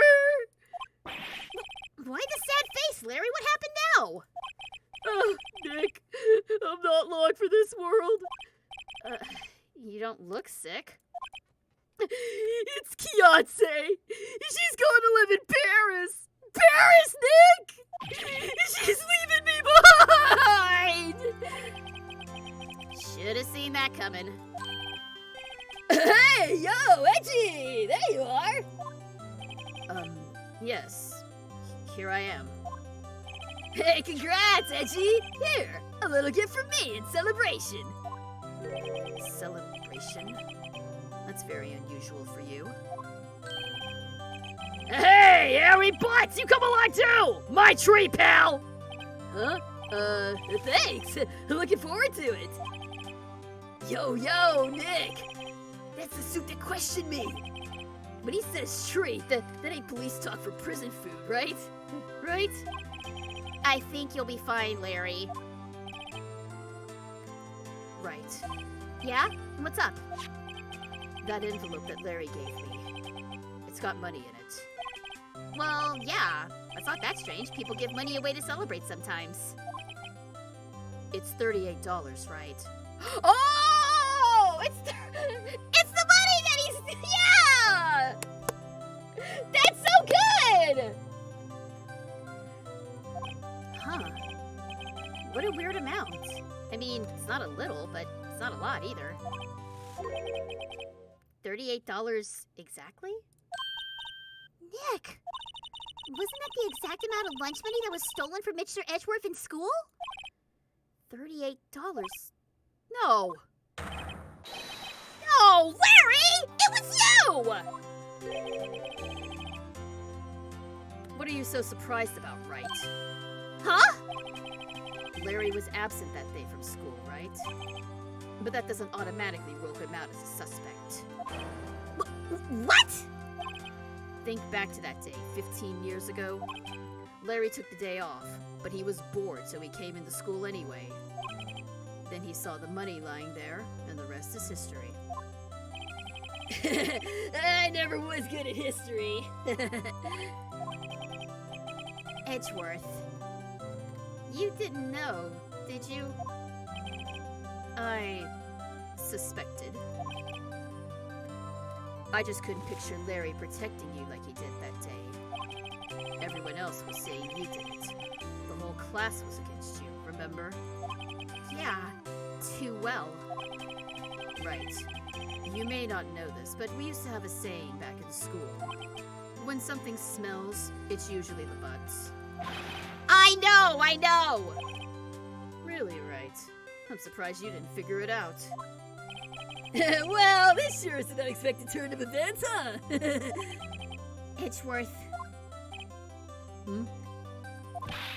You should have told me! Now, Nick, it was 15 years ago. Don't you think the statute of limitations has run out, Mr. Edgeworth? I'd say so, yes. There you have it! Ugh! Where does that leave me? I became a defense attorney because of what you two did! Well, you have always been something of an insufferable emotionalist. Yeah, and you get worked up too easily, too. Death! The death sentence for both of you! Ugh! If only I had known, I'd become a prosecutor! The same goes for me, only the other way around. For the longest time, I thought that I might have killed my own father. I thought I might be a criminal. I became a prosecutor in part to punish myself. If I had known the truth, I might have become a defense attorney after all. Edgeworth. Want to switch, Wright? Hey, all line up! I'll take a photo! Hey, photo time! Let's go! But after that, dinner's on me! Detective Gumshoe took us out on the town that night. We celebrated Edgeworth's newfound freedom, even though Edgeworth himself was still in detention.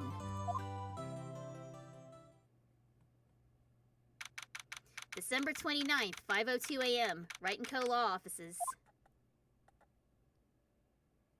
Uh-oh. Oh no, what's gonna happen to us now? Oh, I went a little overboard yesterday. My head hurts. Huh? It's still only 5. Maybe I should go back to sleep. Hmm? What's this? A letter?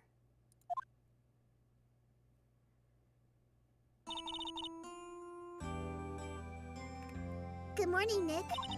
You were really impressive yesterday. Seeing you, it made me think about what I'm doing here. I'm a spirit medium, in training, of course. I wanted to help Mr. Edgeworth, too. I wanted to help you, but I couldn't. It was useless. So, I've decided to go back to my training. I'll become a full-fledged spirit medium, for starters. I couldn't say it to your face, so I left this letter. Goodbye, Nick. Goodbye? What time is it? The first trains for the mountains have already left! I gotta get to the station!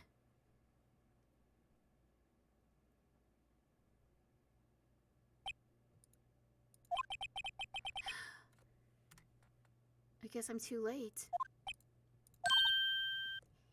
Hey! Nick! Maya!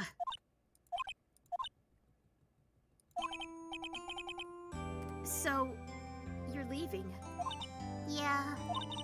It's hard being a spirit medium who can't talk to spirits. And I think you'll do fine without me, Nick. Be good, okay?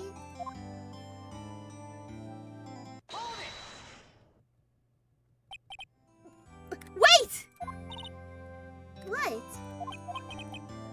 I never could have saved Edgeworth without your help. Huh?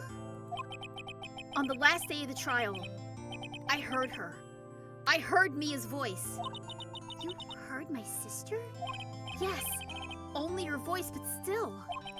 It was at the very end, when I thought we'd lost everything. Well, that's my sister for you. Detective Gumshoe helped, and Miss de Grossberg, and even Larry. I'm the only one who couldn't help. It was useless, Nick. But you were the only one who stopped Von Karma, Maya. Huh? I didn't do anything! All I did was wander around in a daze! Sorry, but I have evidence that you helped. Evidence?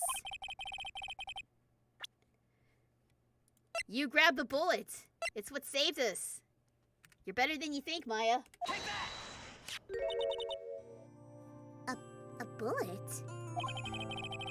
Von Karma was convinced he had taken all of the evidence pertaining to DL6. But you were the one who rescued the last piece of evidence we needed. This was the bullet that put an end to Von Karma. And you were the one who gave it to me. Nick. Thanks, Maya. I couldn't have done it without you.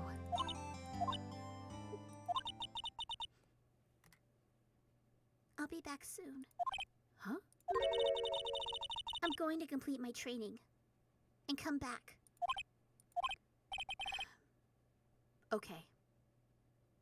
I'll be waiting. Of course you will. You can't run that office by yourself.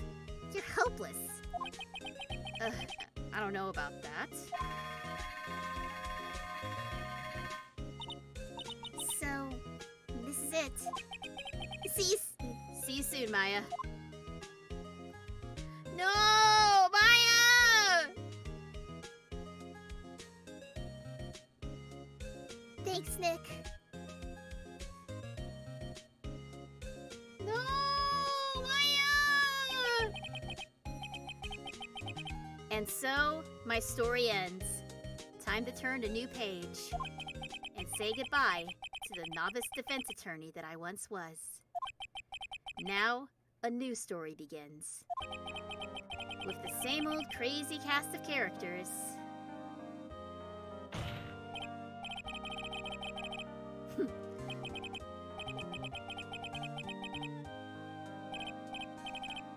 Yes, Your Honor. Uh-oh. I got a bad feeling about this. What's happening? Oh! We did it! That was the last case! We did it! Hey, pal! Mr. Edgeworth came down to the precinct to wish me a Happy New Year! Talk about a pleasant surprise! Oh, God! Then he hung his head low and went right back outside. Kinda like he was embarrassed or something. It's strange, huh? Oh my god! This was a long one. Yeah, I think this is one of the longest streams I've ever done, actually. I wasn't expecting this. Huh? Nick? Nah, hadn't seen him lately. Who, me? I've been working at a cheese shop. That Missy's a nice lady, but she's not exactly what you call a cheap date. Oh, she's in Hawaii right now, yeah. Oh my god. I was not I thought there was one more case to this, but I guess that was it. Who? Wright? Yeah, I remember him. I hear he's been very busy lately. You know, not to ring my own bell, but I sort of taught him everything he knows. I'm sure he's grateful. No, whatever, man, whatever. Oh god, am I gonna have to go through all of my voices?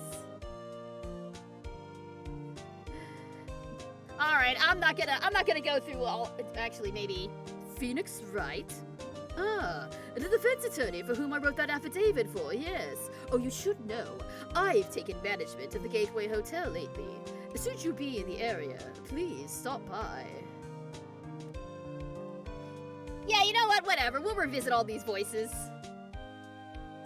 If I can remember all of them. Hello, it's you. Phoenix Wright? Ah, yes. Mia's understudy, was he not? I wonder how he's doing. Haven't seen him of late.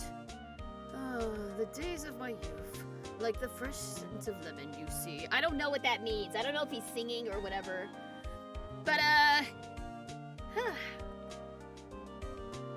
I'll save my thoughts till the end of the credits, I guess. Oh god, here we go again. Phoenix Wright? Is he an actor? Well, I'm not buying it. You can't be a star with a name like Phoenix. But you don't do a DVD. Not that I know what a DVD is or anything. Everything these days is how am I supposed to keep it up to anyhow? Oh boy. Old Bag was a fun one to do.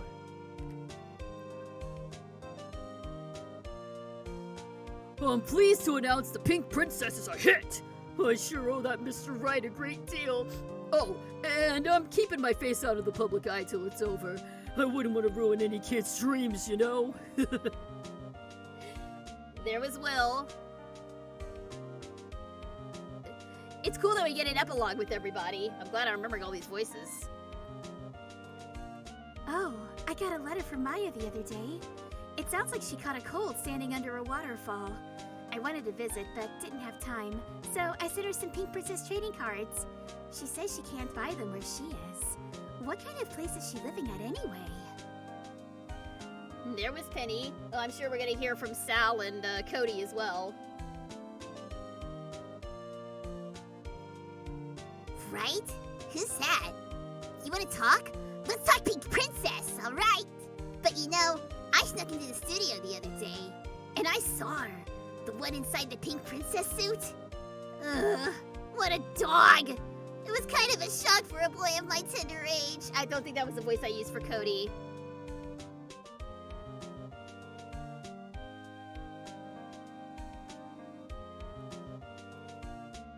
Yeah, I remember, right? That lawyer guy. Huh? Me? I've been training to become a paranormal photographer. You know that picture I took of everyone? Well, just behind them, there's a ghost. For real? Now that's talent. I'm gonna be famous. Oh, did Mia show up in the photo? Wait, what? Shinji Mikami was the executive producer? Shut up! Yeah, there it is. There it is. Oh my gosh, we're smiling! He's actually smiling! And yeah, there's Mia at the very back. But look at Edgeworth, he's smiling! All right, we did it. Oh my God, now what?